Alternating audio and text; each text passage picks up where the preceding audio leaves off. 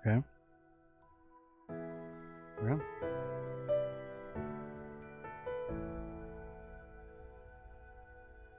I'm a little scared as shit. Double check the longer. No, okay, that should be good.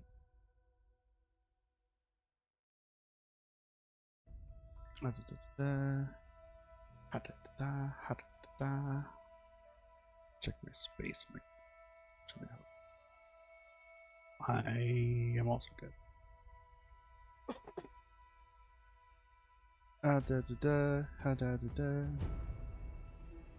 Ooh, love the song.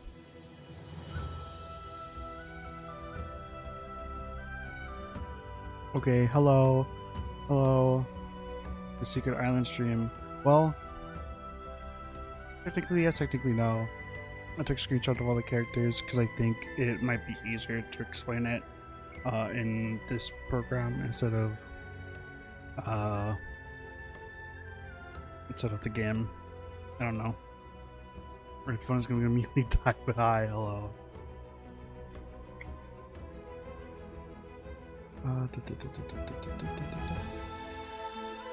Okay. Time to. Why is my Discord on that side?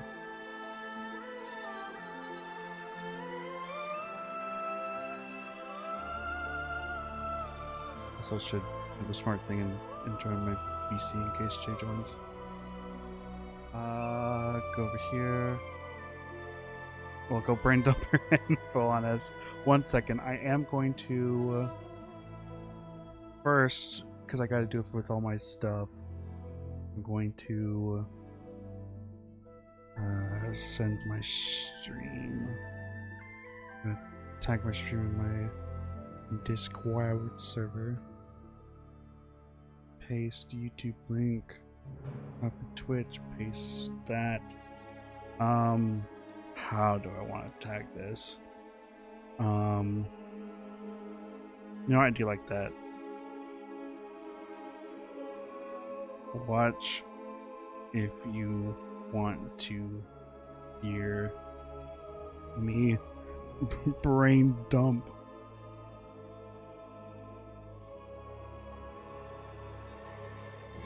Non-stop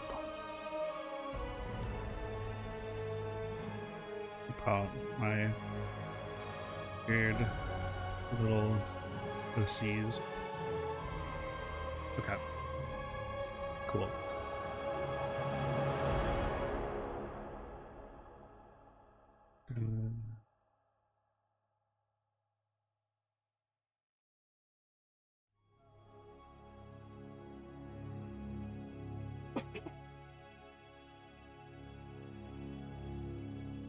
Okay. Up, is more coming? What do you mean? What do you mean is more coming? Are you talking about Jay? Because Jay might appear. I'm waiting. Oh my god. I don't know if it's just the way that was typed. But you guys are relentless. Give me a second. I'm gonna set this up real quick while people join so I don't start without people, because once I start I'll try not to go back as much, because I know streams are weird. Obviously people come in and out all the time. There'll be people coming in like 2 hours later or whatever if I go that long. So I'm not gonna just keep restarting every time someone joins. So I'm probably going to just start going and then switch. OC killed who? You'll see. Let me put this up first and we can talk about it. Actually, I should probably, thinking about it, I should probably be a little smart and adding text. It's just text. Okay. Setting up people join. That's fine. That's fine. No outline. Where's the size? Where's it? Do I have to do that? I think I have to do that.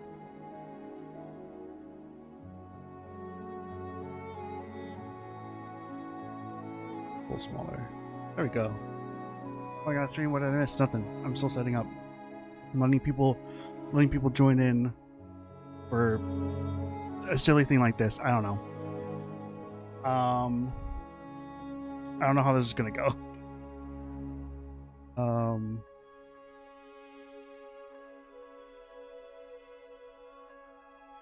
Just a silly little thing. I didn't get everyone in Tomodachi because there's a lot, and I also just keep forgetting characters sometimes because I'm like, oh, right, that character is like kind of important, and I just didn't do anything. I didn't make them yet because I've been wanting to do this for a while, but I ended up not getting around to it.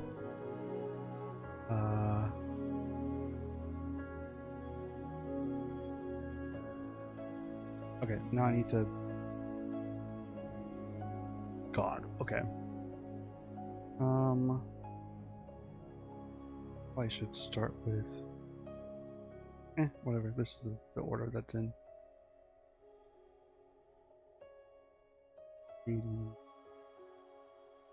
Oh wait, no, text doesn't... Oh, I'm gonna have to actually write this out.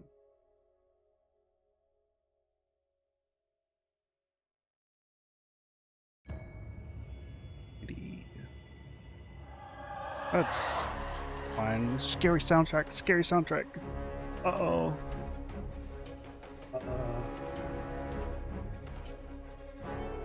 It could be working accent. No. So, kind of what I'm doing is all these characters that you see here are from the same story. So what I'm going to do is, when I'm done like writing the names for everyone and organizing them and whatnot, I'm going to basically kind of go through the story. It's not like the story's not 100% done, obviously, and I'm mostly going to go over probably like just the small part of it, but I'm just going to kind of yap because my video when people asked about, because at the end I just tagged at the end like, oh, I talked about my OCs for an hour, and a lot of the comments were like, what? Tell me about them. What the fuck? So here I am. I'm going to talk to you guys about them in hopefully a more easy to understand manner, because I think before I just kind of rambled. So I'm going to at least attempt to try to make my story make sense and for you guys to like learn about these characters and whatnot. I don't know how interesting this is going to be. I don't know if anyone will actually care, but this will be, obviously I'm streaming now, so it will be a VOD later that people can watch later at some point. So we'll see how this goes.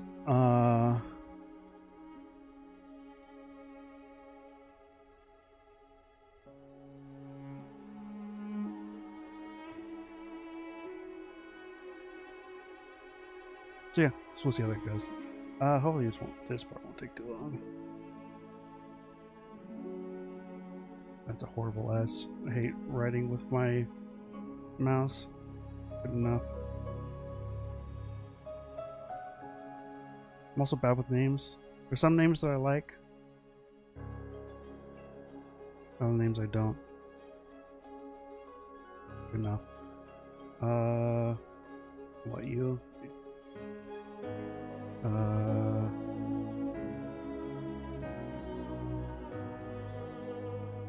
And some of these designs, obviously, if you look at it, it's Tomodachi Life. Thank you, Tomodachi Life, for making me, actually I kind of like that, making me sit down and create OCs. That's cool.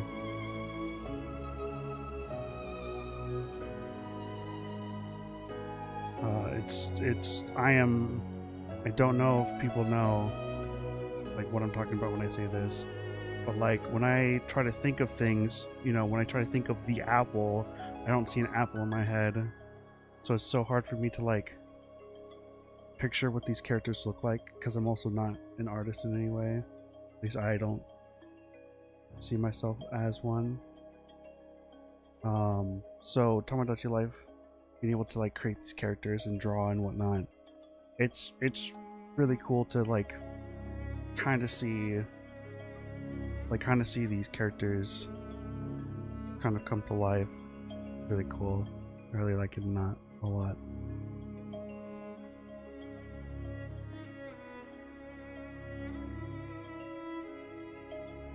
Is that Dean Winchester? No. Rebecca's cute. Thank you. I'm not the biggest fan of these. I probably should like do like these. You know what I'm talking about? But I don't know. I had someone from one last stream when I talked about them. They're like, Rebecca's awesome, and they drew fan art. So just out of respect for them, I feel like I gotta keep it for now. But no, these are all OCs. They're not. I mean, characters are based on other characters, you know, in a sense, but like not. Oh, I forgot to also name them here. God damn it. Score. Davey. Lex. Becca. Double checking. New blocks. Probably should have done more of this stuff off stream because now I feel bad that people are waiting. Just double checking, is this in order? Yes, that's easy to do. You know what? No, that's fine. Let's do this. Carter, Asher, Lucas, Lex, Rita, Seth. Now, I wish I could just text feature, but it'll just make this so much more tedious. Card. God damn, my E's are always so long. Carter and my R's. Jesus. Carter. Come on. Sure.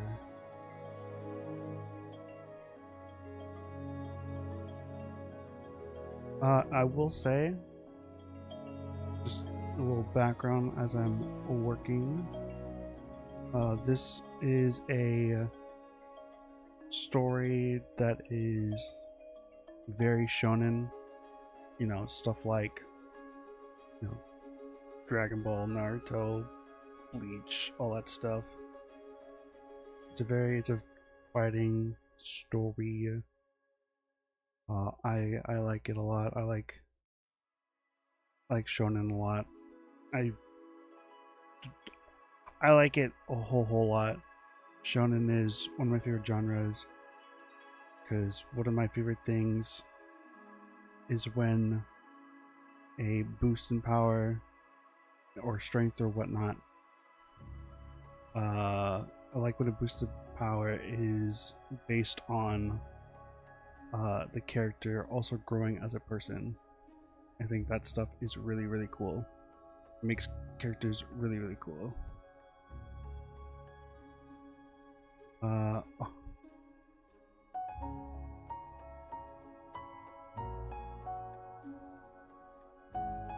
That backwards. Okay. First you got Timothy, the silly skeleton. He looks so bad. I really don't like how Aiden looks. It's whatever. That's so we got Arlo. Gotta see for a second. Frost and Nero.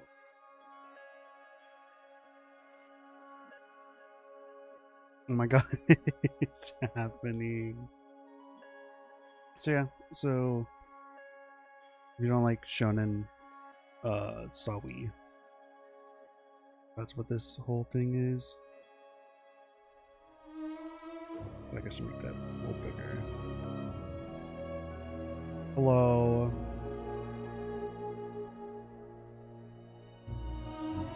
Yeah, I definitely should have done this sooner. This is taking longer than I would like it to. The damn.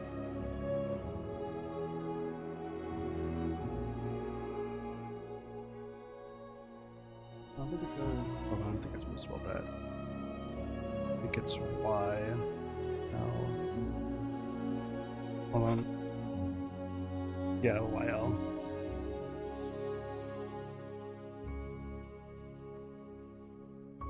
So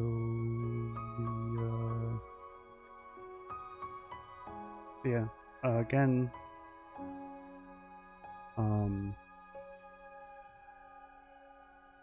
I can't speak. I can't think. What is the name of that fucking game? Oh my god. Tomodachi Life. Tomodachi Life. Thank Tomodachi Life so much for being able to actually design these characters. Again, I'm not happy with a lot of them, but it's nice to at least have kind of a frame of reference for these characters. I think that's really cool.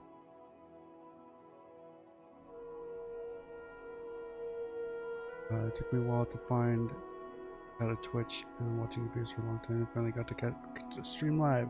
Hell yeah. Sorry that it's not going to be a game, it's going to be me being a nerd.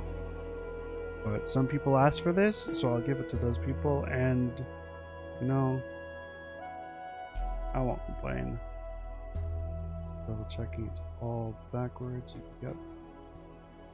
First you got Stacy, Sage, wait.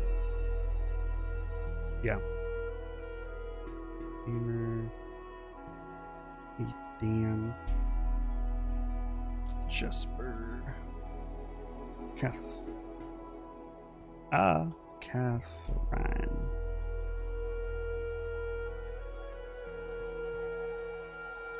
Happy to be here? Hell yeah. Happy to have you all. I don't know how long I'll do this for also. We will see how this goes, because I'm like excited to do this, but also like, I don't know, people are gonna like this, and like there's some people are probably gonna be like, oh, I want to hear about the OCs. Oh, it's like that. Oh, damn, can't write for shit. This story sucks. But we'll see. I don't know. Probably talking about the story is gonna make it seem cooler than it actually is. Maybe. Oh, excuse me. We'll see. I don't know.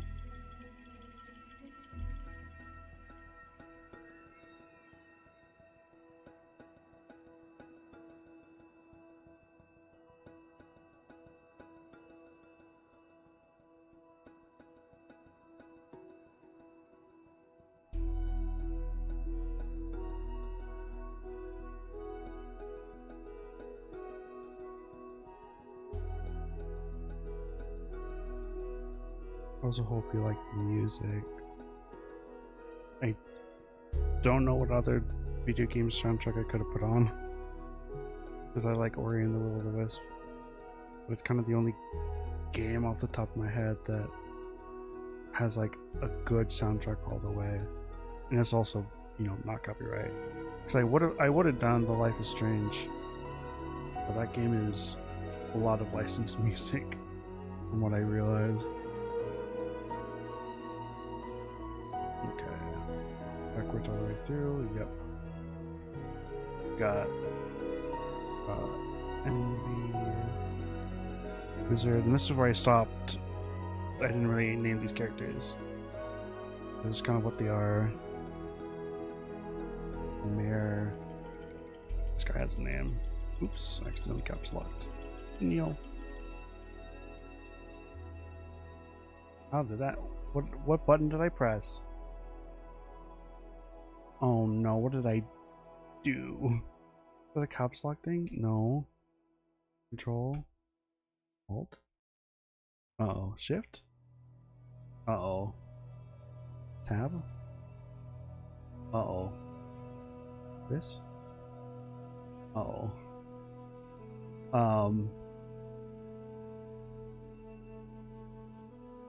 Why? Ruh-roh. I could probably just close it and relaunch it. That's fine. Save as... Oh, it might be caps lock. Wait, what? Talking... Seems. Save. Okay, well, whatever. Just a free... whatever. Whatever. Whatever.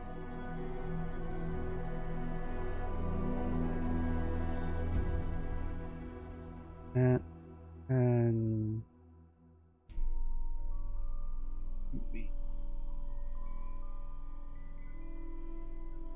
it's gonna be funny just because these guys got no names.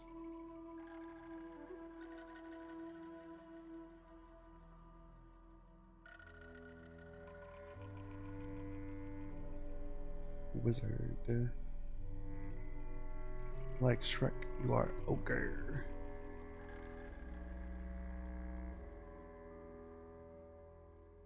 Timothy might be my favorite. You like the little skeleton man? The little skeleton dude. Awesome.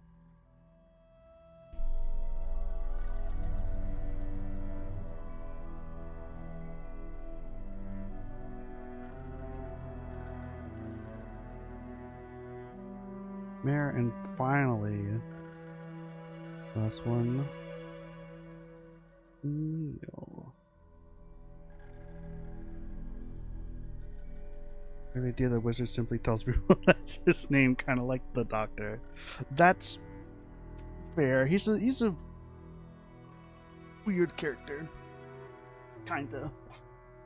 It's not a good guy, I'll tell you that. Not a good guy indeed. Okay, now I should probably. You know what? Hold on. Yeah, it might be smart to throw all these guys in a folder.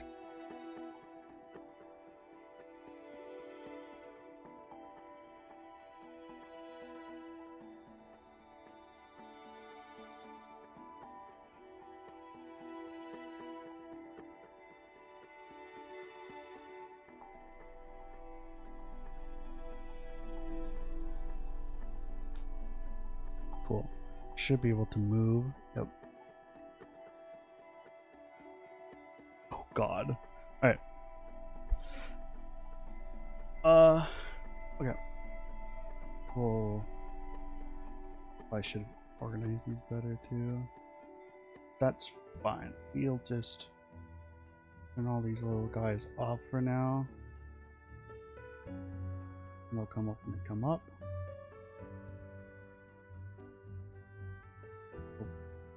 The hell? Oh, okay. Add a folder. So I will, just for reference, for whatnot. Oh, that's probably made this thing too big. I probably should. Yeah, let's tone the size down probably. Let's do 3,000 instead. That should still work. Yeah. I don't think anyone got cut off. Okay.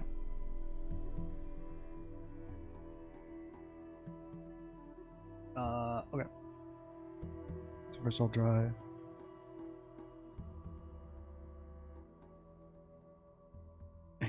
Yeah, he can add whoever you want. Skeleton with a killer mohawk. Yeah, I thought about doing Afro, but that's literally fucking Brooke from One Piece, so I didn't want to do that. And the mohawk kind of cool. I like the mohawk. Whoa, scary music.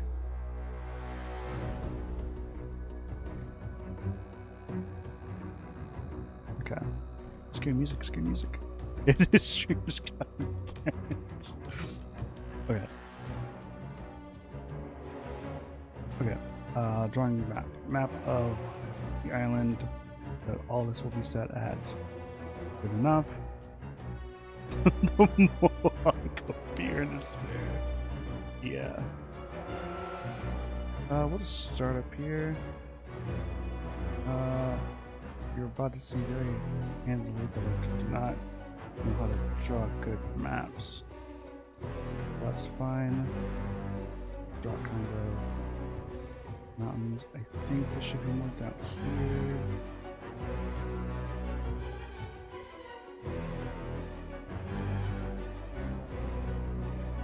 Cool.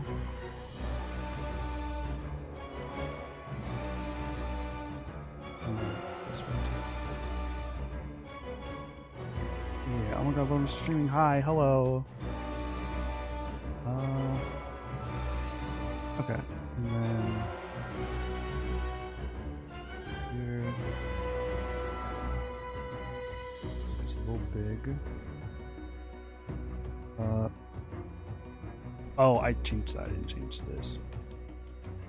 Color of water. Yep. River.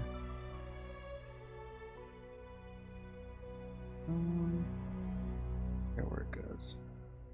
It just goes in here. The river goes through.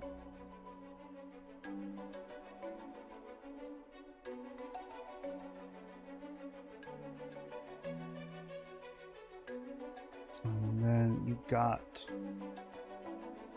a forest here.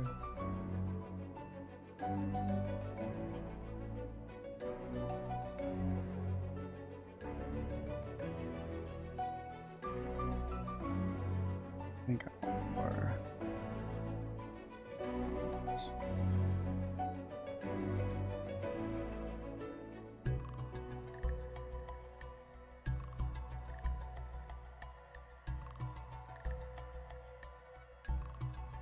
Okay, and then I don't know the best way to represent towns. So I guess I'm just gonna do what I do. Kind of just. This town never got a name because I'm silly and stupid. We'll just say, actually, you know what? We'll call it just to know who's there. There's Marytown. Stupid name. I'll go with it for now because I don't know what else to name it right now.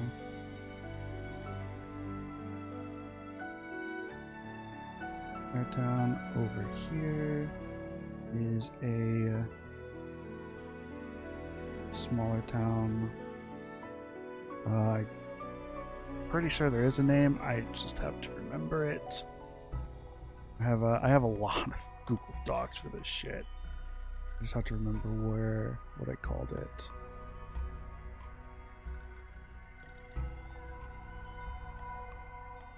I'm pretty sure I gave it a name. So what's this? Oh, okay. Okay. Okay. I'm pretty sure it was this. I just don't remember how to spell it. Or...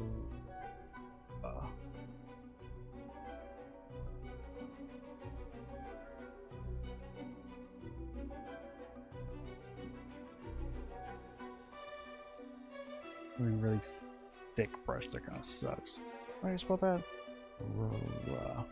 Yeah. Okay. Cool. And then there's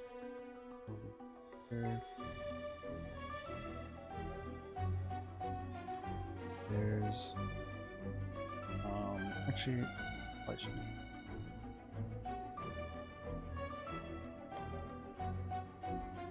Okay, yeah, that makes sense to me. Here is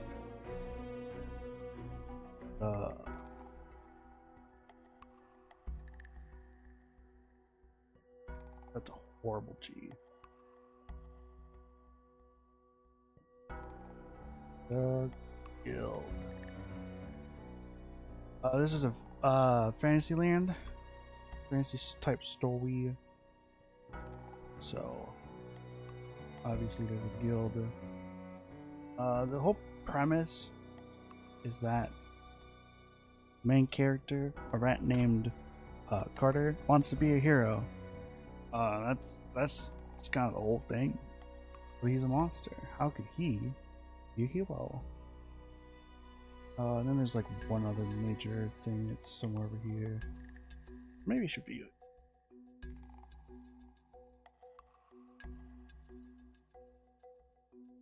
Which is jail.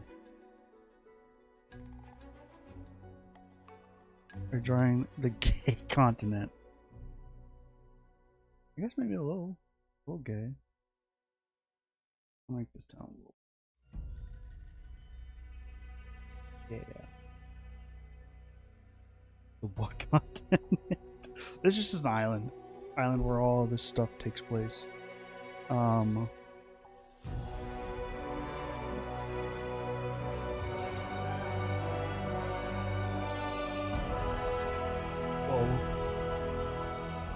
inspiring music.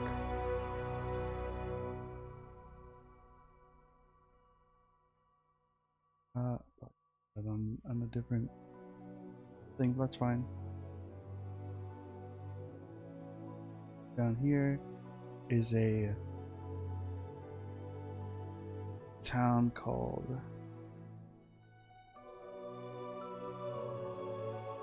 Krista. I think that's how I... Hold on. I have it. I just want to make keywords on and Tamagotchi Live.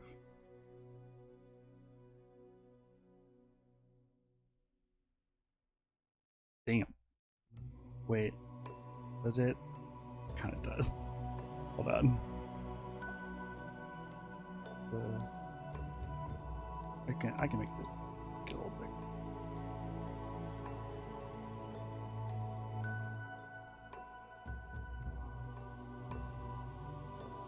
Probably doesn't look that much better actually. It probably,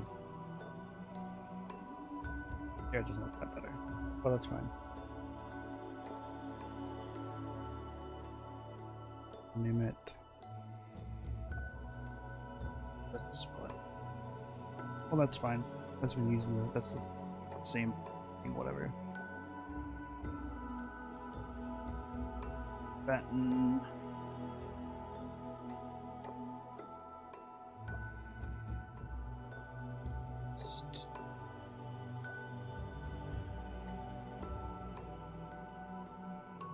I'm actually thinking about it. Fish. More. Whoops.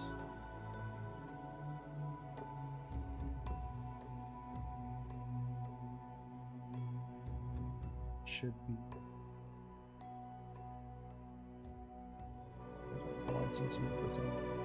More mountain.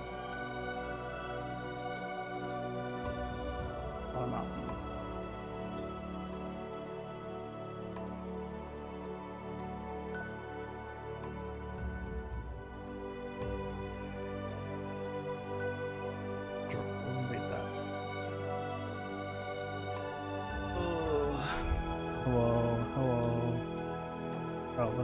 I was looking up the name of the, are there vampires in Baton Force? No, there's wolves and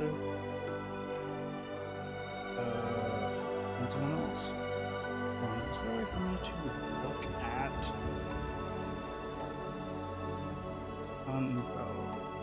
Lingo?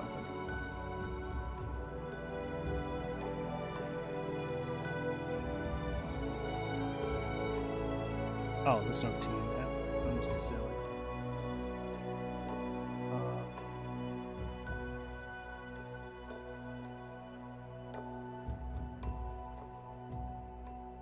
God.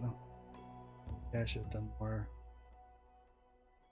prep before getting here.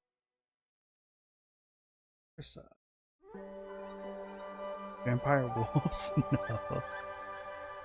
And Baton Forest. Yep. And over here, I'll do it in different colors so it's easy to see. We'll just name this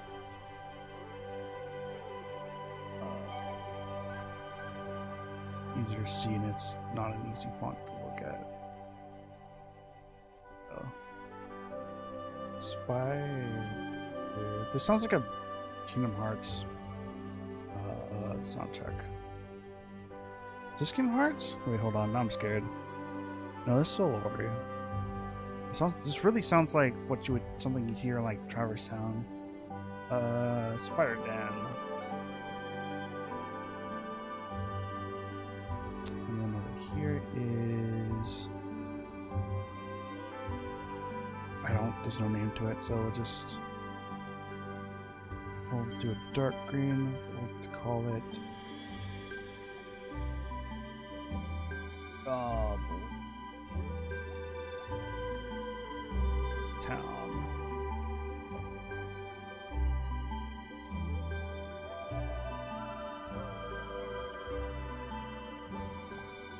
I think that's kinda all the major places.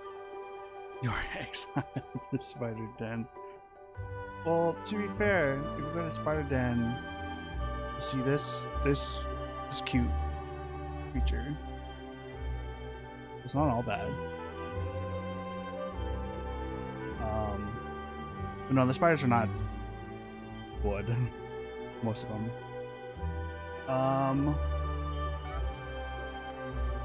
It's a little hard to see.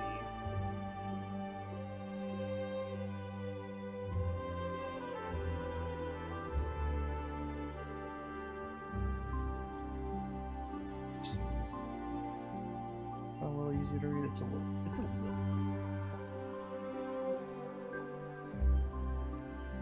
Or the Spider Den. Well, spiders. No. So, I guess because you asked the question, it's fine to answer. I don't know. I don't know how I'm going to do this. I mean, I do, but I don't. The Spider Den. The spiders are kind of like preparing for war because technically they're right, but they think the humans are gonna come in and slaughter them all. So they're like, well, can't let that happen. So we're going to open a new thing here so I can just write whatever. So the spiders are like, oh, okay, if we're gonna, have to worry about these humans, then we need to build up our strength. So we're gonna go over here to these wolves because we hate the wolves. We're already at odds anyway, so we're going to, we're gonna fight, and then whatever wolves we don't kill, we're going to basically enslave and have them work for us, so we can grow our army better and have better weapons and whatnot and all that shit. So that's why they're bad. They hurt wolf and then put wolf to work even though they don't want work.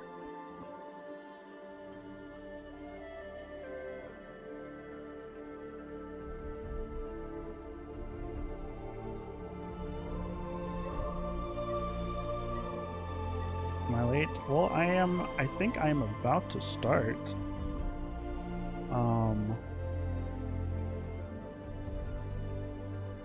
Yeah. I guess before I do, I might as well put all of this in the same folder as well. The map. Base / mountains. Towns. Labels.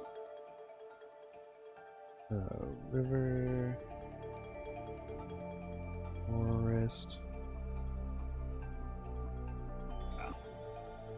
I can. And then that's So, right. Actually, I don't need that layer. Whatever, that's fine. Care. Actually, start seeing pussies. Okay. I'm gonna go pee real quick. And we shall start.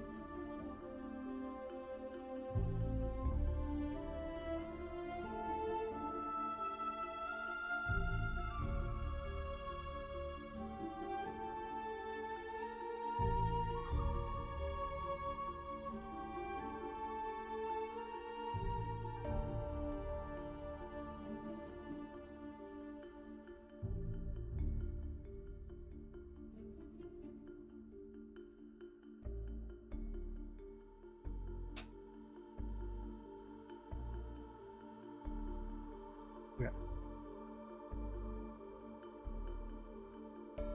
Cool. Okay.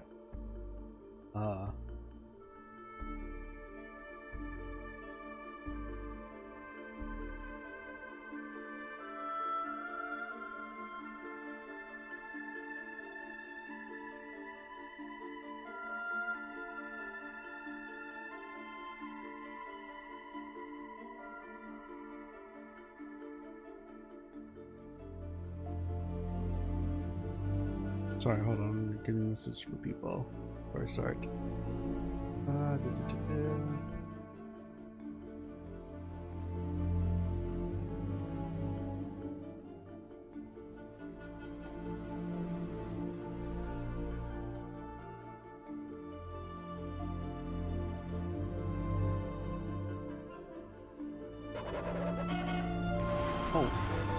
Oh, thank you. Hold on.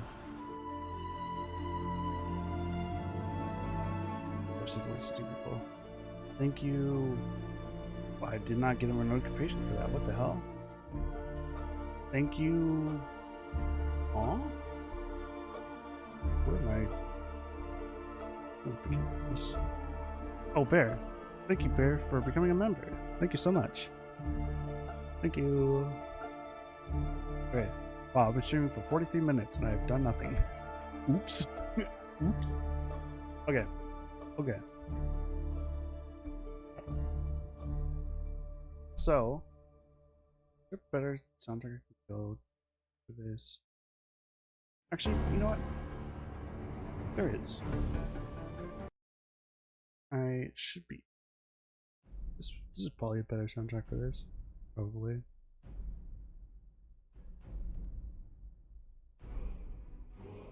Hell yeah. Okay. So. God. Okay. So. A little background. This story is kind of a shonen, it is basically a shonen anime story that I picture in my head because I am a little nerd. And that music is getting really loud. Please turn that down. Thank you. So it's stuff like, if you don't know, stuff like Dragon Ball, Naruto, Black Clover, all those other ones. I like the stories a lot. I love when stories are able to have characters that, when they grow stronger, they also grow better as characters. I love that trope. so much. I love like the indomitable human spirit. I love power-ups and bullshit. Um, I like hype moments and aura, which is cool. But yeah, it's cool. I like all that shit. Oh, I never even saw that question until now. Are we talking about accurate spiders or humanoid spiders? Humanoid. All these characters are going to be humanoid. For a little bit, I thought about making them like more realistic animals, and then as they get stronger, they become more humanoid. But then I was like, doesn't make any sense because of the way that the story pans out. Kind of doesn't make any sense, even though it would be cool. But the kind of first idea that came to my mind when making this was kind of the idea of basic enemies that you would see in like an MMO or like other fantasy games. Those creatures becoming the main characters and becoming heroes. Like you'll see these characters as they pop up, but stuff like, you know, the main character is a rat. That is a very, very common enemy you would see in like fantasy games and D&D and shit. There's wolves. There's demons. I'm so blanking. Spiders. Goblins. Stuff like that. And I thought it'd be cool to like turn those types of characters into main characters. So, as starting the story, because I will, hold on, I should probably get rid of the text because that doesn't matter anymore. So the story starts right here. In my head, OC. Hey, I got a whole list, and this isn't even all of them. This is just a little taste and snippet. Just a little bit. But our story starts here in this small, I guess, town, small community of all rats that live in this cave, where if you pretty much basically they're all like secluded. Nothing gets in and out. Anything from the outside world is deemed bad, and if you go outside, that's basically you're exiled. You can't come back. Kind of. That's this kind of community. So, you know, everyone knows each other, all this other stuff. And in this town, we greet our main character, going over here, Carter. He is in the middle of a dream. Oh, he's in the middle of a dream of where his mom, Miss Katie over here, is telling him a story about heroes. How there was a hero so great she could defeat 100 men without breaking a sweat. But in the stream, it's very easy to tell that kind of has his memory of her is kind of, why is it not? I thought I did. Why is that weird? It's kind of like, it's hard to tell. Like, her voice is like distorted. The face is kind of changing all the time. It seems like the memory of her is faded, and as we will learn later on, she died when Carter was only like 3 or 4. And so when he was growing up, she told him a lot of stories, and he clings on to them, even though that she is gone. But Carter eventually wakes up from this dream of a story that she told him, and realizes, uh-oh, he's late for work. He works like for the guard of the town, and the head of the guard is his dad, named Davy. So Davy, when Carter shows up late because he overslept because he dreamed that dream, is like, haha, not haha, I don't know why I said that. He's like, hey son, you really gotta like you're really cool and strong, but like if you can't follow the rules, you can't have this job anymore. Come on son, step it up. You can't just be a lazy little guy. And he's like, no, I'm not, I'll be a hero. And he's like, yeah, like a whatever. I know you liked your mom, I loved her too. I'm your dad, I liked your mom, but like, you gotta live in the now, gotta live for the town. The town needs people like us. But as punishment, because you still can't follow the rules, I'm going to send you to guard the entrance of the town, the only place that you can get in and out of, with currently the number one student, this little fucking nerd named Beamer, who is just kind of like, he's the goody two shoes. He's the kid in class who would go, teacher, you didn't get the homework. You didn't pick up the homework from last night. So Xavier's like, you're on guard duty with this guy. So do a good job and protect the town, and hopefully you get a better job next time. Because yeah, the entrance to the town is very boring because it's a very big known rule that anything in and out anything outside can't go inside. That's a big thing. So it's usually like you sit there and do nothing type job.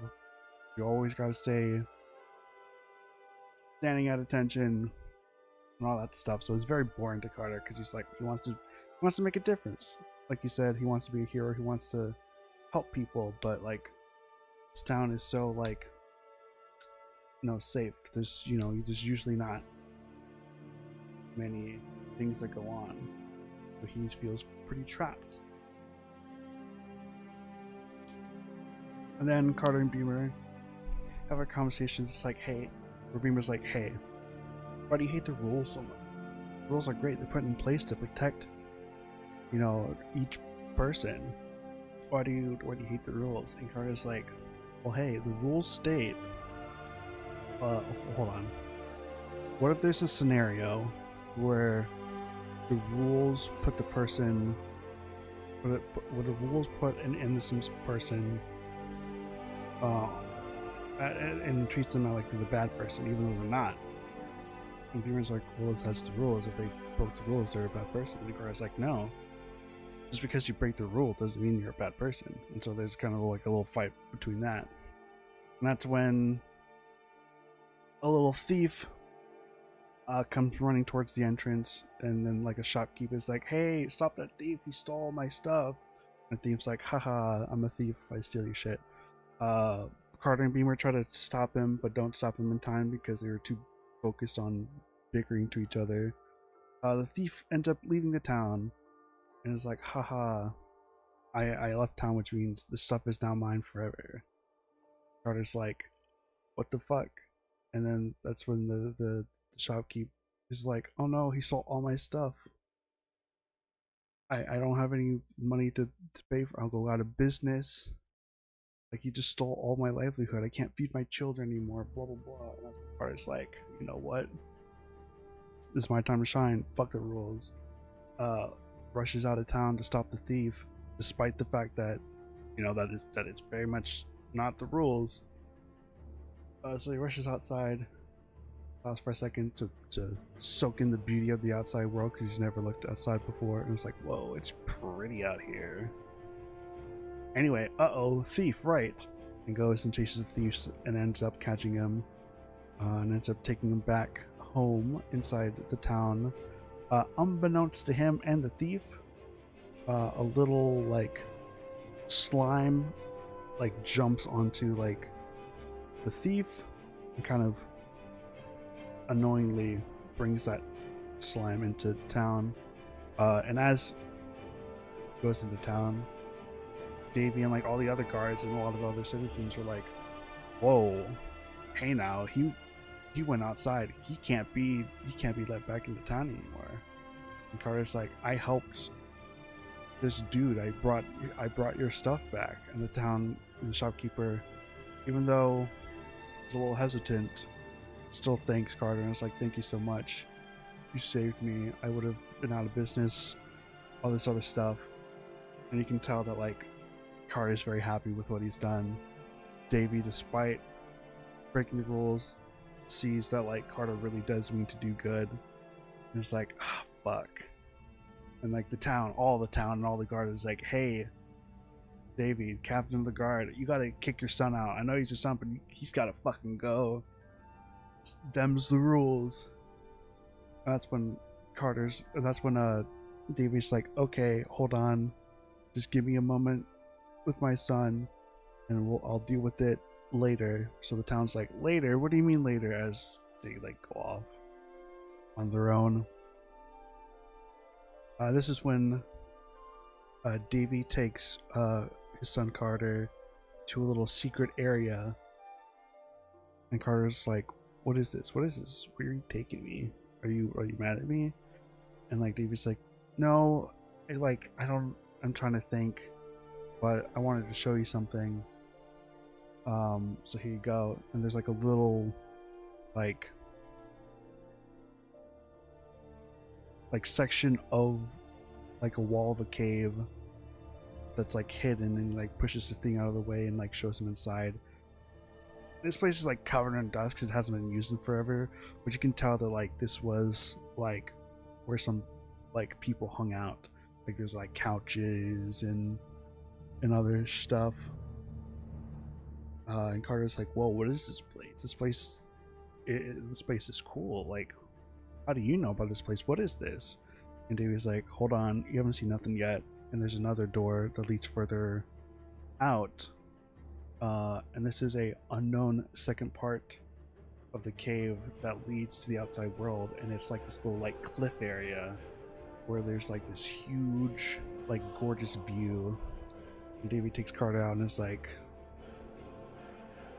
your mom was like you as well. I had a friend who also wanted to leave town.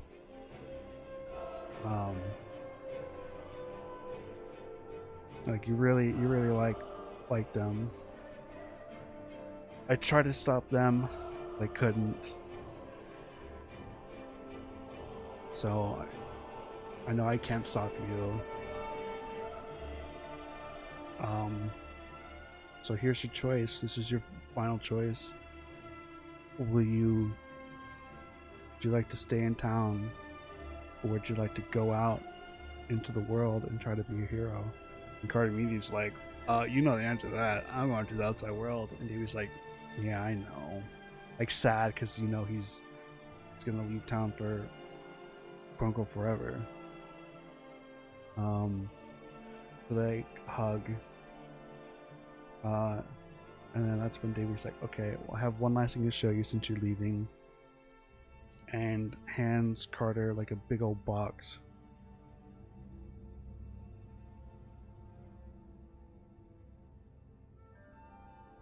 Oh, I'm so sorry you got hacked. That stuff's been happening a lot. It's fine. I got mods. They're good mods.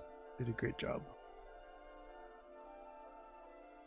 Going back to the story, that's when Davy gives a big old box to Carter, and Carter's like, what is this? And Davy's like, this was your mom's stuff. She said that you'd be able to open this with in due time. But for now, but she wanted you to have this if you were ever to follow in her footsteps. And he's like, "Oh yeah, I'll take this." And he tries to open it, can't. It seems to be magically shut. There is one compartment that does open, and it's his mom's old sword. He's like, "Whoa, this thing's cool." And he's like, "Yeah." But anyway, now's your time. I'll distract the town. Go home, grab your stuff, and then you can leave. Or he's like, "Okay." So David goes to talk to the town. Carter slips out, grabs the stuff from the house, and starts making his way out of the cave. But before he does, off in the distance, in the jail where the thief was being held, the slime that, unbeknownst to anyone, came in, like grows big and is starting to like destroy the town and shit. And Carter and Beamer kind of meet face to face, and it's like, you did this. It's like, no, I didn't. I'll help people. And they kind of clash for a little bit, until they notice the. Oh, sorry, yeah. Beamer's like, "Hey, you shouldn't be in town. I don't care what your dad says. I'll fight you and kick you out of town." And Carter's like, not before I leave. Oh no. Sorry, I'm fucking this up bad. Carter's like, "Sure, I'll fight you one last time. I'm not leaving just yet." And they clash. And then that's when the slime breaks out and starts scaring the town, which is just enough time for Carter to grab Beamer's sword as well. And I was like, "Haha, now I have two swords. You gotta protect the town while I deal with the problem." And Carter runs to the slime, and Beamer's like, okay." Like, just so confused because now he doesn't have a weapon to help. So Carter, with two swords in his hand, tries to defeat this big old slime. Doesn't seem to be doing much because slashing just kind of separates it for a bit, and then it melds back together. Slime stuff. So Carter's like, "Okay, one big attack," and he tries to like spin his two swords to try to completely slice it in half. But he isn't long enough to do so, but almost gets it. Like, there's just a little piece. Actually, I can fucking draw it. Kind of slices it like that, but then it reforms, obviously, and almost defeats Carter. But then that's when where the hell? That's when this character Rita comes in and just fucking one-shots the slime. And everyone's like, "What the fuck is that?" But she doesn't say anything. She just kind of picks up Carter and leaves town. That's the end of the first episode, quote unquote. Second episode basically starts with Carter waking up at like a campfire with Rita there. Carter's obviously scared because he's like, "Who the hell are you?" But Rita's like, "Oh, I'm not anything. I'm just an old woman with nothing of note. But I saved you. It seems like you're a good guy. Yeah, I want to be a hero." She's like, "Oh, really now? Well, this is what being a hero gets you." And then she like lifts her,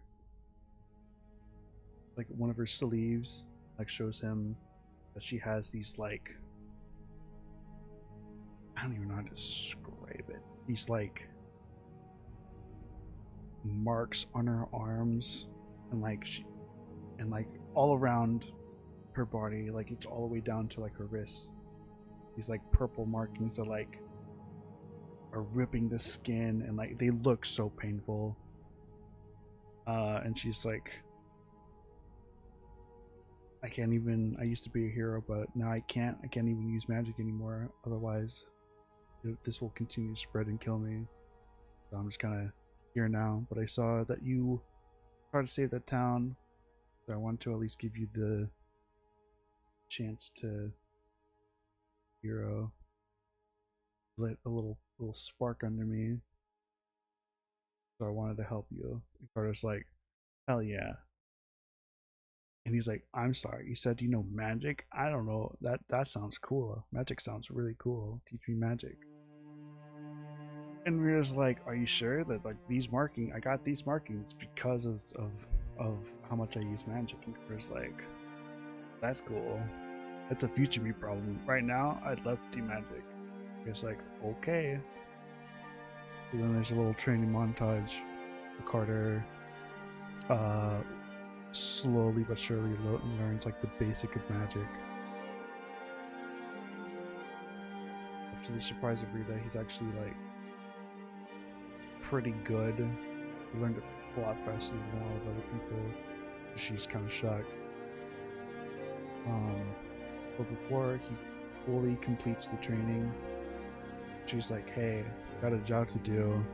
We gotta get money so we can, continue to live out here." Because she's just kind of brings them like outside of the town, and they're just kind of like living in the mountains. But they go down every once in a while to the town, to, like pay for food and like take jobs to get more money to pay for more food. But they just kind of like live out and camp all the time. That's pretty much what they do. So she's like, okay, there's this quest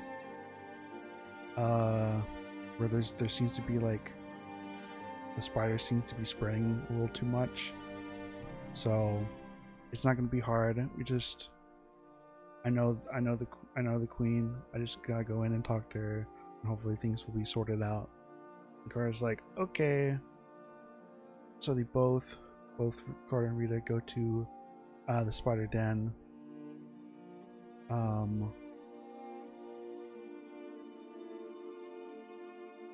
This is when Rita and Carter split, because the spiders know Rita. The spiders are like, is that Rita? Like, oh shit, that's her. Oh fuck! Like they start shitting themselves, and she's like, I like to see the queen, and they're like, yes ma'am, we'll take you to the queen, but we want that guy to stay out because we don't know what his deal is. So Carter's like, oh okay, I'll just stay out here then. And you're just like, that's fine. It shouldn't take too long.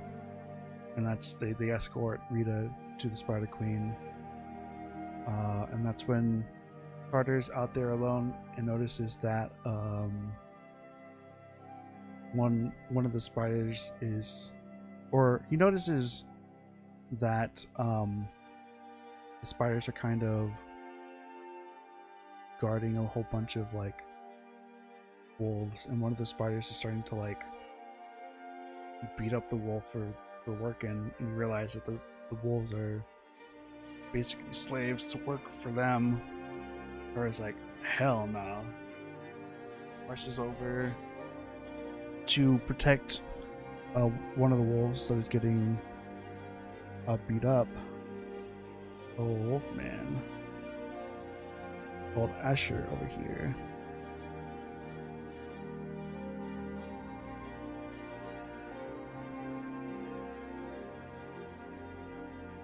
What am I doing? Just do this. Yeah. Rita goes and talks to the Spider Queen. Carter comes over. I was like, hey, stop beating up that wolf. And the spider's like, the fuck are you gonna do about it? And Carter's like, I'm gonna kick your ass. I wanna be a hero. And so they fight.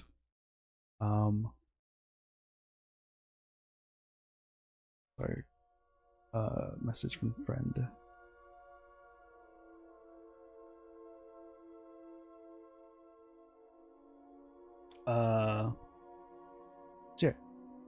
He goes over to Asher and is like, I'm gonna help you because I'm a hero. And Asher's like, I don't think you can help me, man. And Carter's like, don't worry, I got you, and starts fighting the spider.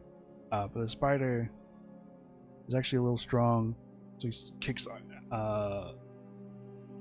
Carter's ass a little bit. And that's when he's like, you know what? I still got magic I can try, even though I didn't finish my training yet. So he tries to like conjure up magic, but it's, you know, the spider's not having any of that. He's not letting him charge up an attack he doesn't know what's happening about.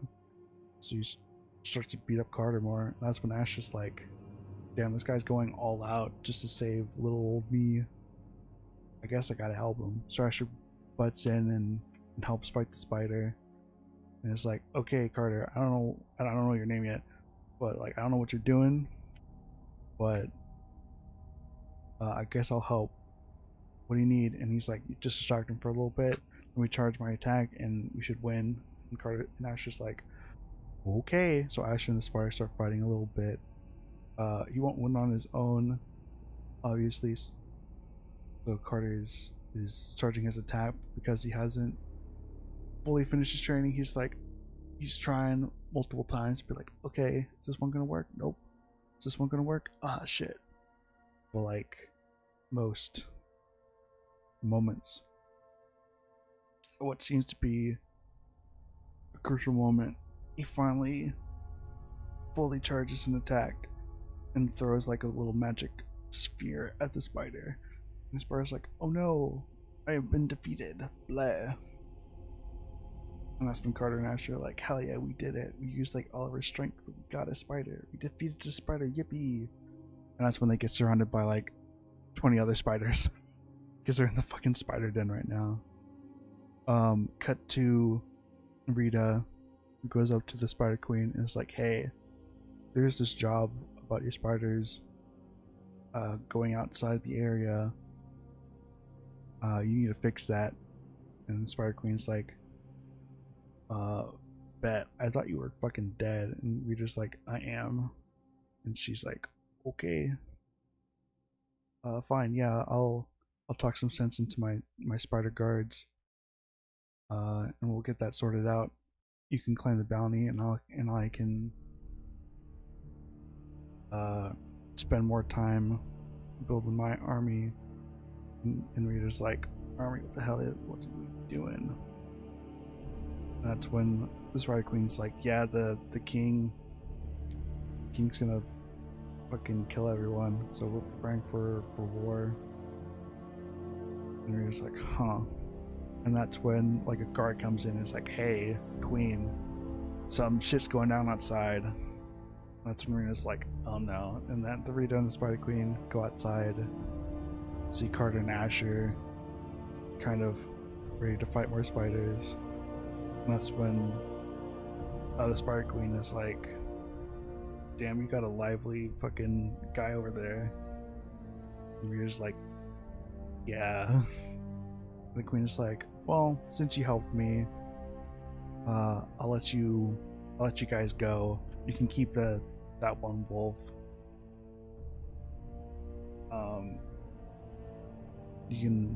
He's free, whatever.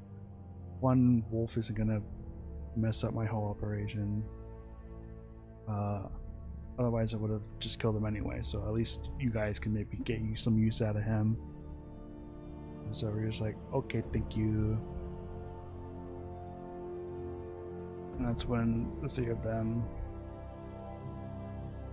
go back to camp together. And Rita and Carter are like fighting a little bit, like, what? Rita's like, why did you do that? Carter's like, he needed help. I helped him. That's what heroes do. And Carter's also like, hey, but like, it's really cool because I actually used a magic attack on him. And Rita's like, oh my god, you actually like finished your training? And that's when Ashton's like, wait, what the fuck? You didn't even know you could do that? And Carter's like, yeah, oopsies. But it worked out, didn't it? And Ash is like, what the fuck? But Ash is also like, well, I guess I'm free now. but like, what are you guys doing? And Carter's like, well, I'm gonna be here. I'm gonna save people. And Asher's like, well, I got nowhere else to go. I got no home to go back to, as far as I understand.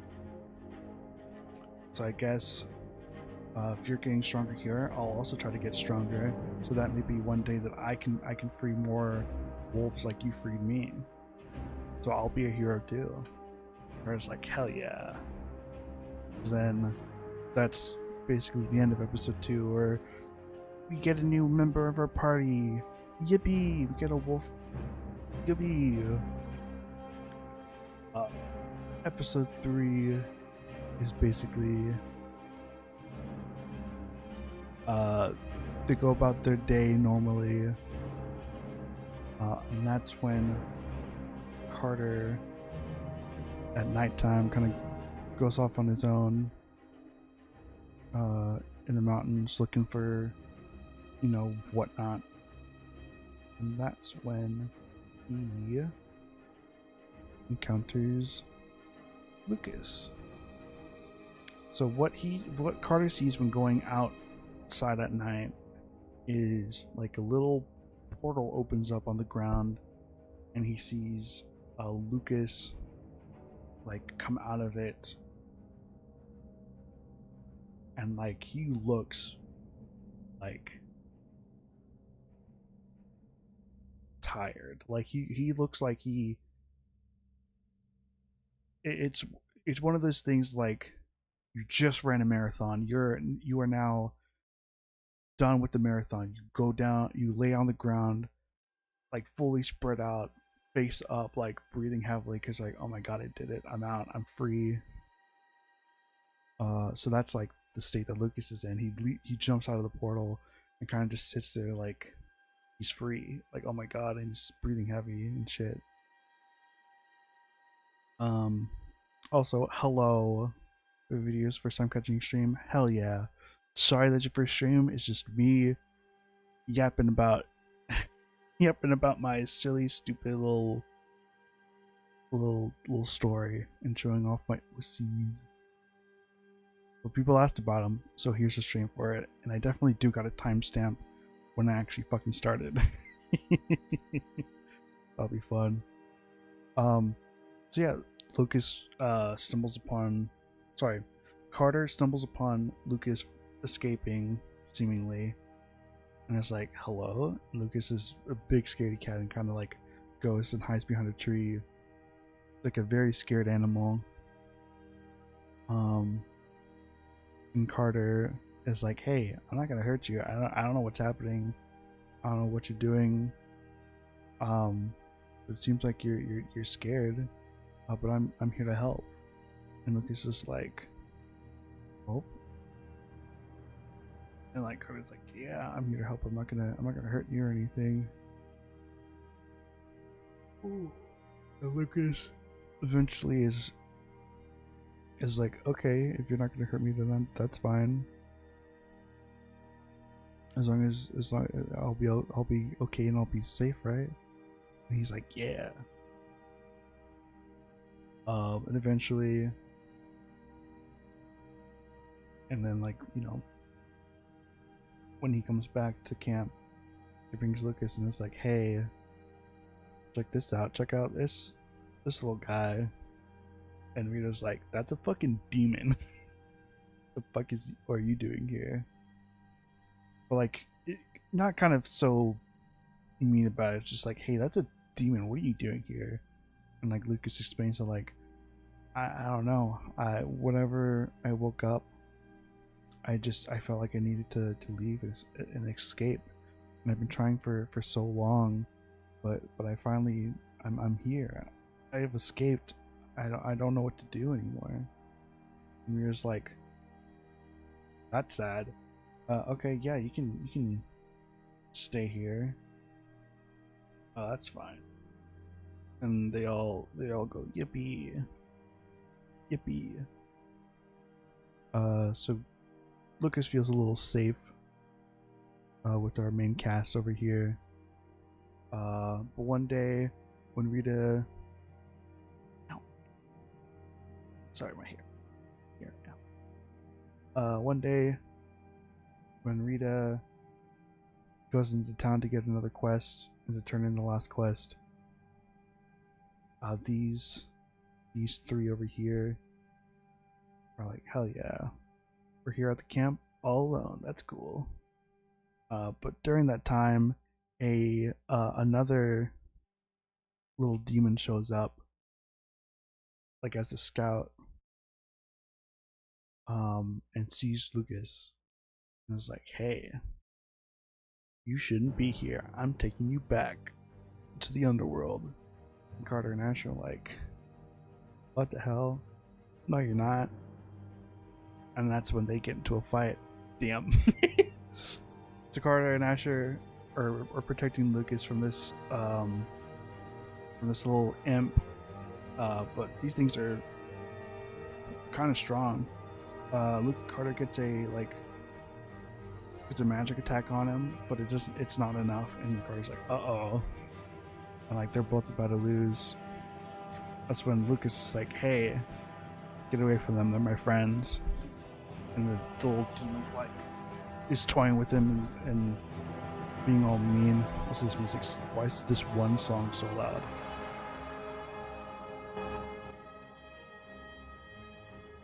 That's better. And it's like, haha, cinematic cast music, yeah. Yeah, this is when the little demon toys with Lucas, and it's like, friends, you're a demon, you can't have friends. And what do you think you're gonna do anyway? You can't beat me. You're just a little guy.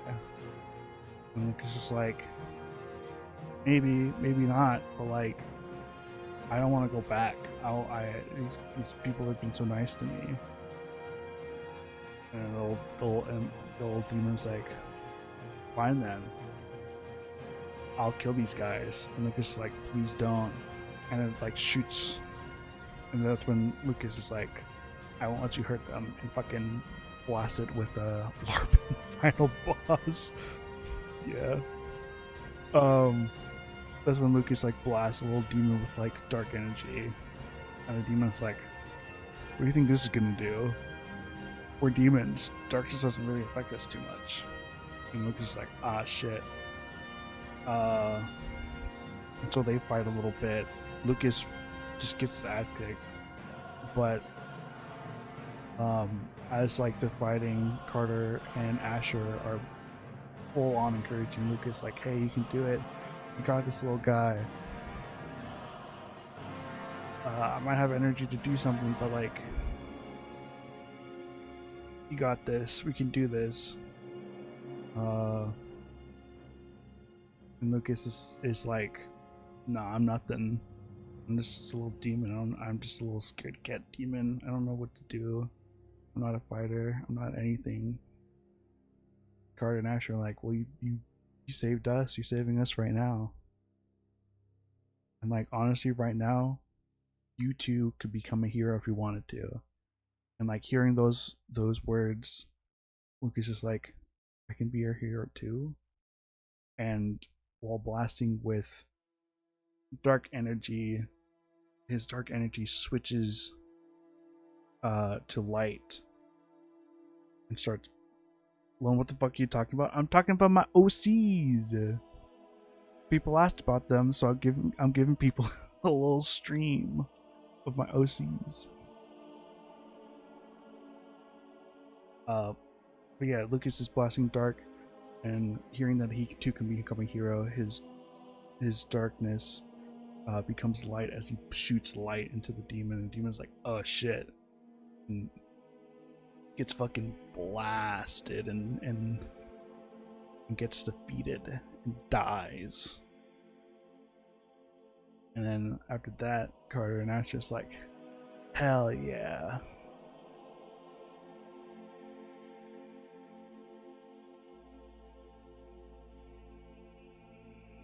Did you get a phone into the asylum? What do you mean? Yeah.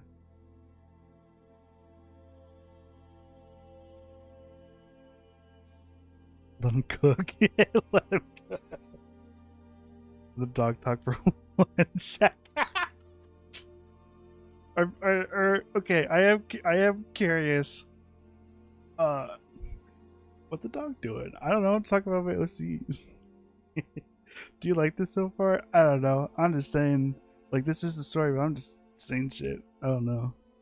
I could honestly, this could be a lot better. I could probably make this worded to be a lot more like epic and probably better understood.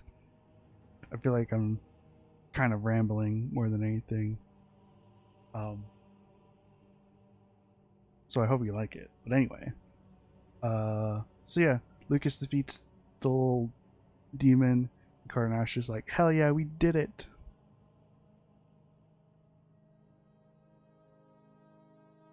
So all three of them are all beat up, but they did it. They won. And that's when Rita comes back and is like, what the hell happened? That's when Carter's like, we're all heroes now. Lucas was so cool.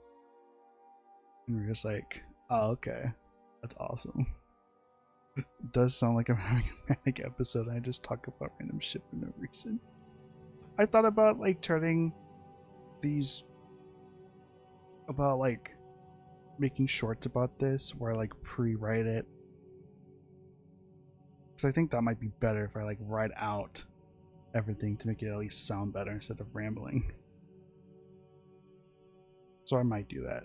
Maybe. We shall see. But yeah, that's the end of the episode where Rita comes back, everyone's all beat up, and we're just like, what the hell happened?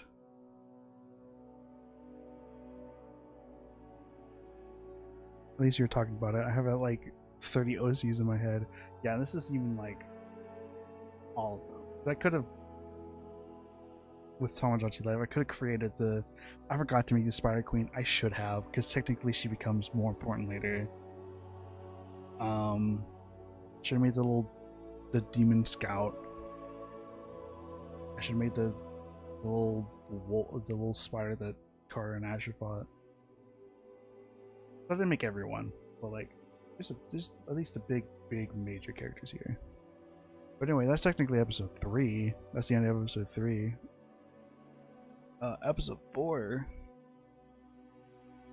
They just finished.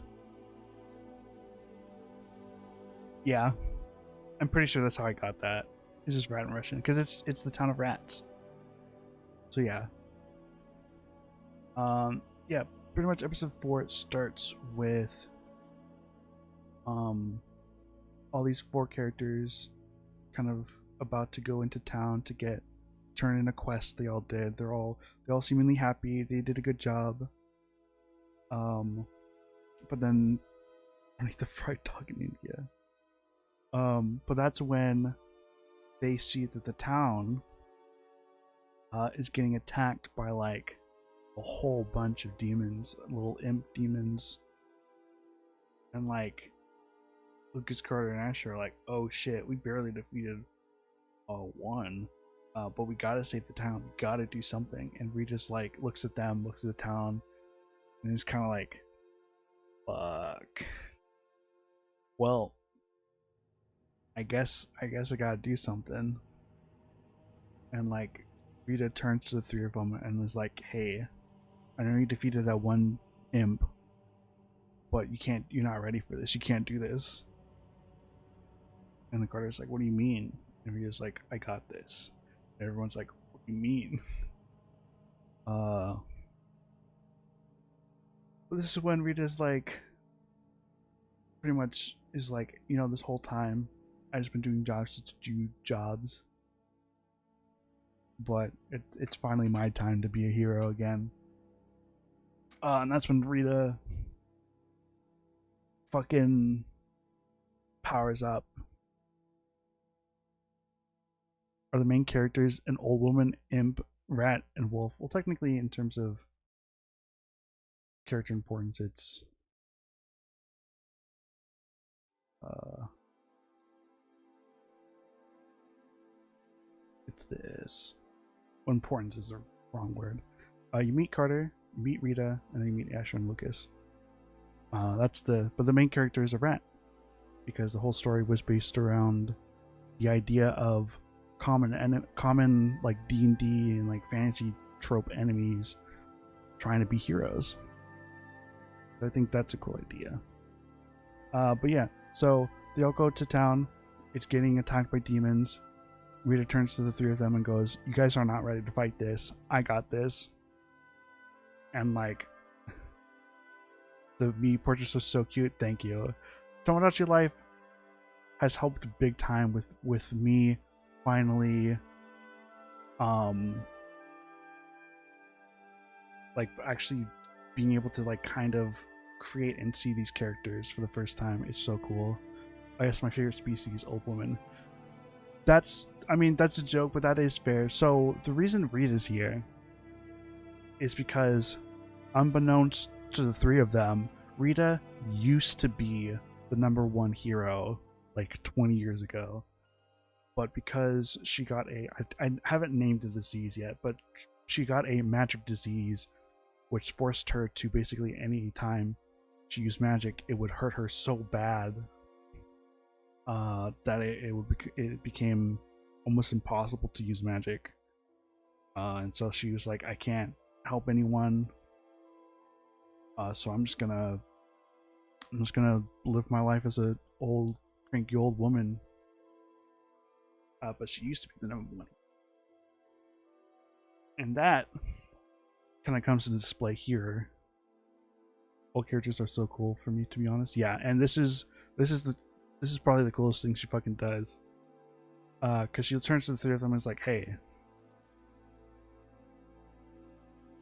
just retire already." I mean, she did. Okay, so going out of order, Rita's backstory pretty much is she was the #1 hero like 20 years ago, for like a long time. Like she was a hero like 40 years ago, and for like 20 of them she was the #1 hero, until one day she started showing signs of magic disease, which made her not as strong.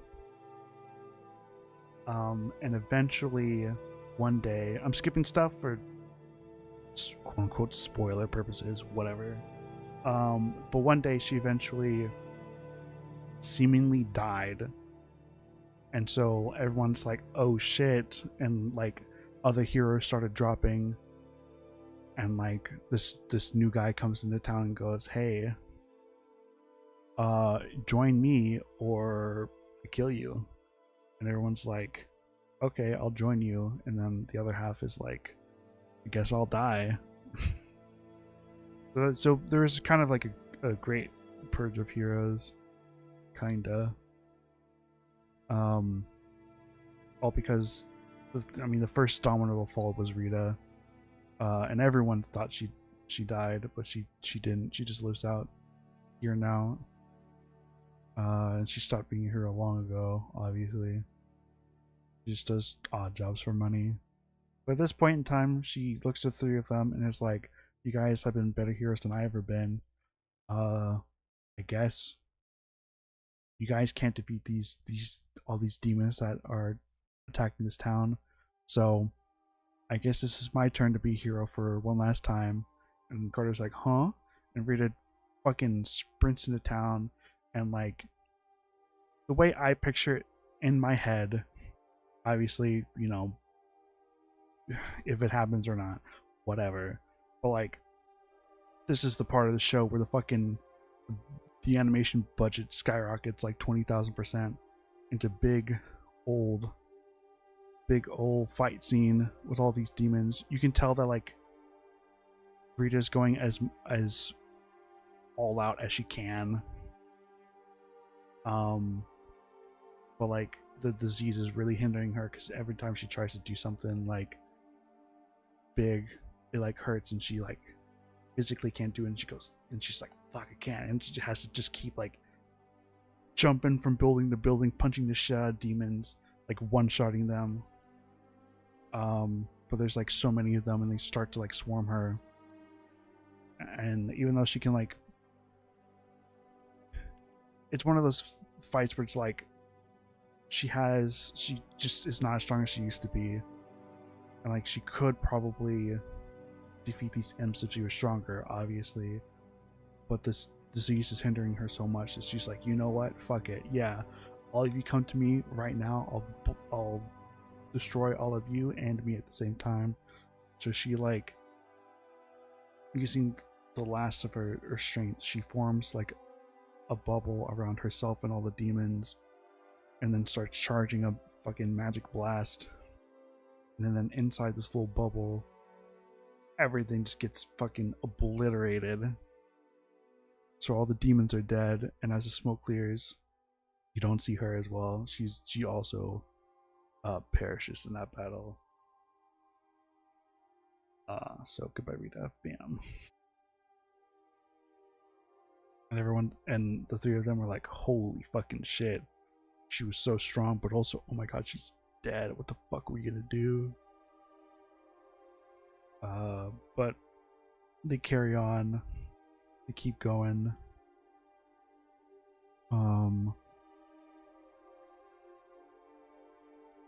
They keep doing odd jobs and quests and whatnot. Great, my favorite character is already gone. Don't worry, she very much haunts the narrative for a long while. She is a character that, like, might, it'll be a little obvious probably, but my two big inspirations for that character are All Might and Rose Quartz. Because Rose Quartz haunts that fucking narrative. I don't even know if haunts it. She fucking full on poltergeist that narrative. So don't worry, she's not gone yet, even though she is. So they keep doing, so these three keep doing odd jobs, trying to get money, trying to up their reputation, because they're technically monsters. It's a fucking rat, a wolf, and a demon. Like, the town knows that these three are like were with Rita, so they give them more favor, but there's still a lot of people that are like, you're a monster. This is I feel like it just skipped a major story cutscene where pretty much all the story stuff happened. Now I'm facing a warlord or something. Oh, did you just join? Because if so, then kind of yeah. So the three of them are trying to gain favor. It also sucks because, you know, Lucas is a imp. So they're very wary of him because, you know, imps attack the town. What's up? Nothing. Just talking about my OCs. Yeah, just join. Yeah, that's fair. It's okay. You can watch the VOD if you really care. So eventually, yeah. So these three keep doing odd jobs to try to gain favor with the town to hopefully become heroes one day. But like a week later, after Dorian old woman just got obliterated. Yeah, but she saved the town. She's a hero. One last time. The confusion makes it funny. Yeah, that's fair. But yeah, after a week after the town got attacked and Rita saved everyone, a fucking new army of imps starts attacking the town again, and Carter and everyone and Carter and the party is like, oh shit, there's fucking more of them. Oh no. But this time, at the head of it is this little imp named Seth. Seth is my favorite character in the show, and he's so awesome. But we'll have to get to that eventually, because right now he is the leader of this army of imps. So Carter's like, okay, you're the leader. I'm gonna try to get this guy. Asher and Lucas, you can take care of everyone else. I don't know if we can do this, but we have to try. Yeah, fantasy, like medieval fantasy. That's what I picture. So Asher and Lucas try their best to take care of some imps, but they really can't do any substantial damage. Like Lucas is probably the best, but he can't really control his power. Because that one time he transformed his darkness power to light. He was only able to do it like the one time, and so in this fight he's trying to use his light powers again, but it's not working. And Asher's, trying to like, fight and punch the shit out of these guys, but they're imps that got wings. They're hard to hit, and he's not like a really great fighter right now. So those two are not having a good time. This VOD could also function as a pitch meeting. Yeah, probably.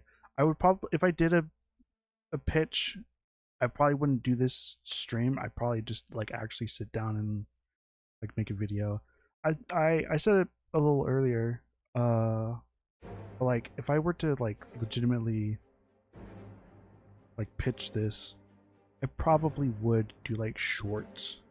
Like I'd be like, okay, here's episode 1, and like I would write a script and like have a whole thing for visuals and whatnot. But this is just kind of me rambling.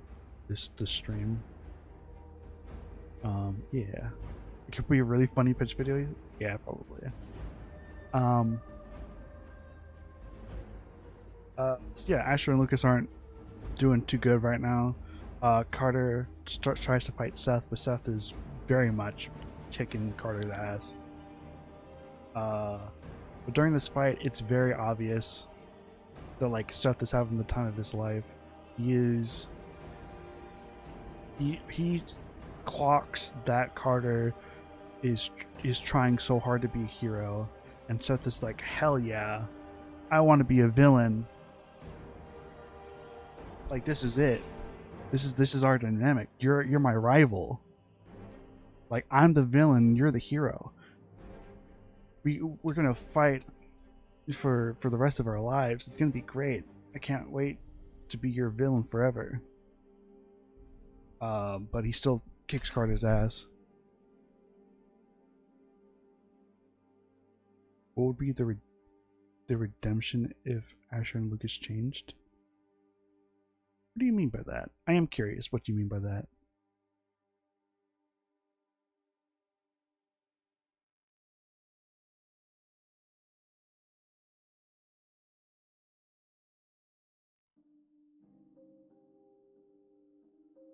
Yeah, well, I mean, I had these characters in my mind for a long time, but Tamagotchi Life was so good for creating characters that it was finally awesome to be able to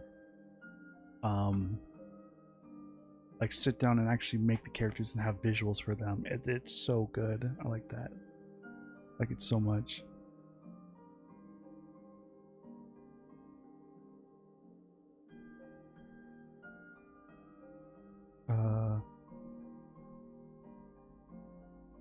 Yeah. So Seth and Carter fight. So there's like, damn, I'm your villain, you're my hero, we're gonna fight for eternity, this is awesome. But he does beat Carter like very easily. Well, not Carter gets some good hits in, but for the most part it definitely loses.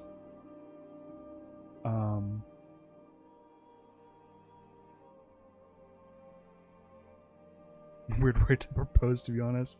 Oh yeah, spoiler alert, Seth and Carter do end up being a couple. It's awesome. Like if Lucas actually had a way to control his powers. He does later on. Because I love that type of stuff. Seth and Carter do become a couple. It's awesome. Seth is my favorite character. Because of I like his story a lot, and I do love because he tries to be like a Joker Batman, but like the idea of it, of like finding his hero, he wants to be the villain for whatever reason. Is his mind, he wants to be a villain, and he wants like to like fight a hero.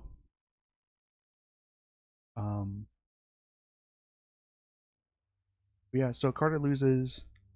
Carter tries to use some like new magic stuff. He tries to use like shield powers because before he only like made like magic orbs to throw at people that did like pretty good damage. But these shields were like nothing to Seth. Seth was like, bam, just destroying them. It's like I wouldn't even use these shields as a fucking oh my god, it's like a step ladder. Then Seth is like, okay guys, and turns to like all his imps. Alright guys, we're going back. We defeated a hero. Yippee! And then turns back to Carter and says, I'll be back in a week. Hope to see you there. And then that's when Seth disappears. And Carter, Asher, and Lucas are all looking rough, and it's like, holy shit. This is bad. If he's coming back in a week, we need to prepare, otherwise the town's gonna be destroyed. Like, we can't keep this up. So they eventually find a job over here in Batten Forest. There's like a whole bunch of different jobs all in one, and so they're like, okay, hopefully going to this forest over here. Oh yeah. So the town gets like beaten up and destroyed, and like fires are started, but for the most part people are okay. There's probably some casualties here and there, because it does seem a little bit like Seth is just kind of playing the villain but not being one. But he also, his armies kind of doesn't care about that.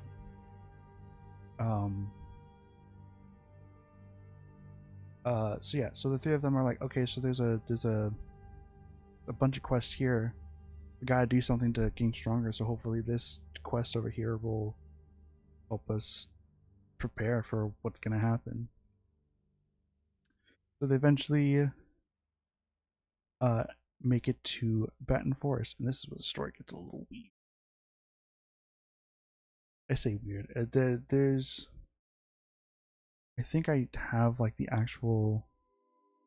Oh, I never finished it. Of course I didn't. Yippee.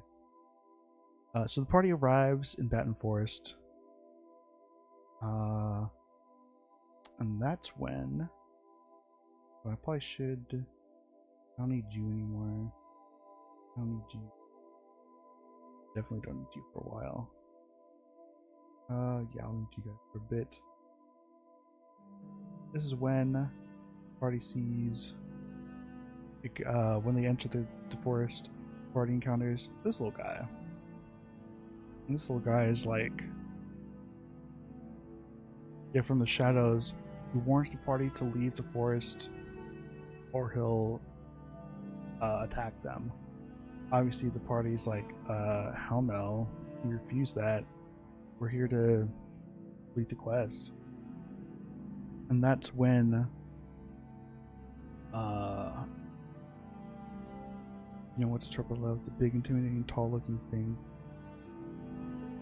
Oh yeah, the big guy, but sweet. Big guy, big heart. I love hearing little game yap as my background noise to a new game. What game are you playing? What am I yapping over right now?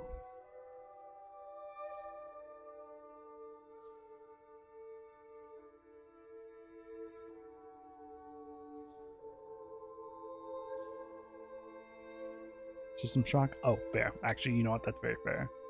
I have not played it yet, but I would like to at some point. So yeah, Felix is like, leave or I'll hurt you, and the party is like, hell no. And then that's when a bunch of like shadow creatures surround them.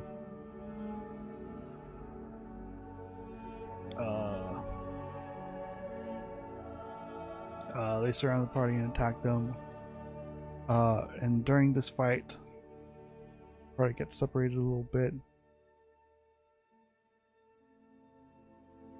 Move you over here more.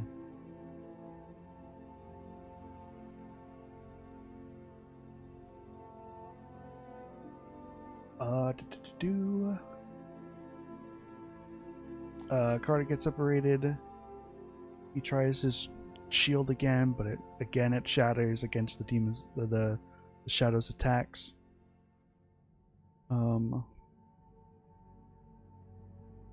He continues to try to use the shield to hopefully one time it works. But it doesn't seem to work. But he eventually, with his other magic, defeats the shadows. And during the fight, he gets help from where the hell you are. He eventually gets help. This little fucking loser. This guy named Ethan seems to like throw like a light attack that like helped dissipate the shadows enough for Carter to go in and finish them off. Asher over here. Throw these up here. Gotta find 2 characters. Scary music, scary music. Asher is fighting one of the shadow demons and doesn't seem to do much, but that's when a pack of wolves shows up and defeats the shadow for him, or helps defeat the shadow for him.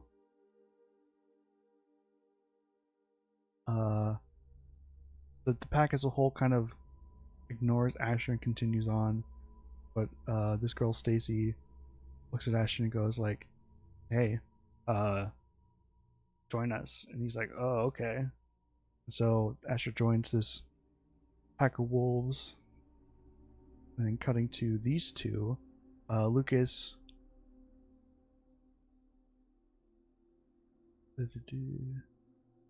Lucas, fighting his shadow, almost loses, but then eventually is able to produce a slide attack again, and defeats the shadow, and notices Felix running through the forest, and he's like, "This is the guy who spawned those shadows, right? I gotta chase this guy down and fucking beat him."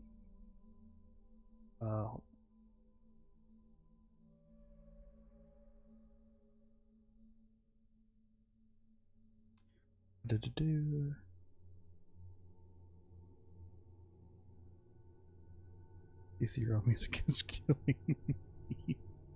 I'm watching we're playing Guild Wars 2. Hell yeah. I kinda like Guild Wars 2. God, excuse me talking talking about OC just making my brain. What? Yeah. Roblox, that's fair. God, I want Tamagotchi life so badly, but I have such a bad stick drift. Oh my god. Okay, so I actually had that same issue too. I went out and bought cheap like controller controller replacements. It's not like actual Switch controllers. They're like cheap knockoffs. That's the word I was looking for. They're like $20, and I was like, it's the stick drift was so bad. I'd rather do that, and they've been working fine. They've been working really well. I haven't had any issues with them so far, so thank God. But yeah, I get it. Also, my dock has been broke for like 7 years. Oof, that's fair.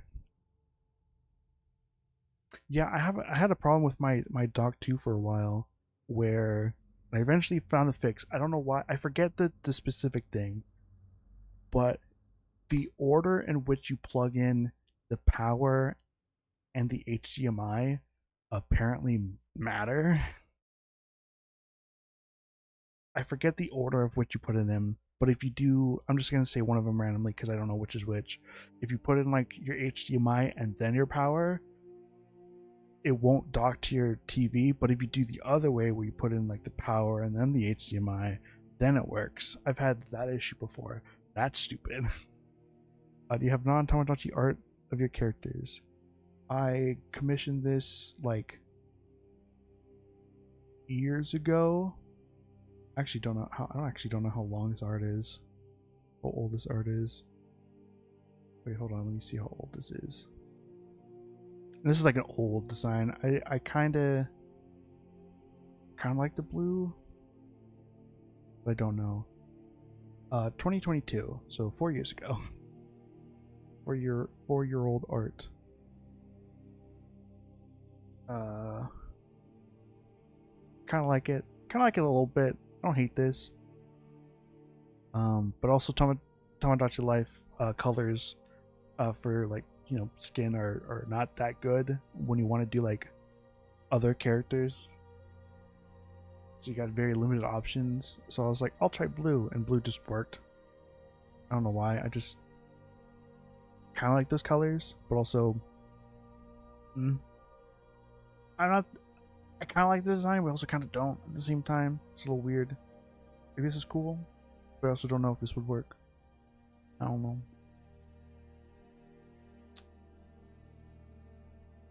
There's also been some art. I think in fan art of my, since I did the Tomodachi stream and the video, I've gotten some fan art of characters. There's a guy on my server named Fandom. He made this. Oh, that's a big fucking picture. Made this, and I think this looked really cool. This is, he drew Carter with katana, because I said one time in one of my streams that like on my video island that I wanted this katana for a character on my other island, which was this one. He didn't know which character, so he drew Carter with the katana. It was really cool. It's really good art. I really like it. And then someone, oh, he also drew this, which Wolf. Drew Carter, pretty cool. Also by Fandom from my Discord. That's in the fan art channel. He drew this, which I like the sleeveless. I think that looks really cool. Someone drew Becca. Hold on, get the name. CJ for my Discord server. They drew this, which is fucking red as shit. I think this art's really cool. And I think that's all the art based on by OCs. Yeah, it's really cool. Really good. Really good shit. Really good shit.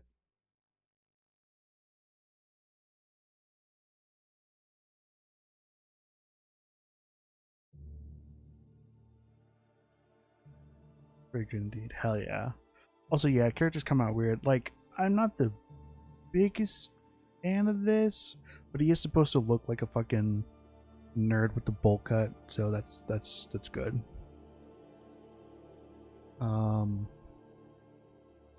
There are so, like, I'm not the biggest fan of Asher, but I like Sage. I like Stacy. I kind of really fuck with that blue hair. I'm late. Hello, and I hello. Oh wait, Fandom, are you the one who drew the Carters? Because I just showed them off on stream. Yes, I did. Hell yeah, I just showed them off. They're really fucking cool. The rat Carter, and then the hot one. You made, I'll post it again. You made Carter really hot in this one. You made him look actually like really cool. Fucking love Carter so much. Well, hell yeah. Well, I hope you listen to the VOD, because one episode. I don't know. At this point, this is why I stopped thinking about where the episodes cut off, because this is kind of more being worked on type thing. So I don't know what quote unquote episode we're on. We're like 5 or 6, but like you make Carter like, love the sleeveless. It's cool. Um.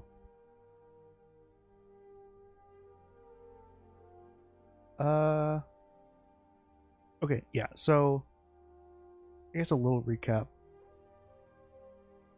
guess I thought it would fit him with the katana. Yeah, I mean, he does use a sword a little bit, kind of not a lot.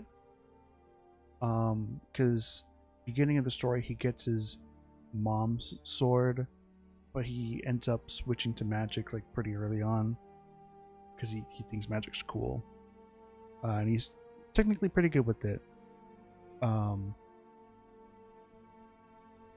Oh yeah, that's the little shadow dudes. Might as well fill it up. Magic is very cool. Indeed, I agree with them. Hell yeah. Cat. Magic Swordman, perhaps? He doesn't end up going that route. But there's some, at least to me, there's some cool fucking characters that I made that use swords. Oh, oops, did I just do that in the wrong? I did.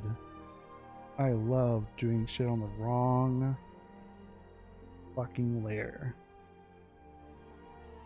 Virgil reference?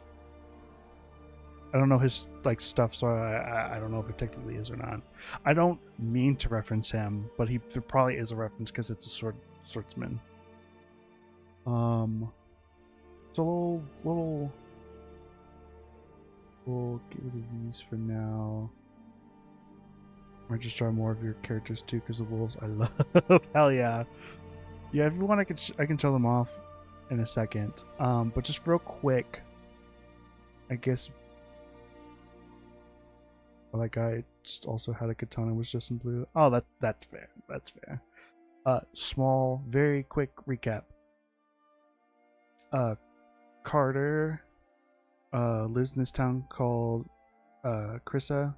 I don't know how to pronounce that. It's technically rat in German, or not German, rat in Russian. It's like a hermit town.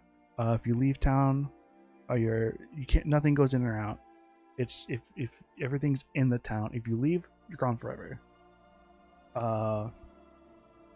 Carter's mom used to tell him stories about heroes, but his mom eventually died when he was like 4, so all he has is like faint memories of her.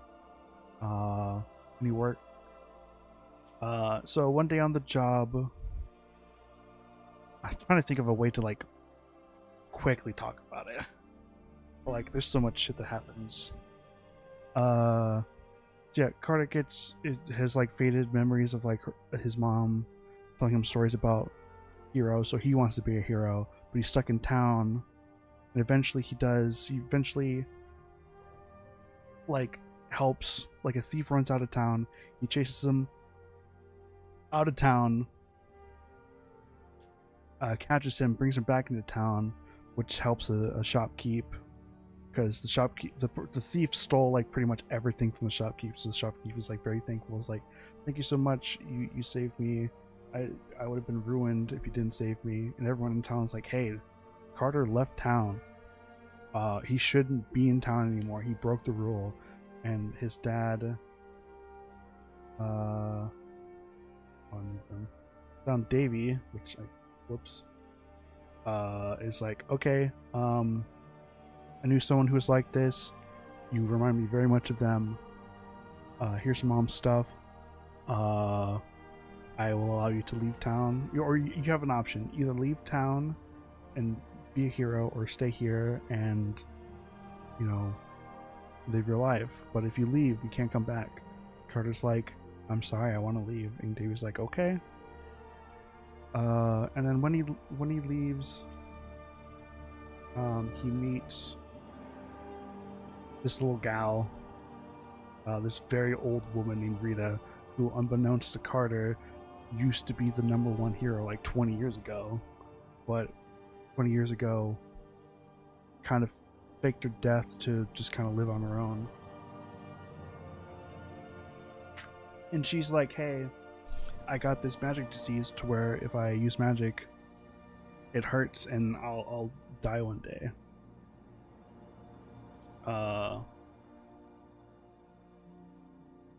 But Carter's like, well, I want to learn magic anyway. And Rita's like, are you sure? All right. And teaches him like the basics of magic.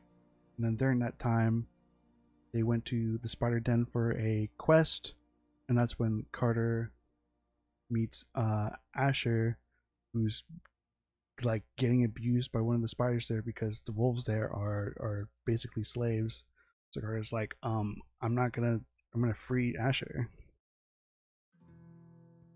Are these ASOCs making it into a story? Yeah, I'm telling the story. I'm just telling the story of these OCs.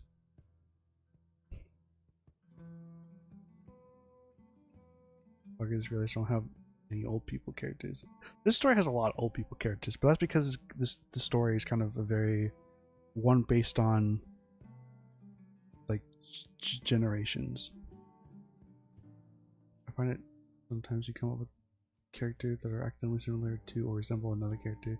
Yeah.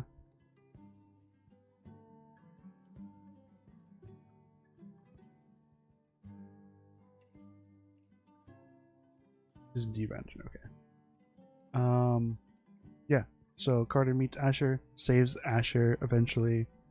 And so these three basically become Asher joins the party essentially. And then another day, Carter meets Lucas, and Lucas is just escaped from the underworld and is like a very, very big scaredy cat and is like worried and just wants to escape. Carter's like, hey, it's okay. I'll keep you safe. We're not bad people. You'll be okay. And Lucas is like, okay. And then Lucas joins the party, and then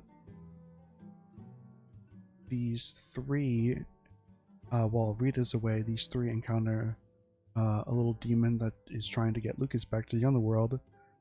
These two try to fight it but can't, and so Lucas is like, I gotta save my friends. And then eventually during that fight uses light instead of darkness powers, which was able to very easily defeat the demon. And so they're like, yippee. And then like a couple days later, this town over here gets attacked by demons, and Rita, looking at these other three, is like, well, you guys, it took all three of you to defeat one demon. You guys can't do this. So I guess I'll be your hero.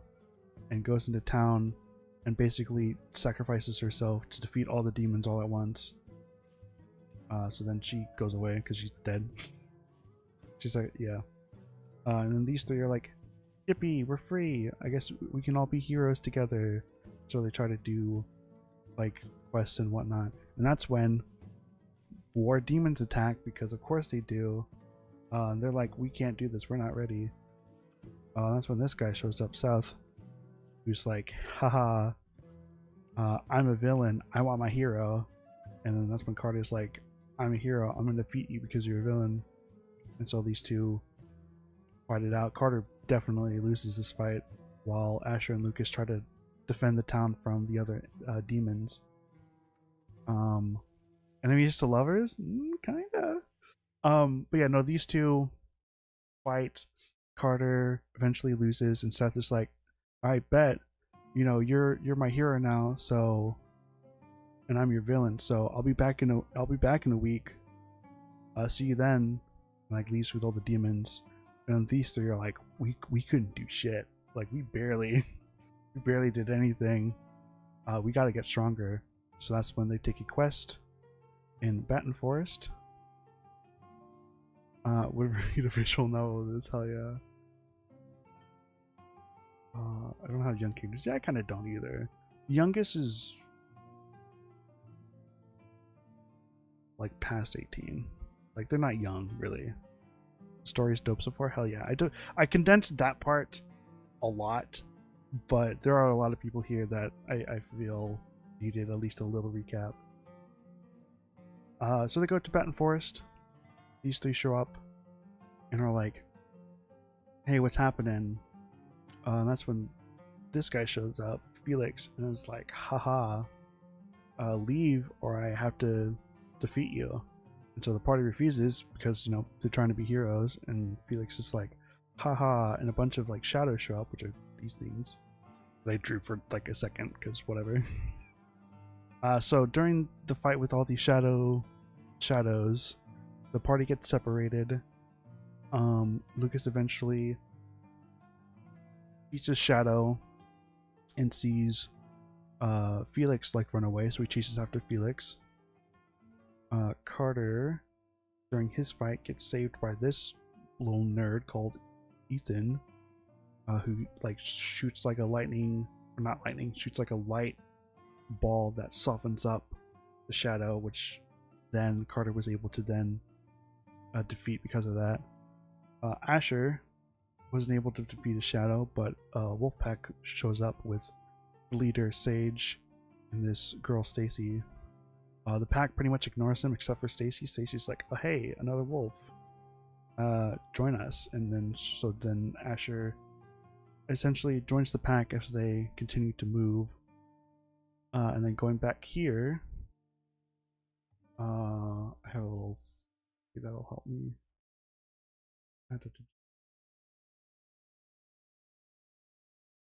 No, we go back to here. Sorry. Going here, Carter passes out during his fight. Like before he passed out during his fight, he wakes up at Ethan's campfire. And Ethan's like, "Who the hell are you?" And Carter's like, "Who the hell are you?" And Ethan's like, "I'm just a little hero. Like I got a little badge and everything." And Carter's like, "You're a hero? That's so cool." And Ethan's like, "No, I like barely got the job. Like I'm not that strong. I'm just kind of like, I'm a weak little dude. I'm a weak little twig dude." Carter's like, "That's fine." And Ethan's like, hold on.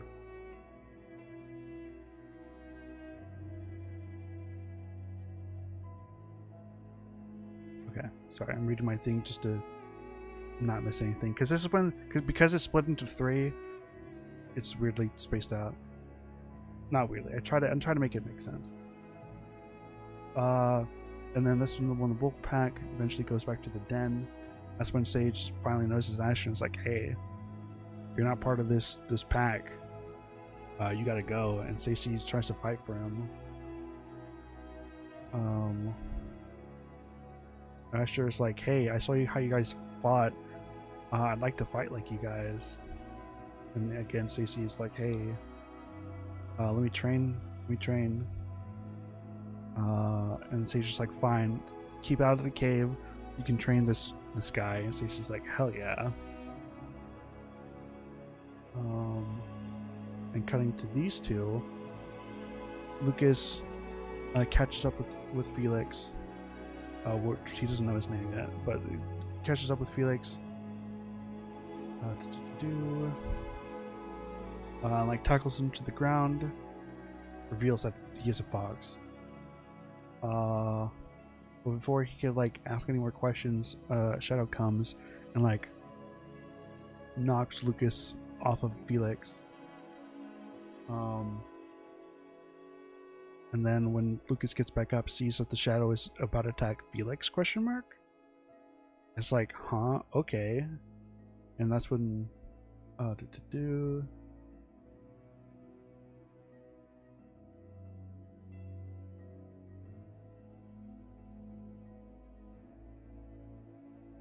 yeah, and Lucas jumps in and protects Felix from the Shadow, and eventually blasts him with light. And then this is when Ethan asks Carter, "Why did you take the quest?" And then cutting back to them, as Asher walks away from the female wolf, the leader asks, "Why do you wish to learn how to fight?" And cutting to them, Felix runs up to a hurt and exhausted Lucas and questions him, "Why? Why did you help me?" Carter, Asher, and Lucas all answer at the same time, "Because I want to become a hero." And Lucas passes out.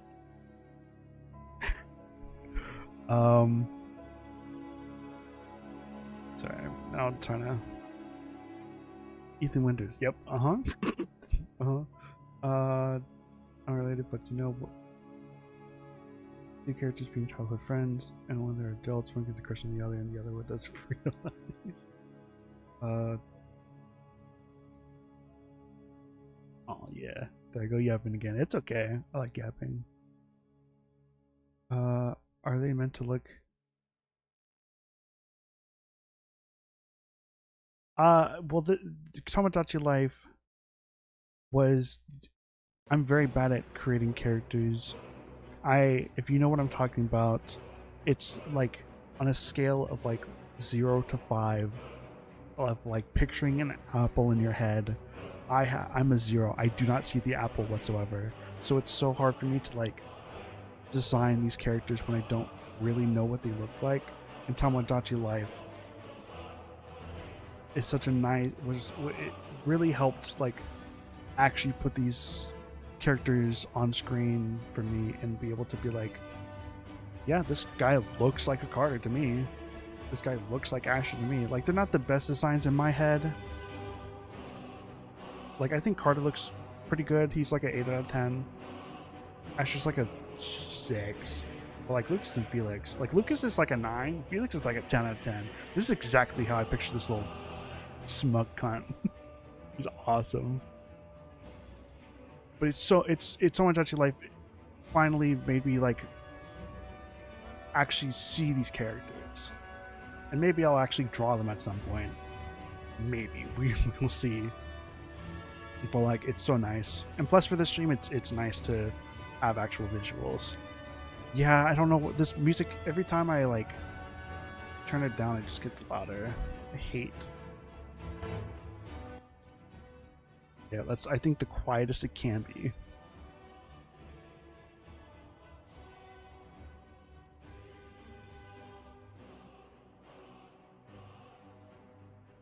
Sorry, it's reading comments. Oh, you have, yeah, whatever that is. I don't know how to pronounce that. More of a human body up. I probably it'd be easier to do more of a humanoid body, but probably, you know, still big furry features. Yeah, I feel like digigrade legs. Maybe. That would probably have to test and see how I like that, like visually. Oh,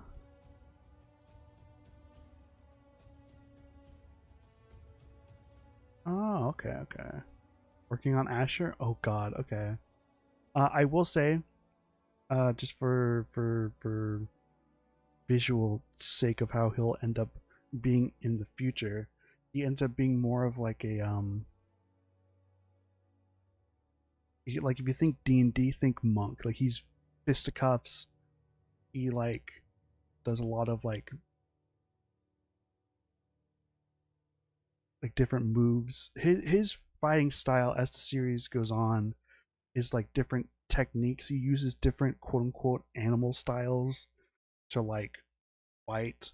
Because one of the first things he does is like he grabs one of the shadows like heads with his feet and then fucking spins his whole body, which spins the shadow and eventually lets go, and the shadow just fucking slams into the ground at like full force because of it.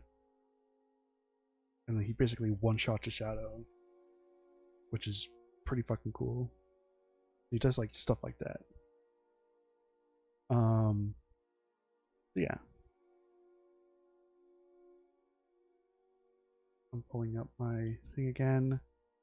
Where are we next? Okay, this is where like the details lessen because I don't know. Carter and Ethan eventually explore like in this forest, like a burned down like house. But there does seem to be evidence of someone living there, like very recently. That's a little weird. Cutting to Asher, he continues training with the female, and the cave gets attacked by shadows. But he sees a humanoid covered in flames show up to help. He basically is like, what the hell is that? And it's like, there's this flaming helper that comes around and helps us. He's a nice dude. It's the only thing that keeps us from not dying from all these shadows, because they keep appearing. There's so many of them. And Asher's like, huh, flaming superhero, that's weird. Lucas wakes up in Felix's home. They end up talking a lot. Their side of the story in this arc is they talk a lot. Something to keep note of is Felix seems to lie a lot. Like but there is also, even though he lies a lot, there does seem to be like an understanding between them. Kind of like, you know, there's a spark between them. There's something like immediately where like this guy is like kind of like a shy, scaredy cat-esque. This guy's like a, what's a good term? Like a, I mean, he lies a lot. He's a little mischievous little guy, and there's something about it they kind of like, but they eventually fight, and Lucas leaves, goes off on his own. Carter then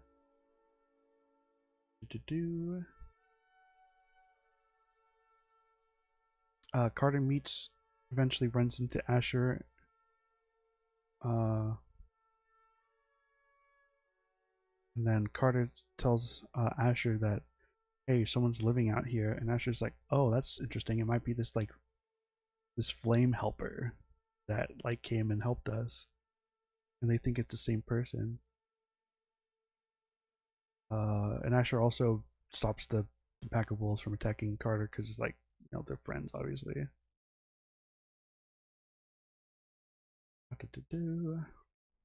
Cutting over here, Lucas gets attacked by Shadow, but is saved by Felix, who turns out is the one who uses flames.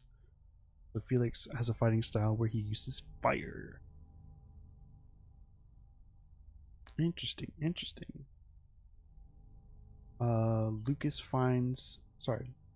Carter finds Lucas, tells them, Carter also learns from Asher that the wolves are planning an attack on seemingly Felix, because Felix they think is the one doing all of it, which is weird because he was the one who's like, hey, leave, or, you know, I'm gonna do something, and then a bunch of shadows showed up, but also the shadows attacked Felix.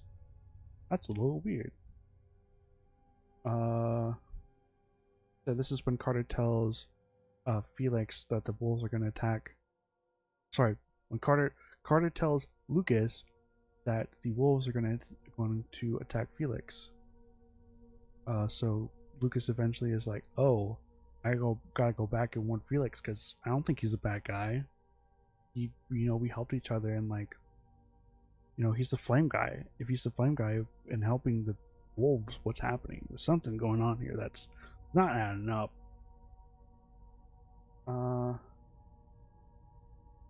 then we cut to Asher, where more shadows attack the pack. Just one of them. That's when Asher jumps in before anyone else can, and essentially one-shots the fucking shadow. And that's when he turns to the Sage and like, I'm ready to fight for you. And Sage is like, damn, man, all right, yeah, come with us. You're ready. Cut to Lucas warning Felix. Well, before he can really do so, they look out the window and the wolves are right outside.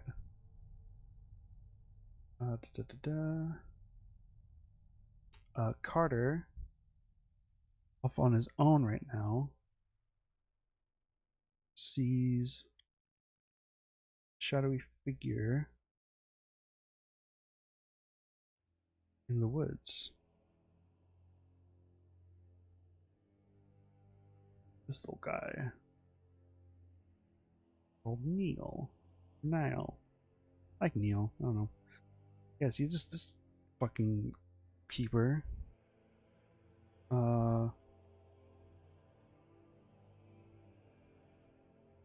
And tries to fight him, but isn't able to.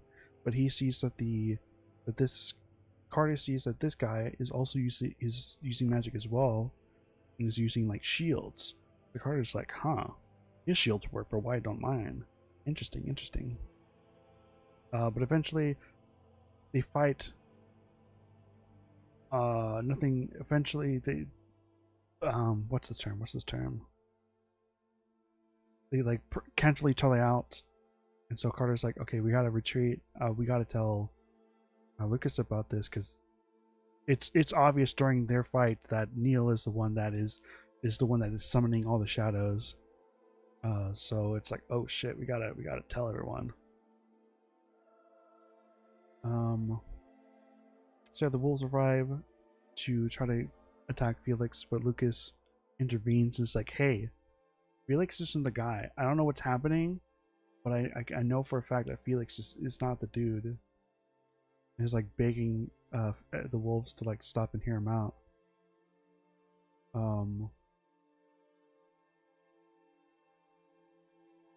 Like as he's like trying to defend Felix is like, nah man, I'm the dude. I'm the one summoning shadows, and like continues to lie and build himself up as the villain. And Lucas turns to him and basically goes, why the fuck are you doing that? I know it's not you. Why are you lying? I don't know if you've told a single truth this entire time. And Carter's like, well, I don't know. And Lucas is like, fuck you, and just kind of like, they start kind of fighting a little bit.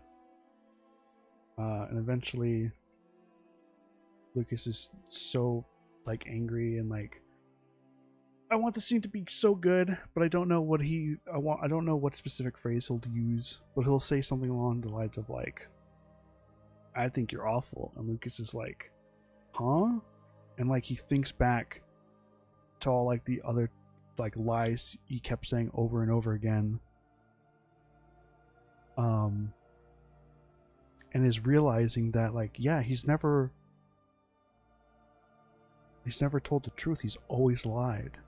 And he's thinking back on all these lies and, you know, swaps them around because they're lies, and realizes that like, oh, like Lucas is a really good guy, and like he's been so helpful, and he's been such a fucking good guy, and all this other thing. And so Lucas and Felix sitting there, like Lucas on top of him because he's like, you know, still in that fighting stance after his revelation, is like, man, hell yeah. And they kiss, and Lucas and Felix kiss, and Felix is fucking, I'm trying to think of the movie, like magically, you know, rises up, and like you can see that like a spell, or I should say like a curse is breaking. Eventually, bam, Felix is like, holy shit, I can tell truths now. I can speak truth.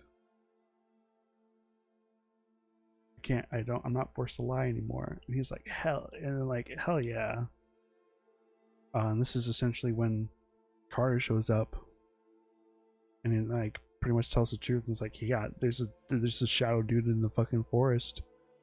He's the one that's summoning all these shadows. And Felix eventually is like, yeah, so that was my master. Basically explains that Neil got cursed as well, and he basically lost his mind. That mixed with like the magic disease, he's basically just a hollow, like nothingness. But this whole time he's been trying to play the villain so that he can protect his master. But, you know, on the side he tries to be the flame hero to keep everyone safe so no one actually gets hurt, and tries to put all the blame on himself. But is finally like, yeah, we gotta do something about him. He can't keep, I tried to defeat him one time, but you know, he's my master. I couldn't do it. Couldn't go through with it. This time we gotta do it. So like at this point, everyone teams up to fight this motherfucker. And eventually, because there's so many of them, they kick his ass and they win. And like during all this whatnot, we see Carter finally learn to like use his shield properly and uses it to like move around quickly. Like he basically like jumps and like lands on the shield to like keep jumping and whatnot.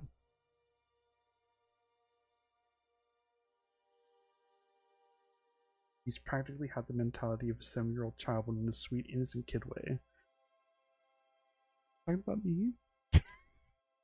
That's funny though. I should look at these comments. I've been yapping on this whole time. That's pretty much the end. They defeat them all together as one.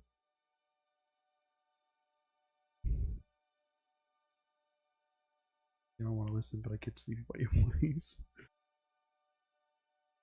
It looked your Colton Land videos too much for sleeping. Hell yeah.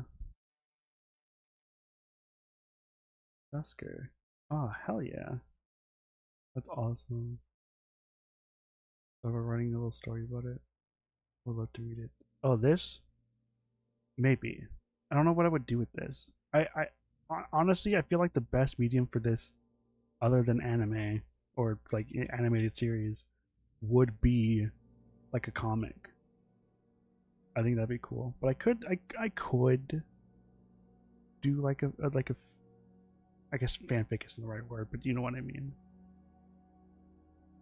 Make sure to drink water. I probably should.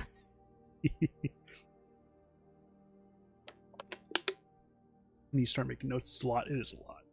It's so much.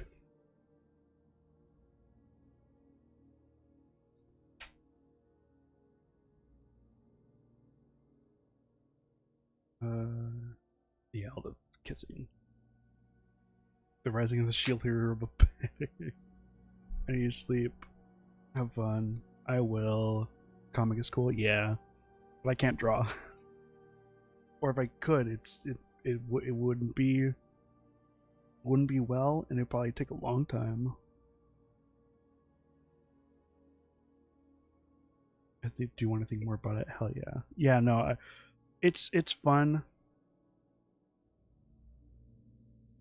Yeah, I have an ongoing project for animation, but I might just switch to animating this if I get permission. I mean, I won't say no, but like, holy shit. Yeah,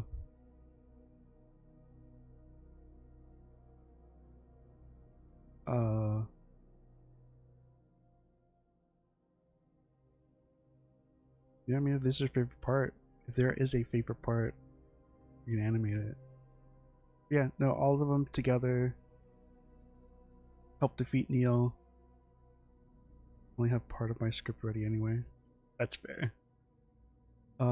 So basically, Ethan, like to deal with the shadows that Neil summons, Ethan chucks his light ball. It explodes and weakens all the shadows, and then Lucas, having learned to control his light powers, shoots like a path through. God, you are so gay. Shoots a light path through the shadows so so everyone else can get a clear shot.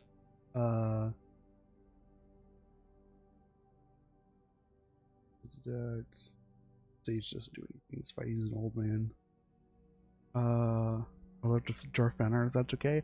I would love fan art. I can't say no to that. I'd love that so much. So yeah, Ethan weakens the shadows. Lucas cuts a path through them. Carter, Asher, Stacy, and Carter, Asher, Stacy rush forward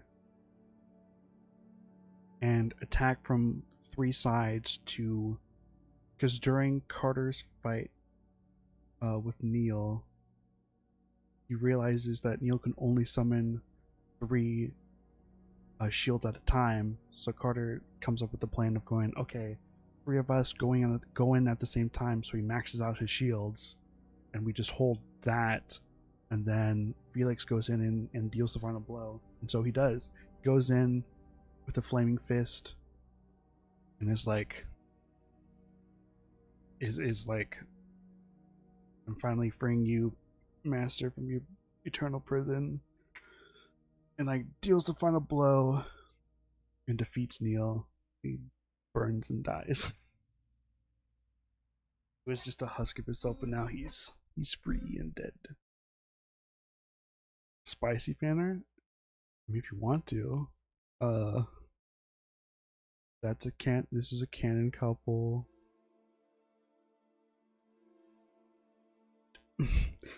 Technically canon, but stuff happens. Not canon couple. That's not a couple.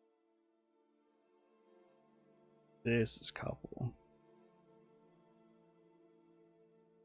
Want a couple? There you go. The hell is Ethan? There he is. That's canon couple. Oof. More cute or something about them. And spicy. Yeah, that's fair. So yeah, at this point in time, they completed the quest, getting rid of the shadows and dealing with the problem. Oops, that was a bottle.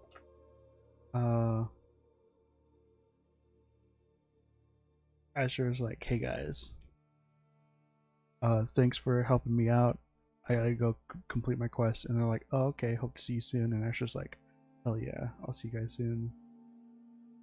So that's that. There you are.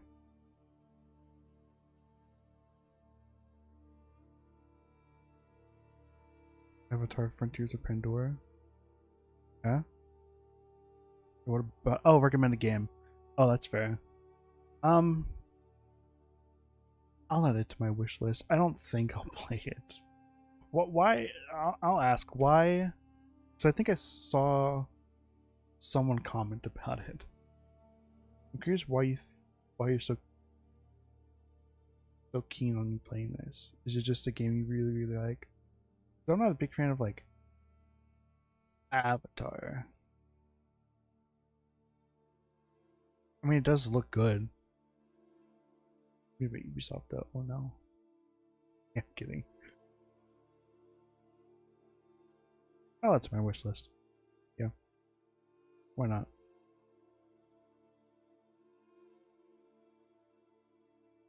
So yeah, so then Carter and Ethan, Carter's like, if Jay's up to it. Oh, is it co-op? That'd be good. Carter and Ethan are like, hey, you're a hero. Hopefully one day I'll be a hero. And Ethan's like, you're a better hero than I am. You did, I know I helped, but like, it was all your guys' thing. So thank you for whatnot. And Carter's like, that's cool. You can take the rewards for the quest. We don't really need them right now. And Ethan's like, huh? Why the fuck are you doing that? And Carter's like, well, we were just here to get stronger, and we did. So you can have the rewards and you can take the credit. And Ethan's like, oh shit, damn. So eventually Ethan's like, all right, I'll go back to the guild and claim the reward then. Bye bye. And then Lucas and Felix are like, hey, you want to join us now that everything's all over? And Felix is like, I'd love to join you, but I'd like to stay here a little bit and make up for all the pain that I caused the wolves. So I'll be here for a little bit, but next time we see each other, I'll join you. And Felix and Lucas is like, okay. So then Felix goes back.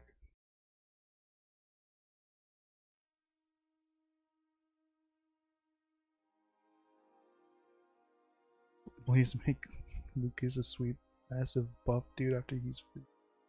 I mean, technically he's already free. Technically.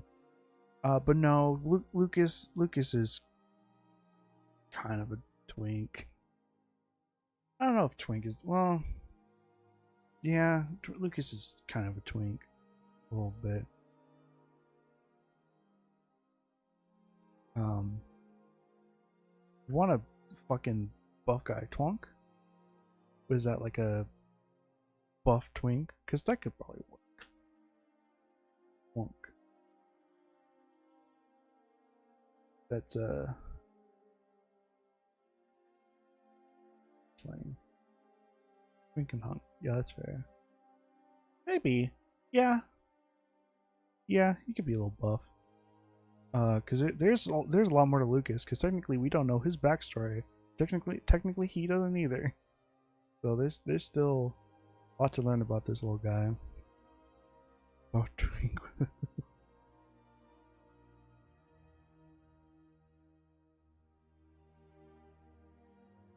Yeah, I'll think about Avatar. We need those again. So yeah, so the three of them, after completing the quest and helping everyone, are like, all right, gotta go back into town, and I think we're ready for this fight. And so Seth eventually shows back up with his little imp demon army. Asher and Lucas are doing a whole lot fucking better than they did before. Now that Lucas can use his light powers, he is basically going pew pew and taking out demons left and right. Asher with his training is able to use like his animal style stuff to like just beat the shit out of all the demons. And then Carter, when encountering Seth is like, haha, you're still here. Hell yeah, my hero is here. It's time for us to fight like last time. Let's go. And then Carter's like, bet, and basically fucking does the stereotypical kind of, well, I don't know if stereotypical. He does the anime thing of like being like, okay, since I'm trained, I'm not faster than you, and basically just fucking teleports, like not teleports, but like speeds around all around him. And the whole time Seth is like, huh? Well, I can't keep up with him. What the hell? And then basically Carter, by the end of the story, huh? Very sorry, I'm not responding to your story. I can't read text well. It's too small. That's fair. Yeah, I thought honestly, Miitopia would probably be a better game to put these guys in instead of Tomodachi Life. Yeah. So yeah, Carter basically splits his fucking Seth, and eventually like punches him straight into the ground, and then lands right next to him, and Seth on his, I don't want to say deathbed, like with like no energy left, all beaten and shit, and Carter's effectively unharmed. Seth is like, ha ha ha, wonderful fight, it's so good, hello baby. Oh, it's so hot outside. I want to kill myself. Oh, that's fair. Also, you little too down. Don't turn me down. I'll fix it. No, no, no, no, no. Keep it. I gotta turn it down anyway, bruh. No, Fuck. I'm turning it down. Fuck you. no. Yeah, too bad. You gotta do some work and not turn me back up. God help you. Yeah, I'm dead now. Go play.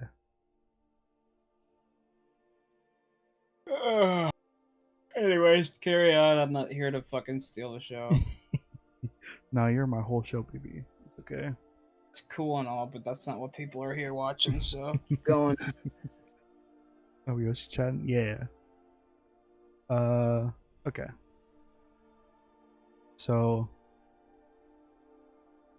yeah, Carter knocks Seth to the ground. And Seth is basically looks up to Carter and is like, ha ha ha. Yes, this is it. This is the fight. You beat the villain. Yippee, good for you. Ha ha ha. I'll see you in another week then. Maybe I'll get stronger. Maybe I'll beat you again next time. And Carter's like, no, you're you're destroying this town. I can't let you do that again. And just like, wait, huh? What? Then Carter fucking decks Seth and sends him back to the underworld. Yeah, get fucked, Carter. Yeah. No, Seth. Oh, sorry, I misspoke. Carter knocks Seth into the back to the underworld. I'm tuning in and out. So yeah, Seth seemingly dies. He's dead. Um. But yeah, so after that, he punches Seth. Traditional cartoon thing. Smoke puffs up all around them, and as the smoke clears, Carter is surrounded by a whole bunch of like guards. And he's telling Carter to like put his hands up, because these guards are stupid. They think he did it. So that's fun, and that's technically where the quote unquote season ends.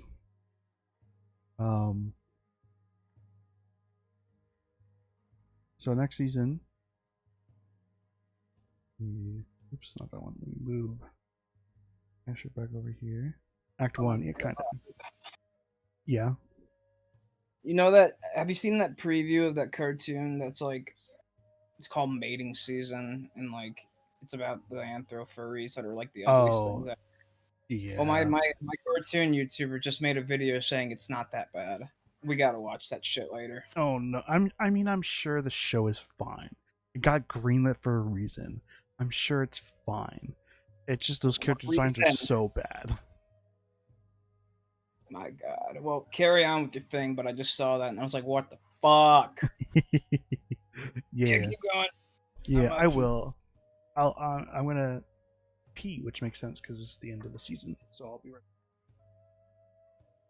How does that make sense? What? No, he's gone. Hello. I have nothing to add to this. I'm just here because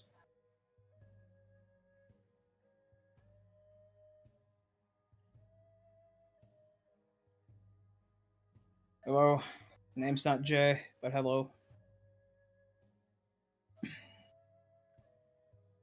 I'm just kidding. I'm just fucking with you. It is, but hello.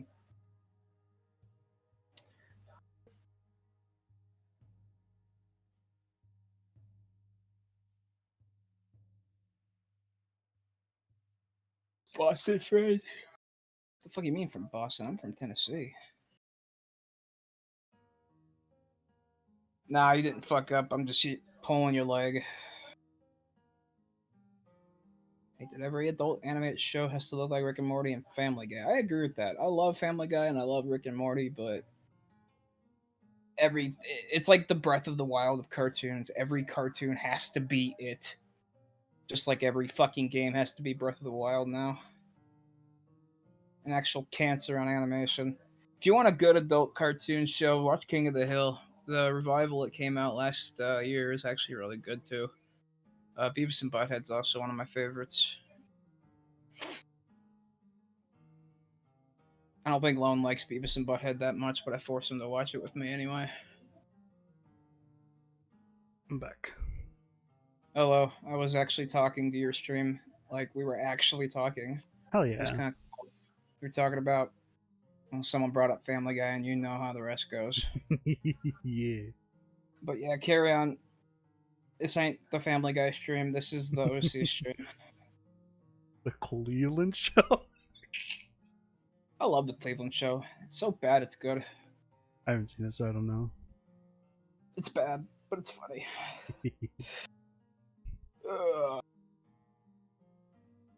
Okay, God. Yeah. So, Carter gets taken to the guild and is basically put on trial. And is like, hey, you're a monster. You're obviously the one who attacked the town. And Carter's like, hell no, I'm not. And this is where I realized in the bathroom, I forgot to make a very important character I'm gonna look up a picture real quick. I'm gonna try Vegas again. Hope it doesn't crash at the strip again.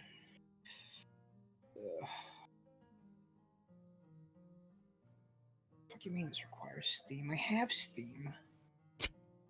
Nah, you ain't got Steam. Oh, that's my bad. I guess I don't now. Nope. Sure, we'll use this picture. Well, hold on. Let me look up one thing and see if I can get a better result. Oh, that's not what I typed.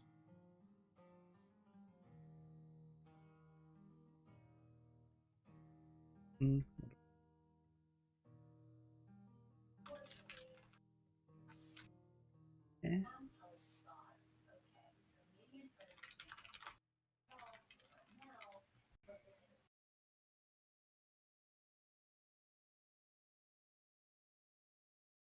Oh, that's really not giving me any good results. That's fine. I'll just go with this because whatever.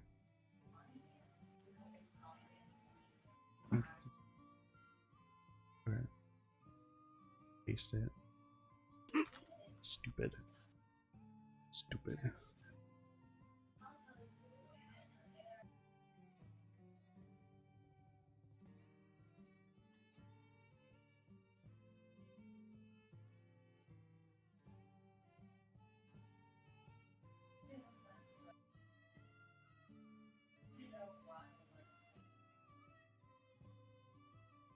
I'm just gonna name him Dragon.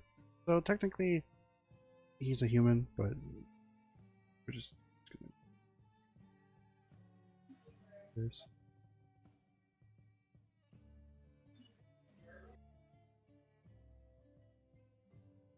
So basically, the judge is this dude named Dragon. It gets better. He's technically not a dragon, but it's fine. Dragon. It's a crazy name.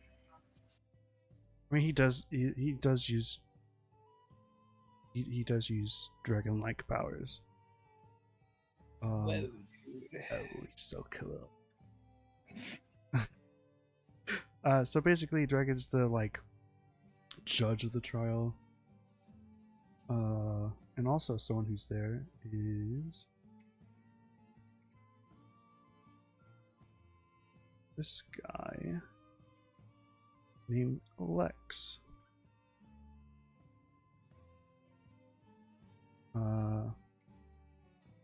So kind of forgot to say this, but when Rita sacrificed herself to protect the town during that first demon attack, Carter noticed a hero outside of town who could have helped, but ended up seeing the situation and just kind of went meh and like turned around and like walked away. So the hell, and this is that guy, the guy named Lex.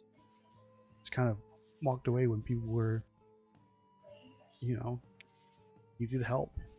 So he's not really a hero, but he has that fucking hero's badge. So he's on trial for a little bit. He tries to defend himself because obviously he didn't do it. They don't know that. He's just a rat. But Carter starts, antagonizing Lex a little bit, and they kind of go back and forth. On the outskirts, Asher and Lucas are like, he got taken away. We gotta do something about this. And try to go to the guild and defend Carter. And that's when they run into Ethan, who, if you remember, who helped with the forest incident. So they run into him, and he's like, "Hey, where's Carter? What's happening to him?" And they explain, they're like, "Oh, he got taken away. He's on trial right now." Fucker, are you serious? Doing. The game crashed and I didn't even get to load it. What is it? New Vegas? What else would it be? I don't know. There's a lot of games it could be. True. Keep going. Yeah. Oh yeah, Fire Pucker. Yeah, that's the name of this program. So Ethan's like, oh shit, Carter's on trial. We gotta do something about this. Eventually, they come over, and with the help of Ethan, Ethan's like, hey, you know that quest I turned in? I didn't do it. It was all these guys. I know Carter. He wouldn't do it.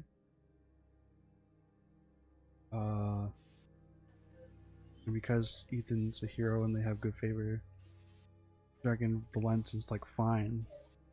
You didn't do it. Whatever. That's fine. But then after the trial, Carter and Lex kind of get into a fight. And for a lot of the fight, Lex holds back because to him it's like, oh, Carter's just a rat. You know, he's a basic fucking enemy. I'm just gonna not do anything. I'm gonna like use my basic shit.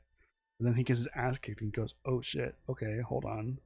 I'm gonna pull up my super secret special move. But before he's able to get it off,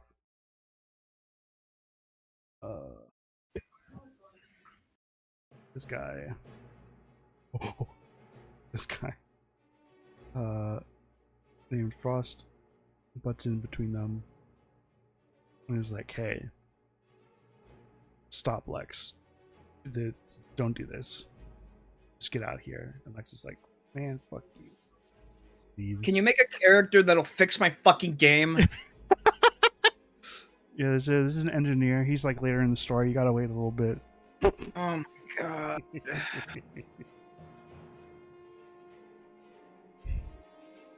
Enemy side. He's fine.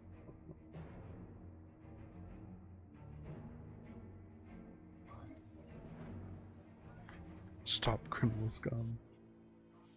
And this is when, so when Lex leaves, Frost is like, "Hey, so Dragon over here told me you want to be a hero, so come with me on this quest, and if you complete it, you can become a hero."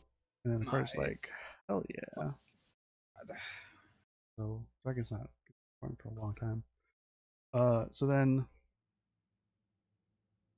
oh, and Ethan is like, "All right, I helped you guys. Bye." And then drag these guys. Da, da, da. So first it's like, okay, come with me, and we'll do a little training thing just to see where you guys stand. And they're like, okay.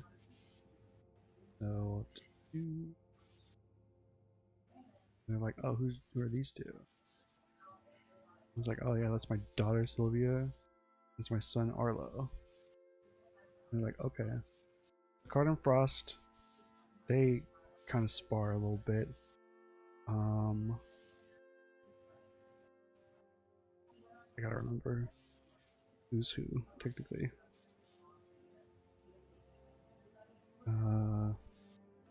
Where's my...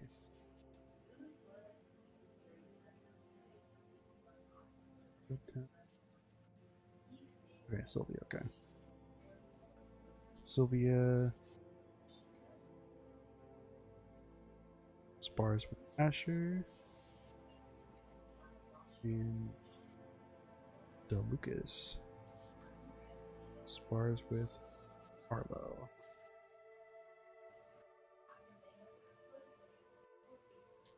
These guys aren't relevant for a bit, so bye.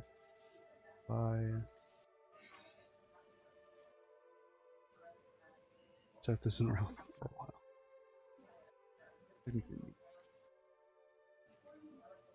Okay. So when Sylvia spars with Asher, Did I even write down things? Oh my god.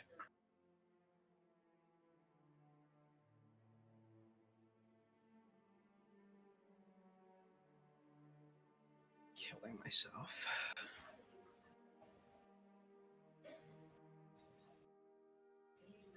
Basically, Sylvia outmaneuvers Felix, and Felix is like, or sorry, jeez, I can't keep getting these wrong. Oh, hold on, kill. Okay. You're drawing with your mouse? Yeah. I have a tablet, but it's just so much easier with the mouse for me. I don't know why.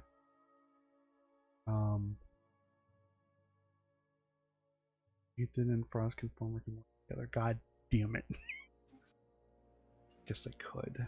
Oh my god, they can. Jesus Christ. Shouldn't have read that comment. Oh. Dude, the longer this goes on, the funnier this is to think of as an actual footage. I'm like, oh yeah, yeah. This whole stream's getting uploaded to fucking Glitch. Show pitch, guys. This is my pilot episode right here. Stupid. So yeah, Sylvia outmaneuvers Asher. So Sylvia's pretty much just like too slow, idiot. Gotta focus better, idiot. Oh, why is it backwards? Okay. When Lucas and Arlo spar, Arlo uses light on Lucas, but Lucas also uses light. But it's not enough to defeat Arlo. And Arlo's like, hey, I know you're using light, but you're a demon. You have dark as well. You can't shun your dark side. That's his advice. And then Carter and Frost spar. But Frost is just, in general, just so much stronger than Carter. And Frost points out just how kind of reckless he is, just how like gung ho he is.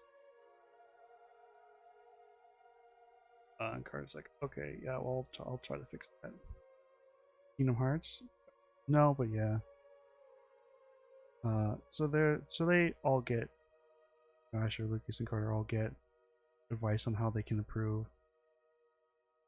They don't immediately take it to heart. But then Frost and Co. are like, okay, the quest is apparently there's fucking zombies in this town over here in Mirror Town. We gotta deal with these zombies. And once we do that, that's it. That's the whole thing. Secretly, the whole party doesn't know, but secretly, Frost was told by Dragon, like, hey, don't let them complete the quest, or either kill them or let them go. Pretty much. Like, they can't be heroes, they're monsters. You gotta kill them. Secretly. I was like, oh, okay.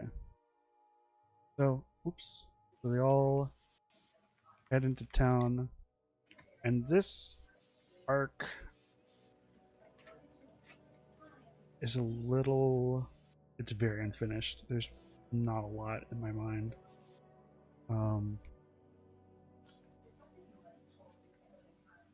This is the one I gotta work on the most. I don't know how I want to handle this. But Carter and Frost start to bond a lot. And you can tell that Frost is a hero that's like just doing work just because it's work. But he seemingly used to be one of the good heroes. But, you know, not anymore. That's not the life. But he's just that Carter is a genuinely good guy. But you can tell he's starting to change a little bit.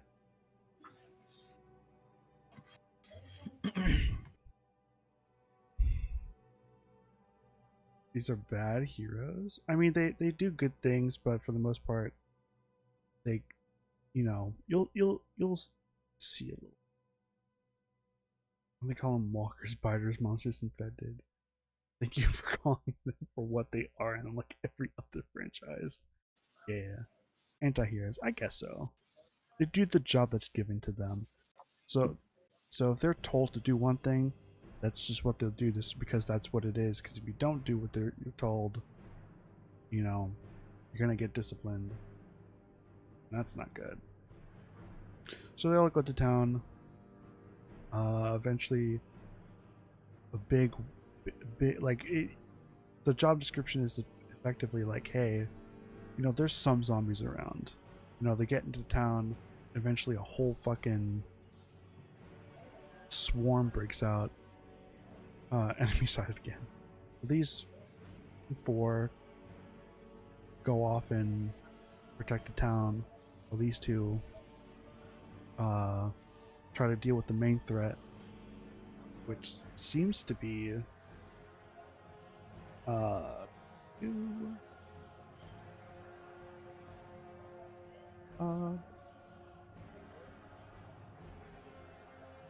seems to be the mayor of the town. What? So Carter and Frost are like, oh, you're the guy who's making all these goddamn zombies. We gotta stop you. And the mayor's like, sorry guys, can't let you do that. It's King's orders. The king wants me to do all this stuff, so you can't do anything about it. Can't stop me. Your quest here is to kill the zombies, so go kill the zombies. And let me continue my work. And Frost is like, oh shit, okay, well I guess I can't do anything about it. And Carter's like, what the fuck are you talking about? He's a bad guy. We gotta defeat the mayor. And so eventually, after some fights and whatnot, Carter eventually convinces Frost to, you know, do the fucking right thing and defeat the mayor. Goes down. And then the four of them help protect the town. Everyone's safe. Everything's all good. But then when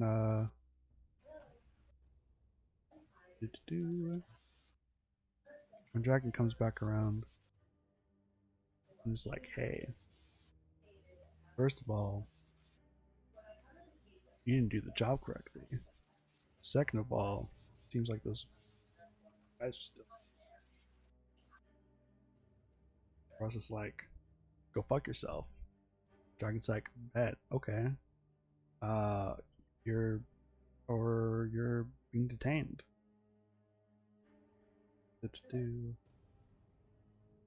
So Frost gets effectively captured by Dragon, sent to jail.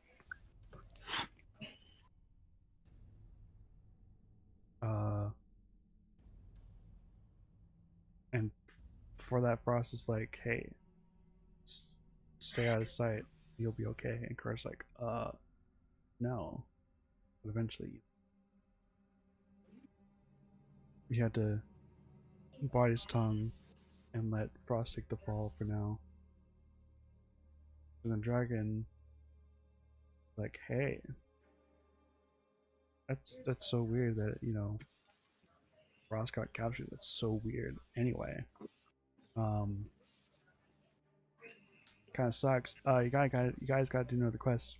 It's so weird. You gotta do another quest. So weird. So here's another quest, and hopefully you can complete this one. If you're real heroes, you'll complete this quest as well. See ya. And dips.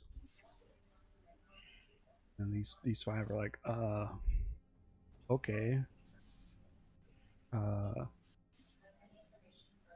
And like the two kids are like, I guess we'll just let our dad take the fall for now.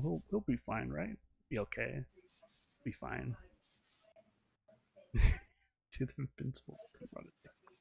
It's bringing my ear. So they take a little break before going on the quest.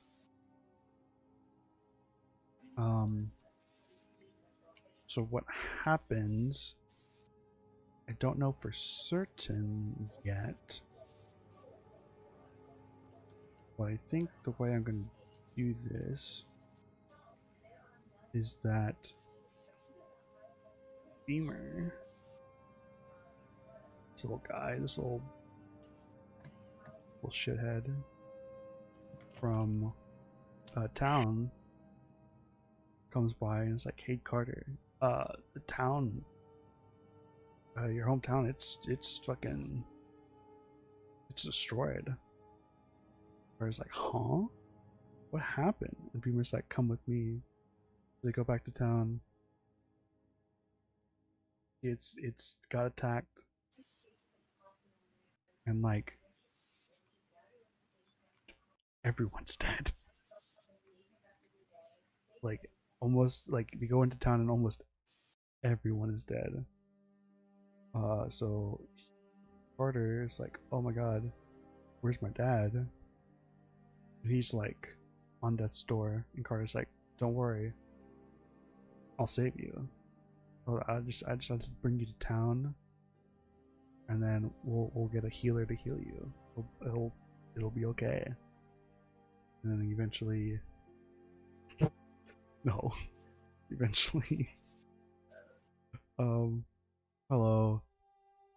Carter eventually brings Davey to a medic, but it's too late. His dad dies. It's so sad. Gone from the narrative. And Carter asks Beamer, like, "Hey, were these characters power level?" Out of everyone on, he's definitely the strongest. And then, I don't know, at this point, at this point it'd probably be Carter. And then, yeah, and then these two. It'd be Asher, then Lucas, and then those two. Probably Sylvia, and then Arlo. And then Beamer. He's just a guy. He's a good swordsman, technically, but he's just a guy.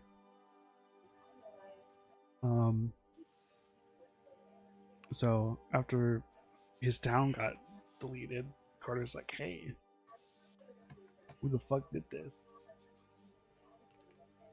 And as they're like heading to the guild, heading back to the guild, they see this fucking guy. This dude, and he has like two little fucking minions with them, like little other like people. And Beamer's like, "Oh shit, that's him. That's the dude who killed your whole fucking family in town." And Carter's like, "Oh shit. But we can't do anything right now because it's just the two of us, even though you want to try." And he's like, "Oh shit. Well, okay. Next time we see him, we'll kick his ass."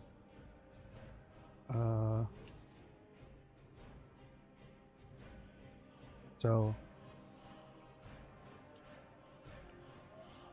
the six of them all get together. The Beamer's hot. Really? That guy? That's a nerd. Also, I'm not the biggest fan of his design. I don't know. That might just be me. But he's such a goody two shoes. I explained this before when you first met him in the very beginning, but he is Beamer is the kid in class who is like, teacher, you didn't pick up the homework." He's that guy.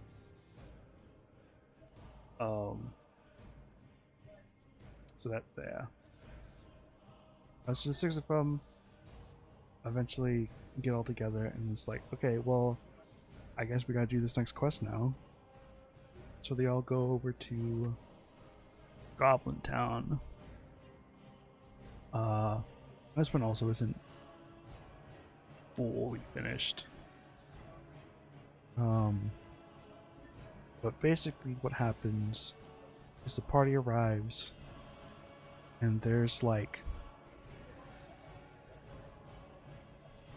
how do I explain this? Because I also didn't draw everyone because they're kind of just minions a little bit.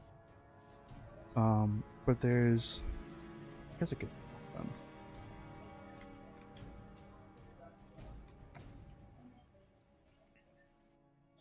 There's like 3.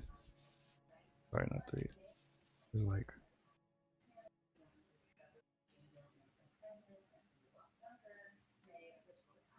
5 dudes.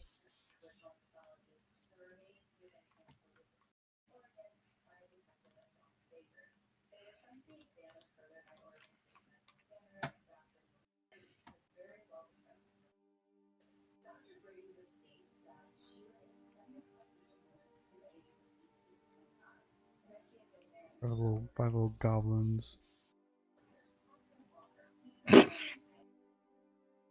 Yeah. Mr. Dynamite had a group of powder gangers. You know how that goes. Oh, They went to fucking Kingdom Come. yeah.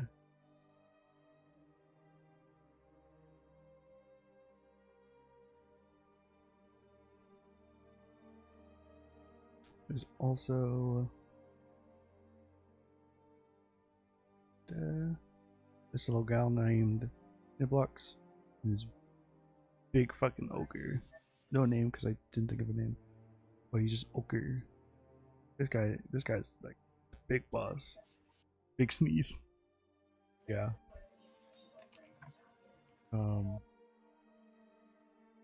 Get me.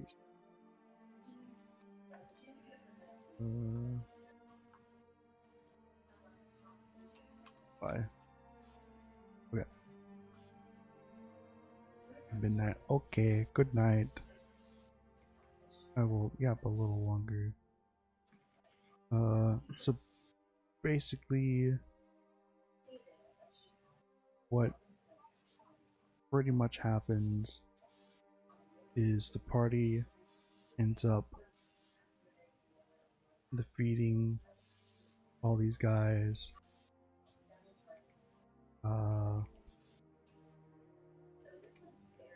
Like one by one. They like team up and defeat them bit by bit. Niblox here is a healer. He's sleeping now. I need to work in 7 hours. That's fine. That's fine.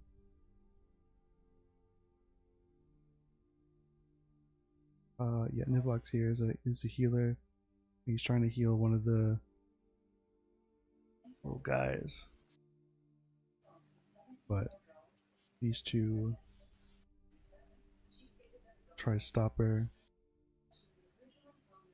Niblox is like, "I bet," and uses water and fucking defeats them both. And you can tell that Niblox is kind of on autopilot. She's so just following orders. Like, she's just kind of like an empty shell of herself. But she defeats both of these two, and it's like, well, damn. There's more of them. I can't defeat them all. Eventually goes back up to the boss. And was like, hey, there's too many of them. They took out all the guys. What do we do? And the ogre's like, oh, well, since you didn't get them all, you're worthless to me. And tries to just on the spot kill Niblox. And that's when Carter steps in and is like, the hell are you doing? And so he saves Niblox and then starts fighting the ogre. He can't do it by himself. So Niblox has to help. Eventually helps Carter, because she kind of realizes that, like, oh, like, you're saving me. Why are you saving me? He's like, well, yeah, it's a nice thing to save people. Hell yeah. Because her backstory is that her town was basically burnt to the ground, uh, and her parents died in the house fire, and she tried to save them by using water, because she in that moment gained the ability to use water as a element, but it was at that point it was too late, and so she was taken in by an ogre. So she feels indebted to him, but because he just tried to kill her, he's like, "Oh damn, well, I guess I'll attach myself to you now since you saved me." And together they defeat the ogre. Uh, and on the side, uh,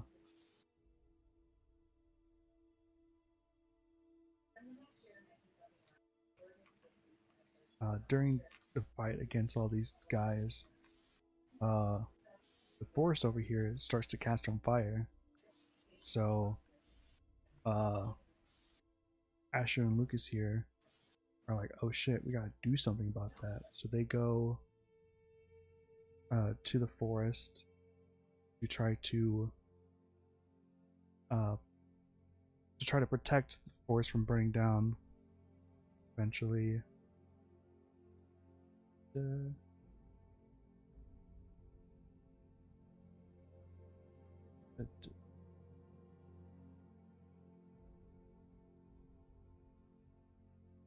Asher teams up with Stacy.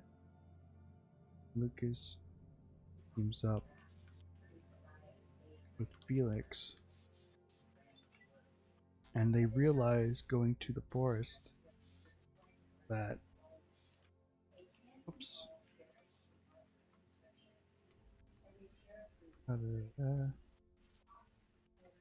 they realize that this dude's here and he's burning more shit down. Him and his two little evil guys. Little evil guys.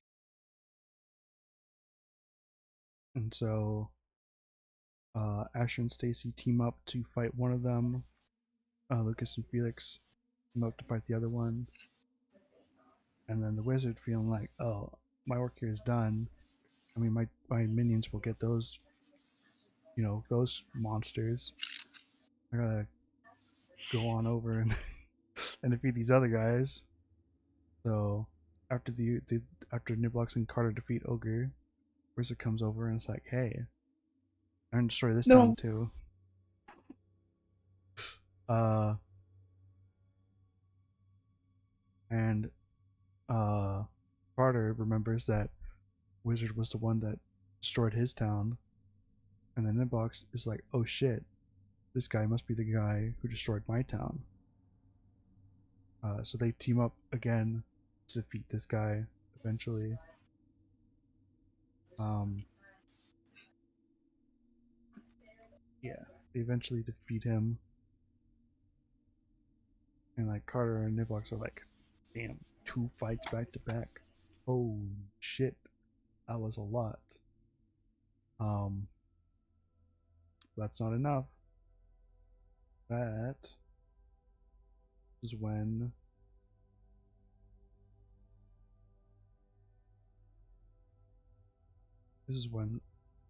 Lex comes in and is like, hey, I learned something. I heard you talking about this girl named Rita. That's weird. Why are you talking about my mom? Dun dun dun. So yeah, Lex is Rita's kid. So then Carter's like, what the hell? Why are you not a hero? And Lex is like, I am too a hero. My mom was the #1 hero. I'll fucking kill you. You're just a simple rat.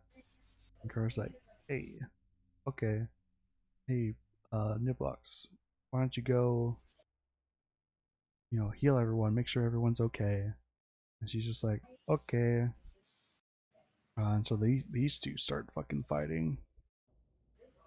And then down here with these little minions.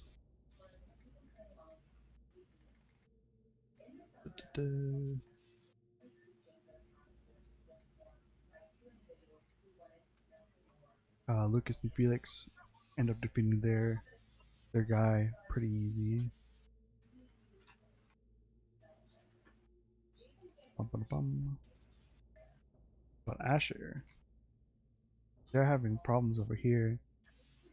They're both so gung ho about fighting. They're both so just uncoordinated and very reckless. Stacy tries to keep going in on her own, and eventually she dies. And Asher is like so in pain and just like fuck you, and then fights him by himself and eventually wins, kicks his fucking ass. No, Asher is sad.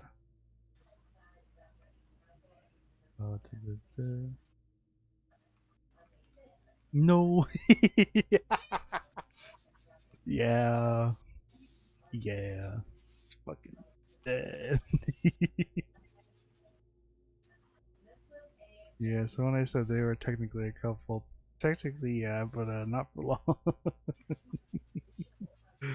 Breaking my heart over here. Oh yeah, but back over here, Carter. This is his third fight. He's basically like, he's basically running on fumes. Um, so he obviously loses this fight. I'm redrawing the Asher digitally because the paper one is That's fair. That makes that's fair to me.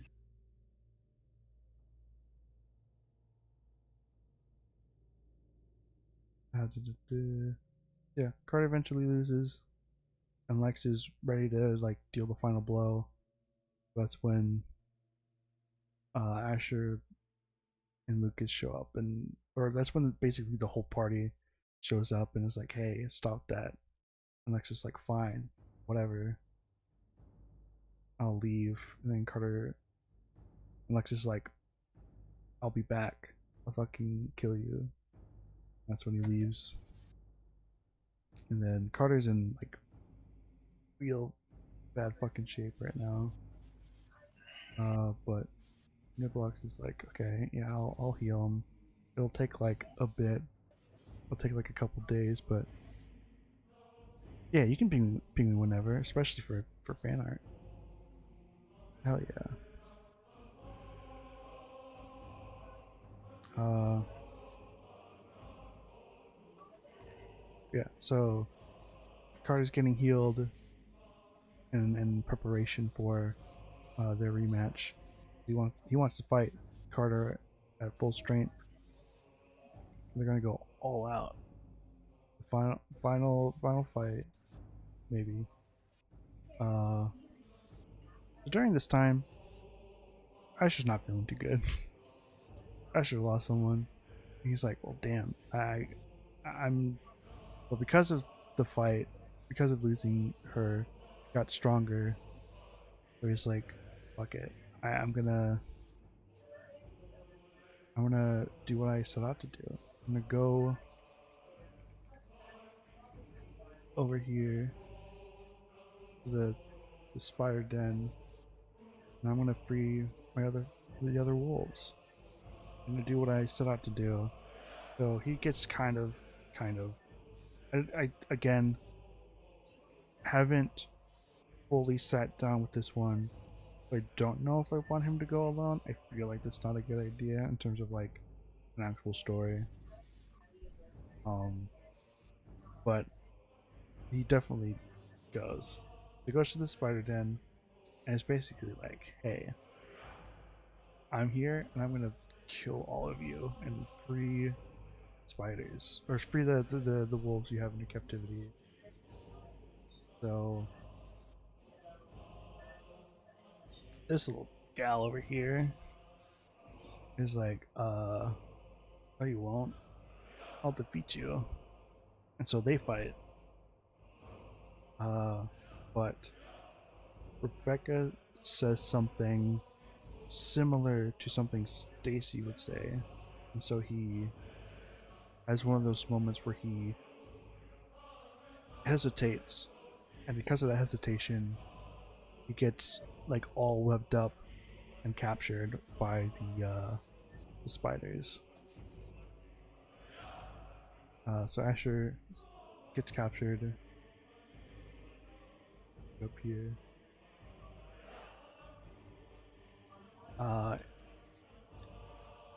And so a bunch of Rebecca's like brothers and sisters are like teasing her, being like, "Oh, the only one because she's just a weak wolf. It's just a wolf. Don't, just whatever. He's nothing special. Blah blah blah." And like Asher's like, "The hell? He's gonna take that?" And Rebecca's like, "Yeah, whatever. It doesn't matter." Asher's like, well, you deserve better." And Rebecca's like, "Fuck do you know? You're a wolf. I'm not gonna talk to a wolf. Wolves are evil." And Asher's like, "What do you mean spiders are evil?" And so as Rebecca watches over Asher in his cell, they talk a lot, and they kind of realize that they remind each other of people that they've lost. So they end up growing pretty close. And eventually, Asher's like, uh, spiders don't have to enslave the wolves. They could just work together instead, come to a peace and stop the war. Rebecca's like, well, that can't happen because the queen. And Asher's like, well, maybe we should do something about that. And Rebecca's like, maybe I would. Yeah, I will. Eventually, when Asher's like brought to the queen, they make a pact to kind of like fake like cuffs or the web and whatnot. Really, he's get out very easily. So these two kind of work together and fend off against, her siblings and fight and basically bring the queen to her knees essentially, and kind of make her see reason and say, hey, free the wolves, and instead of forcing them to work for you, just ask to work together. And then if you're really scared about this upcoming war, you need as many allies as you can get. And Spider Queen is like, fine, we'll work together, whatever. And he's like, hell yeah.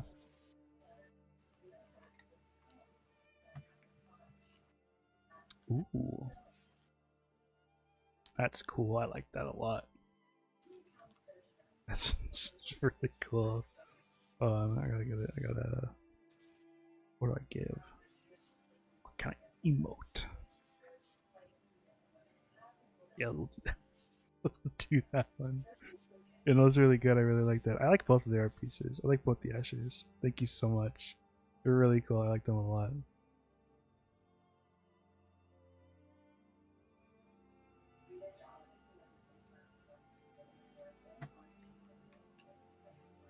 So yeah, so they together they beat the Spider Queen, and then she's like, fine, spiders and wolves will work together, and then maybe the goblins can work together too. We shall see. We'll just try to get all these monsters to work together. That could be beneficial. So eventually Asher comes back with Rebecca and is like, hey, it's just part of the team now. And everyone's like, hell yeah, more firepower, that'll be cool. And eventually, the day arrives when Carter's healed, and Lex is ready to fight. So at full strength, they both fight it out.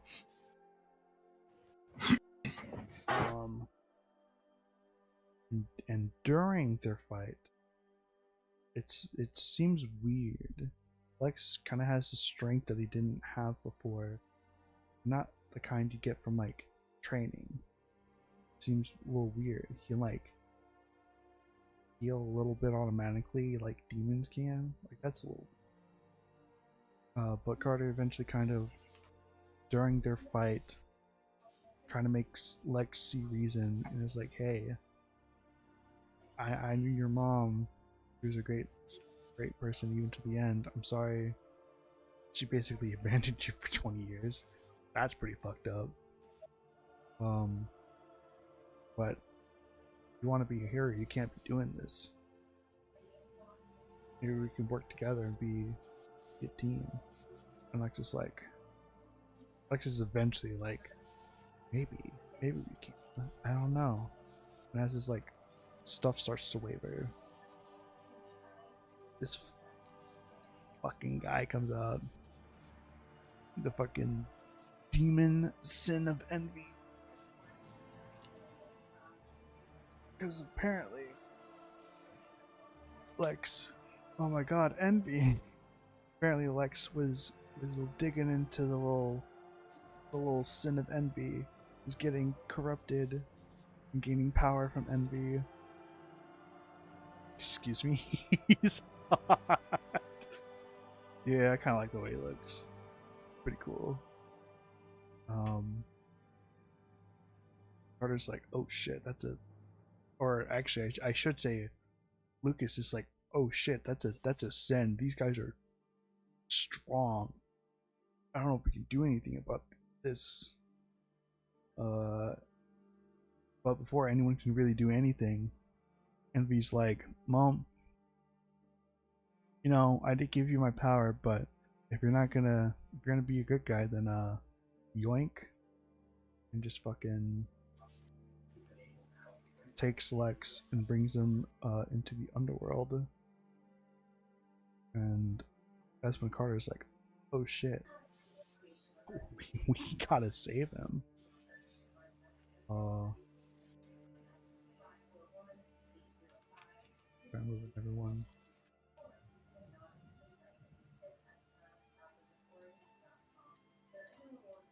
So many kills. Okay, so he's dead. Bye. She's dead. Bye. Yeah. Yeah, so this party is like, okay, we gotta do something. We gotta go to the underworld and save him from Envy. And Luke is just like, okay, well, that sounds like a good plan, but I kind of don't. I let him sink his teeth into me. Oh no. Luke is just like, that sounds like a good plan and all, but I kind of don't want to go back to the underworld. And plus, you're talking about fighting a sin. That is a terrible idea. But you know, with everyone kind of backing him, it's like, well, he's the son of Rita. You know, she did so much for us. Now it's time to repay the favor. Because it's like, fuck, fine. Like, I'm scared, but I'll let you do this. I'll open the portal and we'll go to the underworld. And so Sylvia and Arlo are like, okay, we'll stay behind because Frost is still in jail, and we want to make sure our dad doesn't fucking die. So everyone's like, okay. I don't think I determined it yet, but I think Beamer also stays because he's like, because Beamer's again just kind of like a little dude. Everyone else is getting so strong so quickly. But he's like, okay, I'll stay behind too because I don't want to like hold you guys back. So start get our party. Get Carter, Asher, Lucas, Niblox. Niblox at this point is still kind of in her like autopilot feeling, but she's starting to get more emotion. Yeah, we got our party who's all ready and set to go down into the underworld. Hey, boo-boo. Hey, boo boo.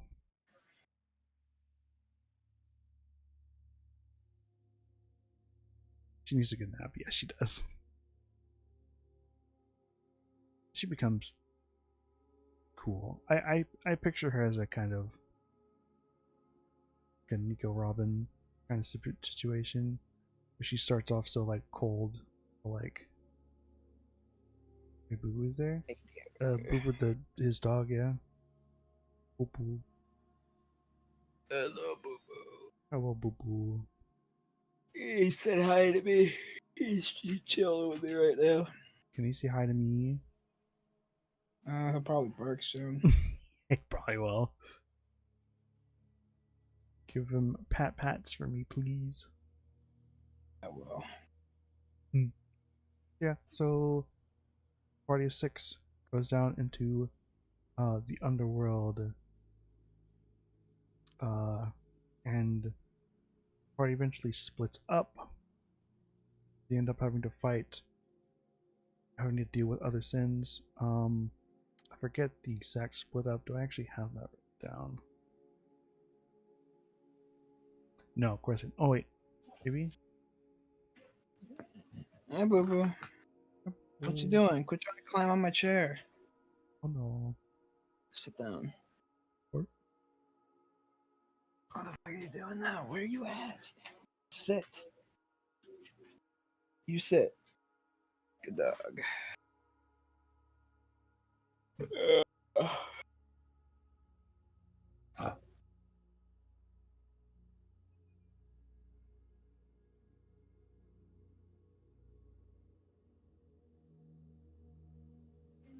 I forget. You know what? I think I don't know how this is gonna actually split up, but I think it'd be cool. I hung out and then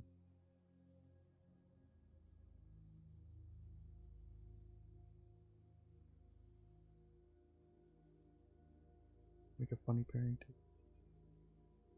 So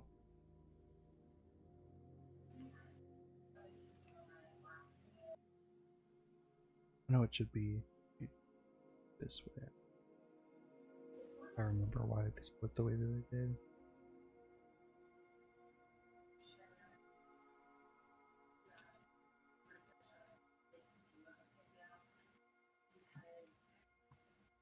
Actually, I don't remember what they do. They just kind of hang out. They actually pave the way to finding where Envy is and where Lex is. These two end up accidentally running into the sin of Lust, who has the power to kind of like go into your mind and kind of like torment you a little bit with your memories. So that's fun to do. This character who has a lot of trauma is great. And then this character who because he's a demon, he doesn't really know his backstory, because what we learn about because they actually meet someone else. I forgot. Move them over here. These guys meet this guy.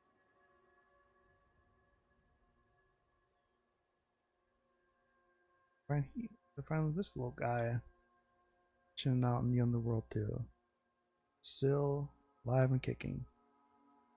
And they, how do I put this? They meet with Seth. Lucas is like, oh, it's fucking that guy, and so it's like, whoa, hold on, I won't do anything anymore. I'm still this little guy. Just it's okay. But Seth basically reveals that like demons are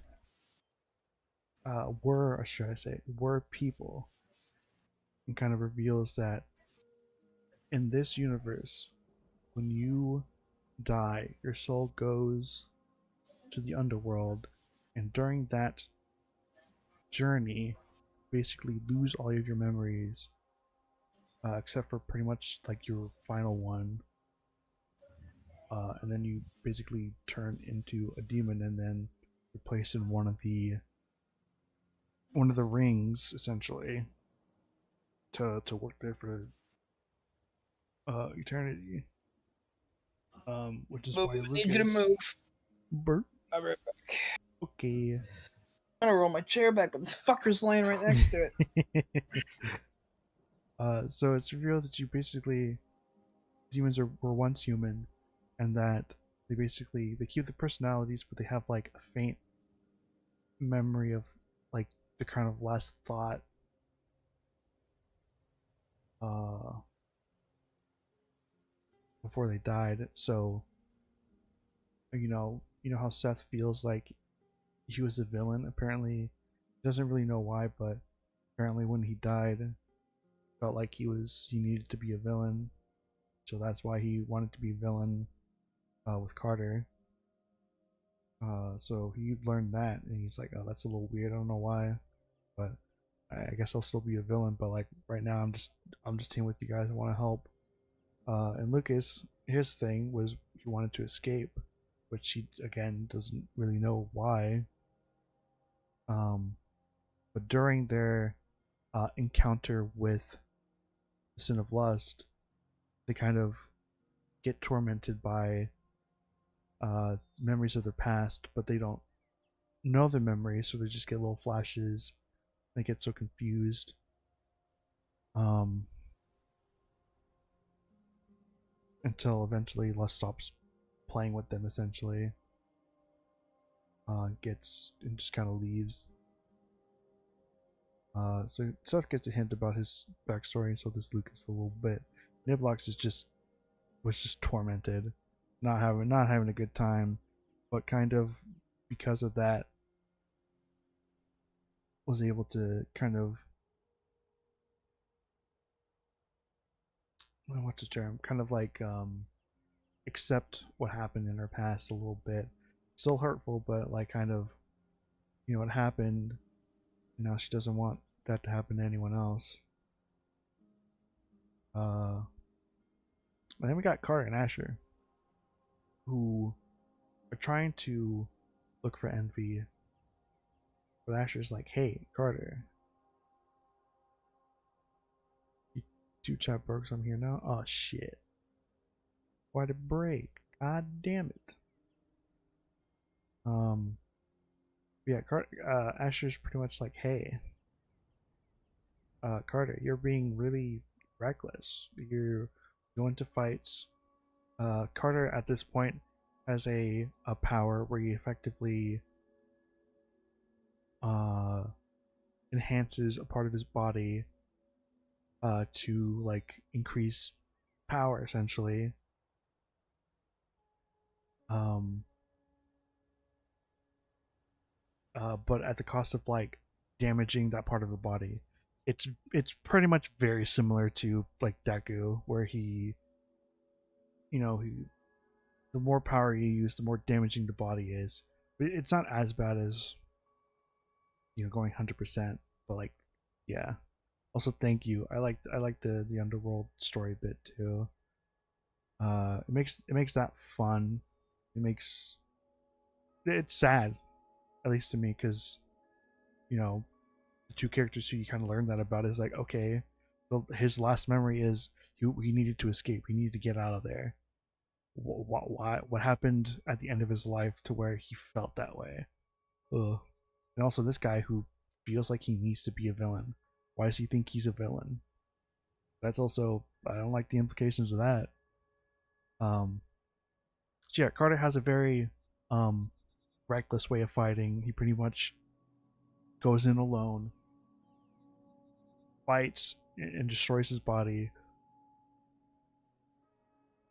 and it's like, hey, and Asher's like, hey, you can't keep doing that. You can't, you know, look around you, you know, look at all the people that you've helped and who are here, with us. There's so many people that you've made friends with and whatnot. You gotta, it, gotta, let us help too. You're not alone. You have us. But Carter kind of gets like frustrated. Um,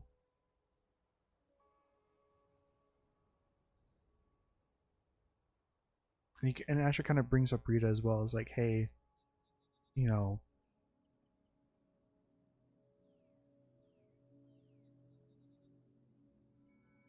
it's like, hey, Rita fought alone. She shouldn't have done that. We might have been able to help. We wouldn't. We don't know unless we, could have tried. And then he basically recounts, like, hey, if it wasn't for Niblox, you would have lost both those fights, but you lost against Lex. You, you know, all these other things where he's like, hey, fighting together really helps your chances of winning. And he also mentions that, like, hey, I don't, I lost someone too. So I know someone else, Stacy, um, who, she fought alone. She tried to kill the wizard minion all by herself, but because of that, she's dead now, and I don't want that to happen. I don't want to lose you too. So they get in a fight, and pretty much it ends with the line, "I don't want to lose you too," as Asher, who this whole time has been, he's the stoic guy. He's the guy who's always straight faced. He might laugh a little bit from the jokes and whatnot, but he's a pretty very serious guy. And in this moment, you know, he kind of starts crying, and it's like, I don't want to lose you too. Um, and Carter's like, damn, um, maybe you're right. Maybe I do gotta think things out more and think more about, working as a team and whatnot. And she's like, hell yeah, thank you. All right, let's go fucking save this guy together. And she's like, yeah, together. So eventually they all meet up. Felix and Rebecca eventually they find out where Envy is, and so they go over, and Lex is basically locked up, and Envy's like, I expected you. It's time to fight now, and then so they fight. All of them pretty much together. They like these two will fight, and like someone's gonna help like try to break Lex out. But it seems to be difficult. It's a very difficult fight for them, but they're getting some good hits in. But demons as a whole don't.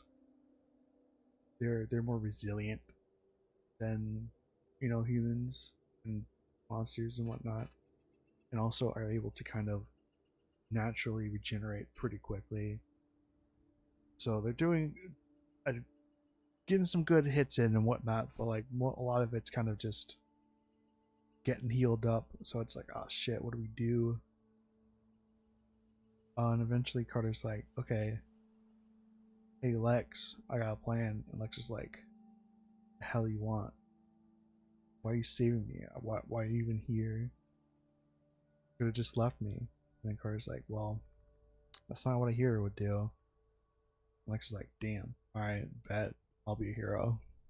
And so those two like team up and eventually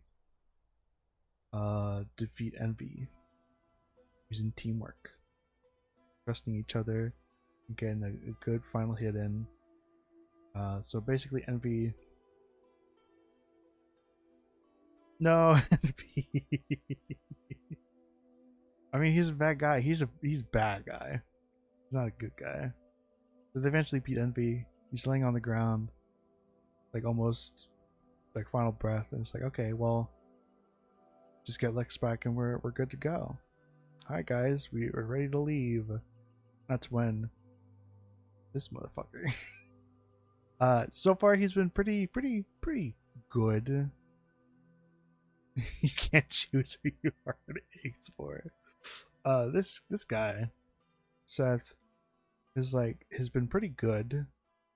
This his arc.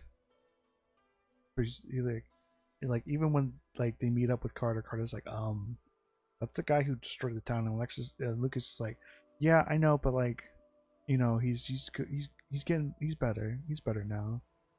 And Carter's like, okay, well, I trust my friend, so okay. And then Seth's like, haha, yes. So as Envy is laying on the ground, almost dead, says this like, now's my chance. And as like everyone's pretty much just like, oh, like turn around, ready to go.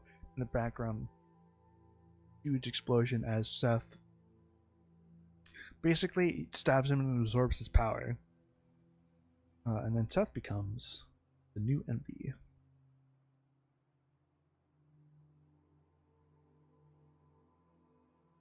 Oop, gross.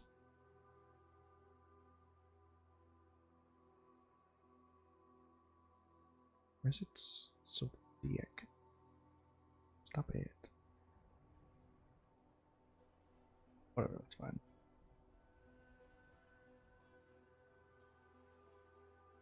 Envy.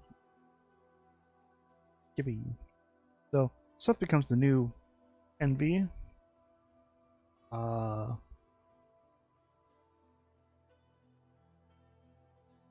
like everyone's looking at him like, oh shit, we barely won the last one. What the fuck is gonna happen now? And then Seth kind of walks up to Carter and is like, "Be cool."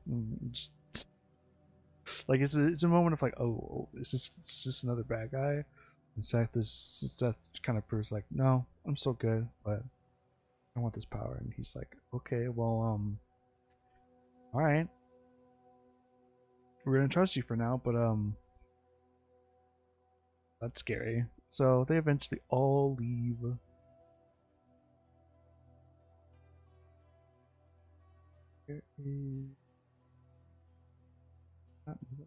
You're not moving. That's fine. That works out.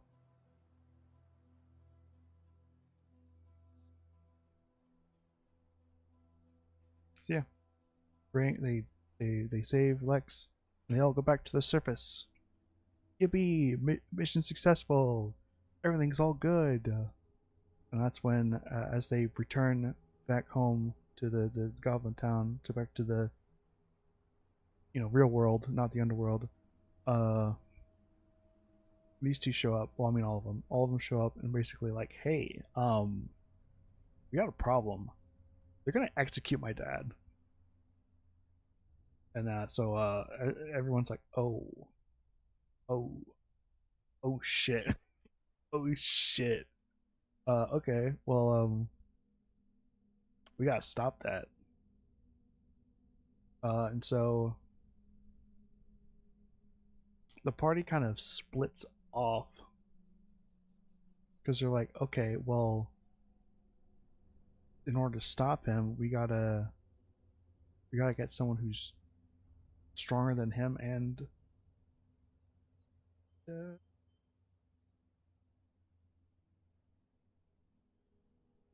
Dragon, because Dragon's the one who's gonna execute him. That's not good. We gotta stop him. All of it.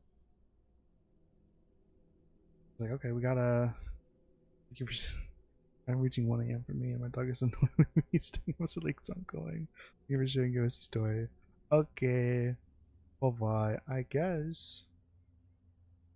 Oh, there's like 2 arcs left, but do I stop here? I feel like That could be a good stopping point. Maybe. Hydrate. I'll hydrate.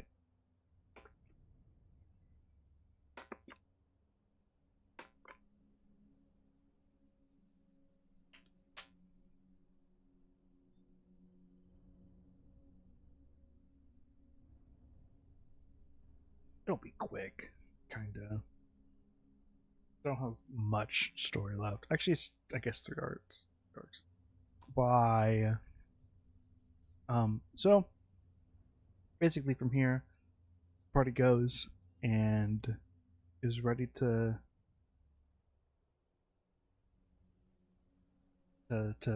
save Frost. Some of the party goes off on their own to kind of see if they can gather any allies, because Frost was part of a hero team named the Rising Phoenix, which had 7 members. It had Rita, who's not here anymore, a guy named Nero, who is Rita's partner, husband, which is Lex's dad, which he's also dead. Then it was Frost. Then it was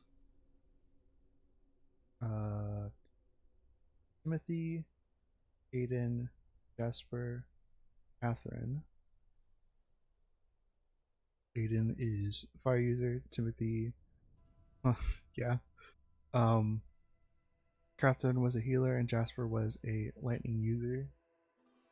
And so 7 of them, including Frost, Rita, and Nero, they were a team of 7.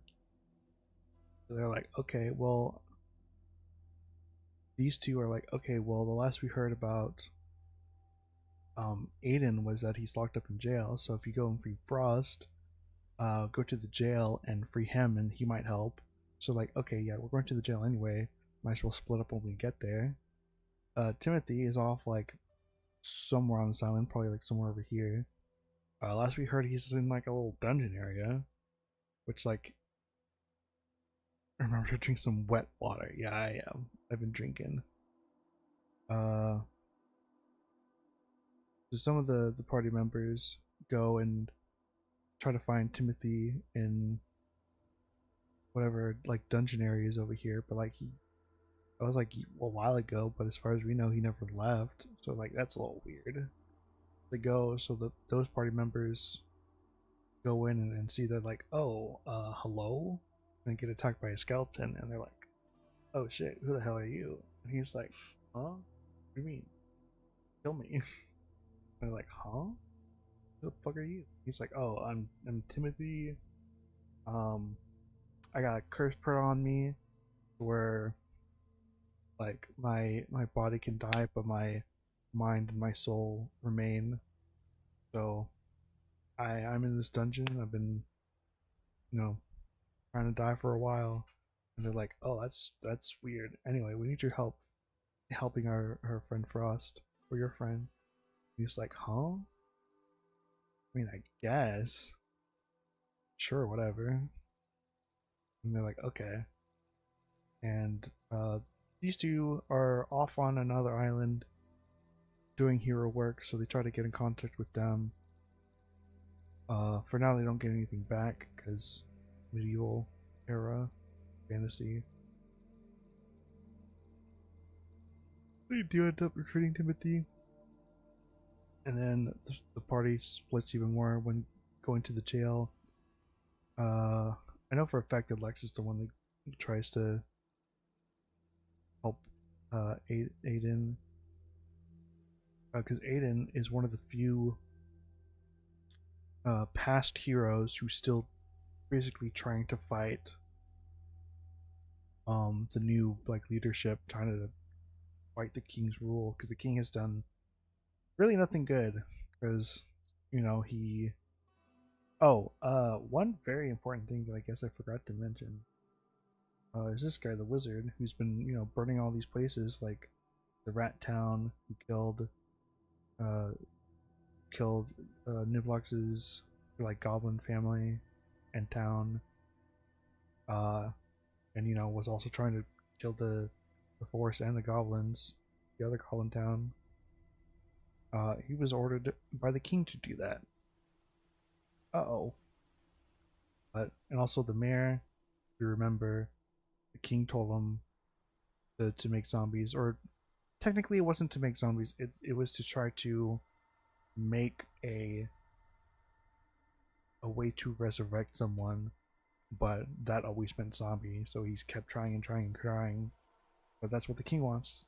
The king wants a resurrection spell for whatever reason. Um, and then, yeah.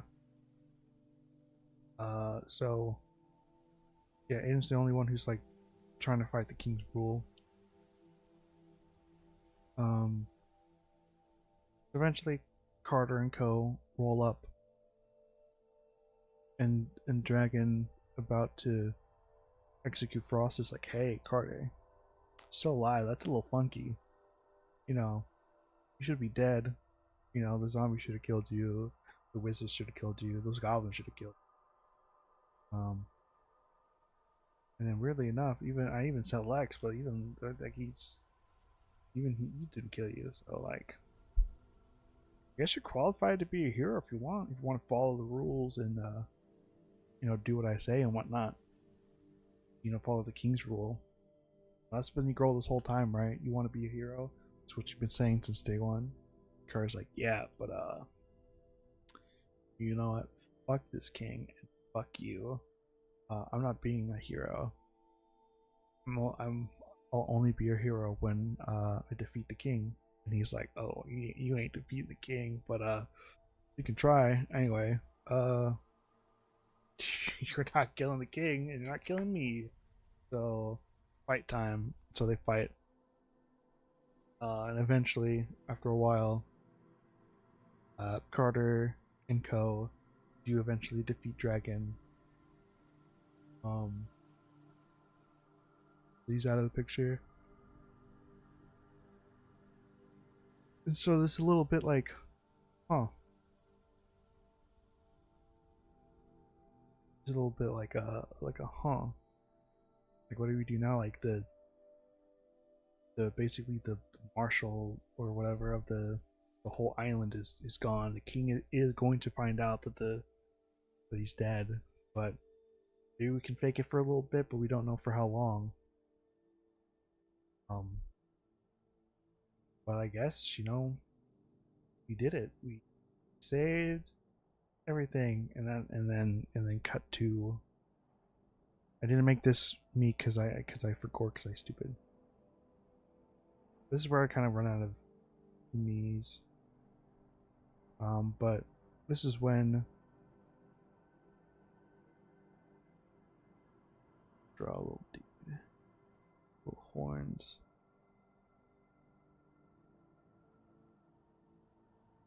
Yeah, evil guy.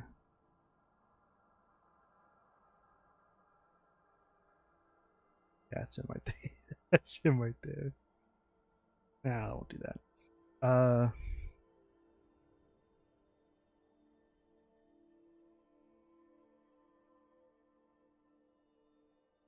Yeah, the sin of gluttony shows up and it's like, hey, you guys killed Envy.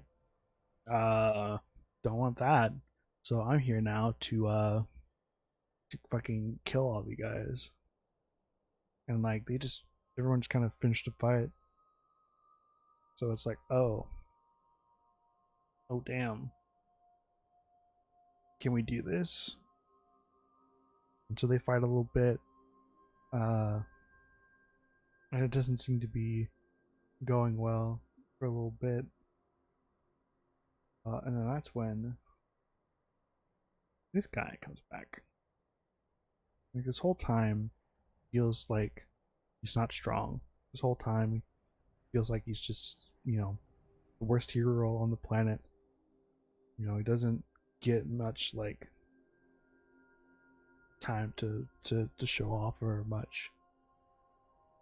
But he's like, you know what? No fucking what? I don't care anymore. I'm gonna go all out. I want to be a hero. And so I guess the best way to put it is he pulls a like fucking Vegeta from like the Buu saga where he like explodes himself and like fills Gluttony with like so much energy and power and magic and whatever that eventually just fucking pops. And so they defeat Gluttony.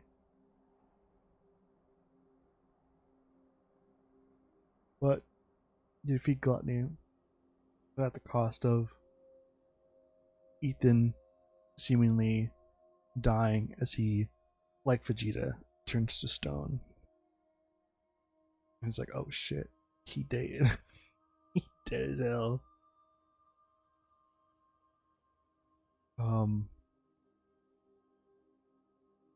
So they're all like, oh shit, this is bad. Are more sins gonna show up?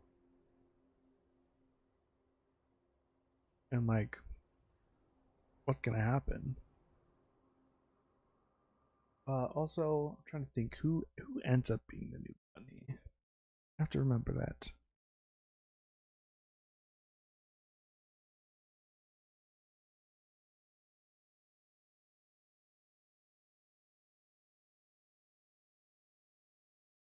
That's right. I forget.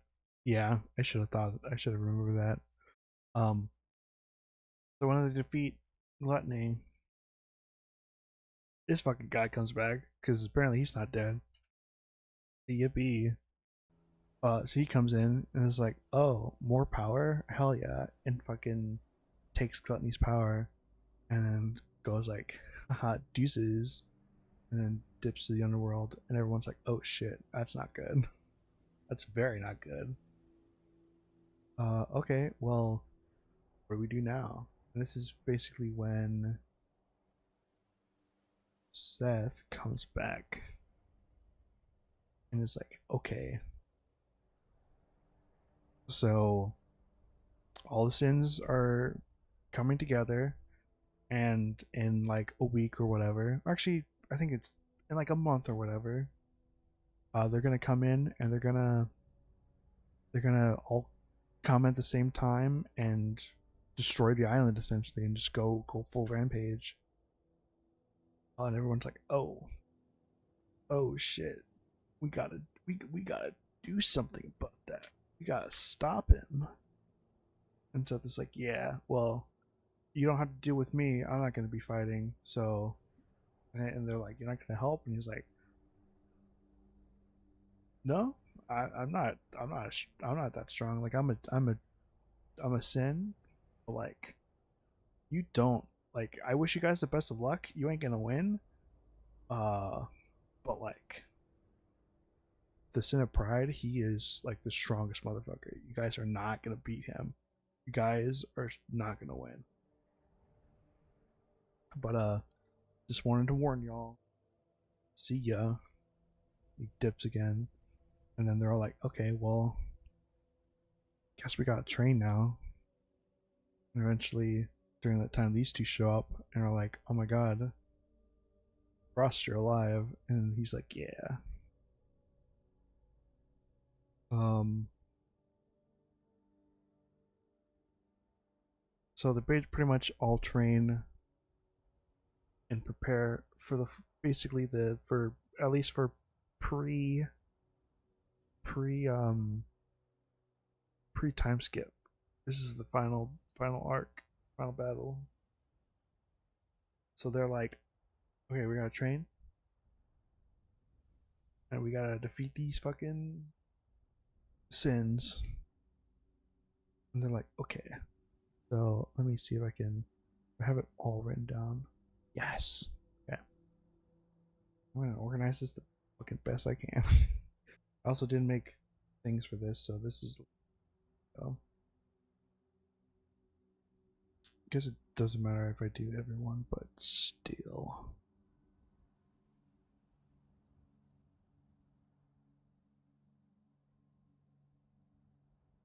Is that not right? Oh, I did a weird thing. What did I do? A weird thing? Okay. Here we go. Move everyone. So Lucas, where are you on here? Oh, you're like down here. Okay. Carter, you're definitely up there. Number 2, technically. Up, up, up. Lex, you're number 1. You get the important story battle.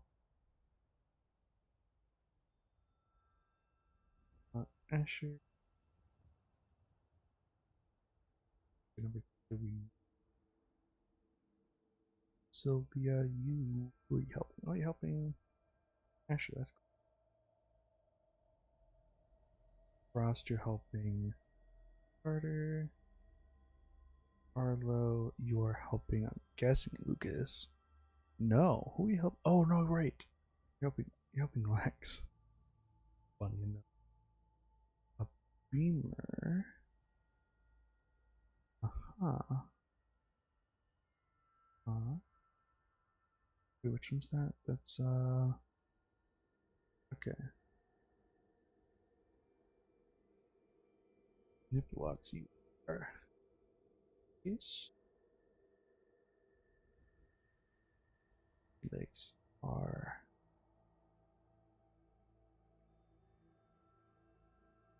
Where the hell? Where the hell? Okay, here we go. No, one more down. And apparently you worked with Rebecca. Interesting. Right? Yeah.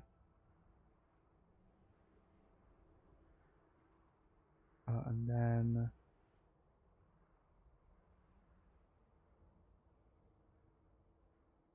Aiden, I think you are.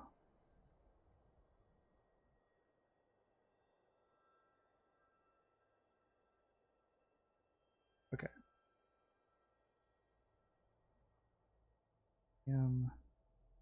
This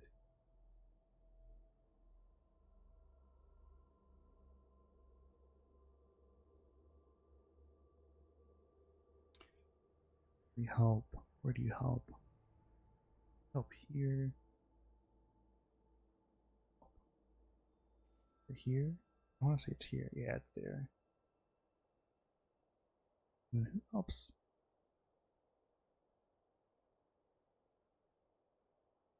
Oh, right. Okay.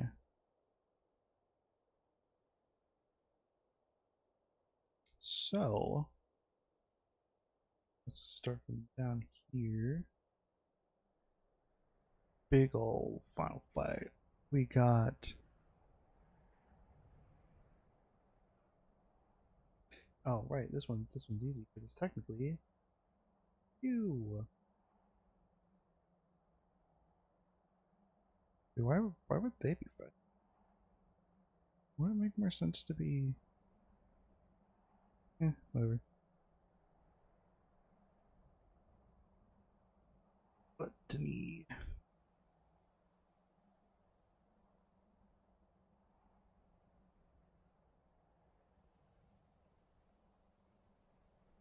Then you got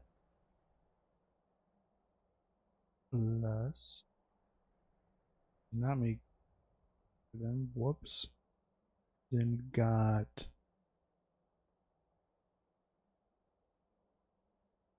Come on. Yeah. Then you got Louth.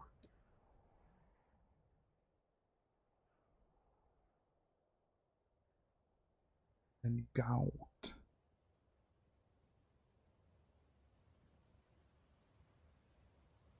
Yeah, makes sense. And then the final piece de la resistance. We got Narrow, Cinepride, and also Lex's dad.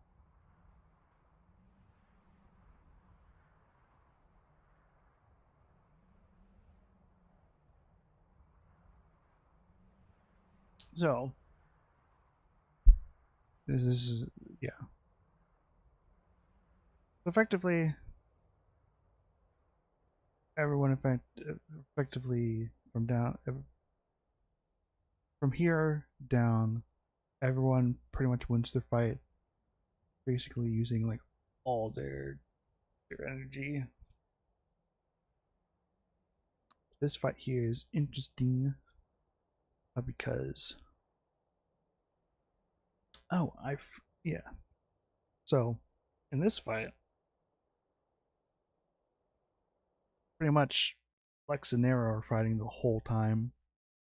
Um, Seemingly it was like, oh, it's kind of an even fight. He's winning, but like Lex is like putting in fucking work because he learns that in the past, um, Rita was what used to be the number one hero. Nero used to be the number three hero, and so he was very jealous and envious of Rita. But he felt and he knew he was stronger. He has to be stronger. Um, and so he graciously got power from the Sin of Pride because obviously he deserved it.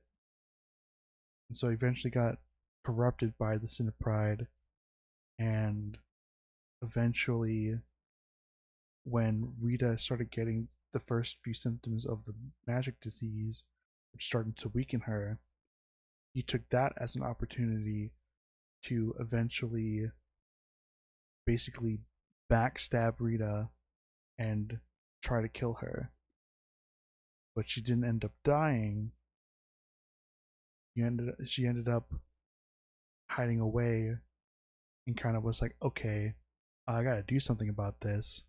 And then Rita tries to go to the underworld to defeat the Sin of Pride herself, to basically free Nero from the corruption. And so she fights Pride with all her might, and does eventually win. But that's when Nero shows up and it's like, thank you for saving me the trouble, and then stabs Pride and then absorbs his powers, and then he became the new Pride, and it's like, all right, well, uh, oops, I guess you're dead now, and basically again tries to kill Rita, but Rita again effectively fakes her death, uh, and then for the past 20 years just lived off on her own. And because Nero became the Sin of Pride, he stayed in the underworld, and so in that moment, it seemed like both Rita and Nero died 20 years ago, leaving Lex to be an orphan when he was like 6 or something. But he grew up on knowing that both of his parents are the number one and number two hero. So obviously, he's gonna be a great hero too. So learning that, he's like, oh, you basically killed my mom and then you left me all alone, you piece of shit. So they fight again. Nero seems like he's winning, but it seems relatively close. Maybe he's toying with them. It's hard to tell. But during this time, Arlo, like knowing how this fight's going, Lex is like, okay, Arlo, you can like shoot a beam of light at him because demons are weak to light. So just charge up your most powerful blast, and I'll just when you're fully charged, I'll get an opening for you. And he's like, okay. And so they fight on their own for a bit until eventually the opening pops up, and then Arlo's like, okay, and then blasts Nero. Uh, but then that seems to do nothing for him as he effectively reveals a more powerful form, and looks just like, oh, oh shit, I'm fucked. Like you were holding back this whole time. Oh shit. And so he basically yells at Arlo to get the fuck out of there and warn people. Uh, and then so they continue to fight, but it's a one-sided beatdown at this point. Um, but before Nero basically lands the final blow, um,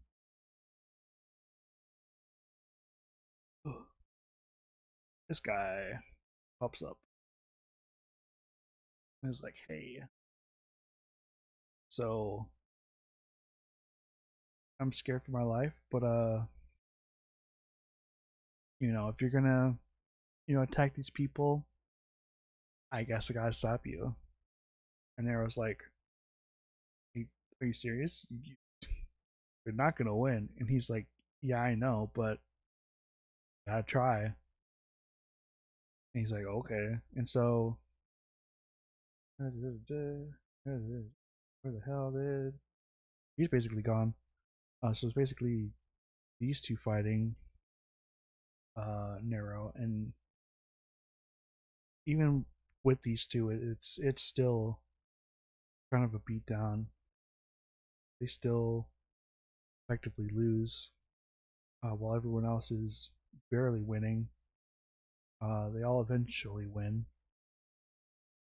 Um, yeah, Lex and Seth eventually lose, but before getting killed, effectively Nero, basically all his past teammates are like, "Hey, we're all here now. We gotta stop you." And he's like, "You can fucking try." Frost, there's Frost.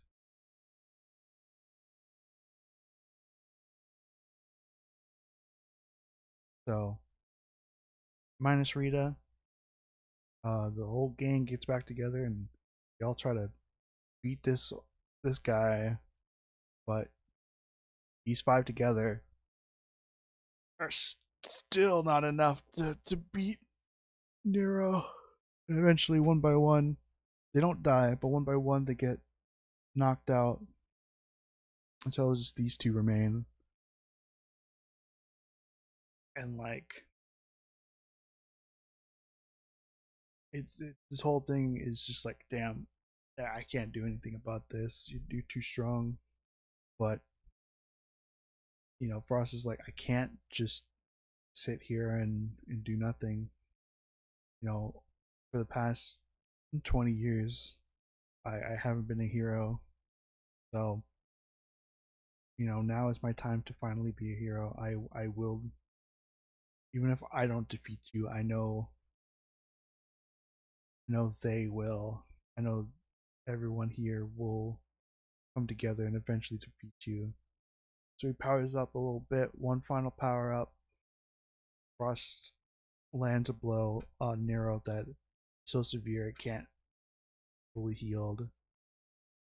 Uh, doesn't take out Nero, but it's enough to kind of hinder him a bit. But at the same time, Frost gets a fatal wound. He doesn't die immediately, but he's not looking good. Uh, then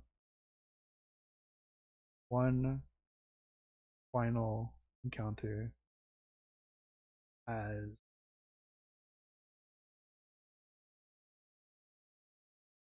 Carter and Co. stand up one last time, ready to fight and defeat this fucking guy. The right order of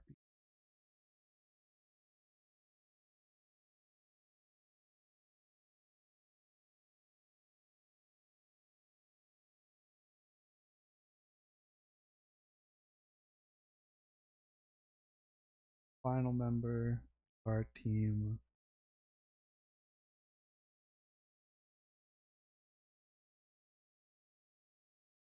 Our party comes together, and really for the first time in the series, all team up together, and they are like so in sync with each other.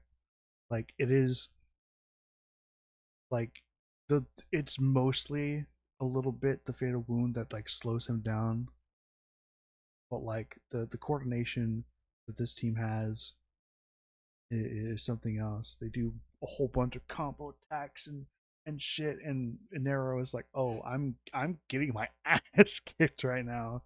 Oh shit! If I keep this up, I might fucking.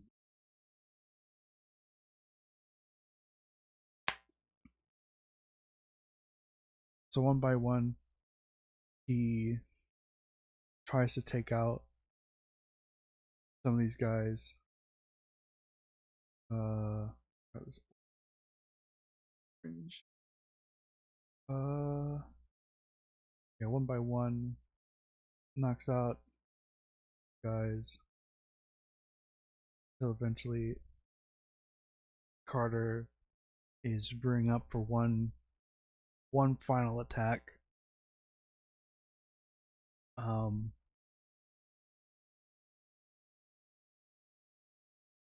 and channeling his power, he manifests an attack that is it is the attack that like Frost uses. Like he channels that like a ice fist, fucking hits him so hard, slams into a mountain, breaks the mountain. Shit, it's so awesome.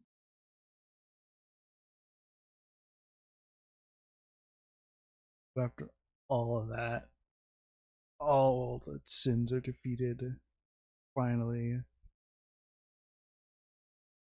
and they win. They did it. They win the day. Yippee! Yippee! Um. Also, during the fight, some of the sins got taken by some people, but right now, that's fine. We'll deal with those guys later because we just defeated this fucking strongest guy that we've ever fought before. So they celebrate, and they're like, okay, well, now that we've done that, I guess our next goal is to take on the king. So they prepare to train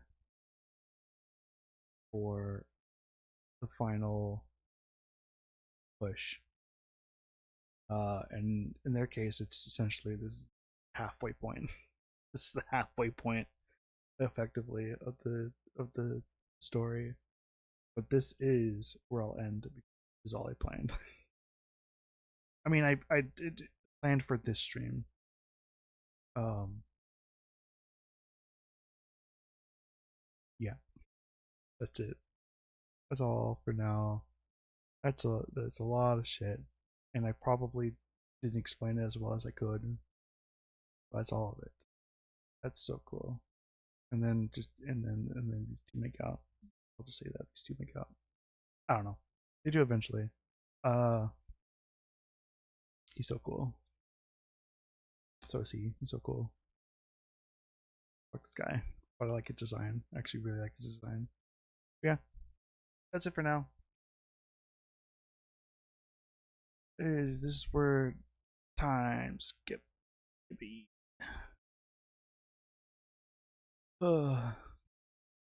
Okay. Well, I'm hungry. So I'm gonna go eat. And I'm gonna spend the rest of the day with my hubby. Will this be on the exam? Yeah, yeah.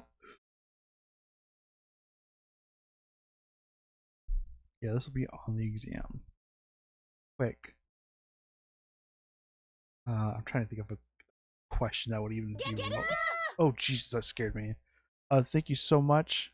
Thank you so much to Gingerbread for the resub. Thank you so much. That scared the shit out of me. God damn.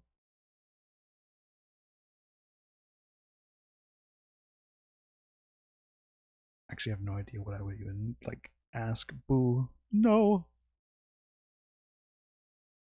Also, I'm pretty sure that music stopped a bit ago. Wow, it did. That was a 3.5 hour long OST. And I went through it all. I did not expect to go that long. Why did it? Did I really yap? How long did I yap? 4.5 hours? I yapped for 4.5 hours? What the fuck?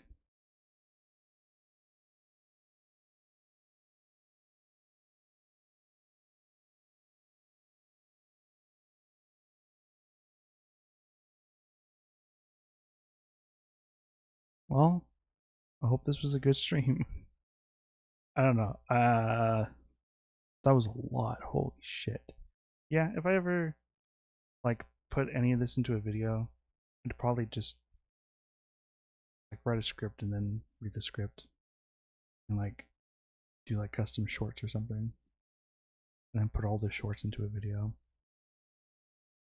Maybe. But I'd like to plan it out better.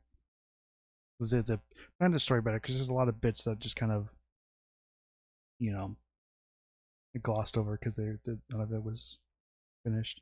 But again, I am hungry and I've been talking for 4.5 hours. Holy fucking shit! I did not think about that. But this will be it for now.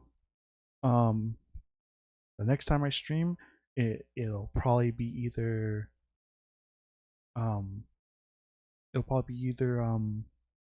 Ocarina of Time, or I might try Casualties Unknown. I've been seeing some requests about that. Been seeing some art on Twitter, which looks cool. This game looks a little spooky. Like I will not understand it. Like I kind of did Rain World, but I like to probably at least give it a try because it seems like it's at least kind of popular. But yeah, that's what I'm thinking.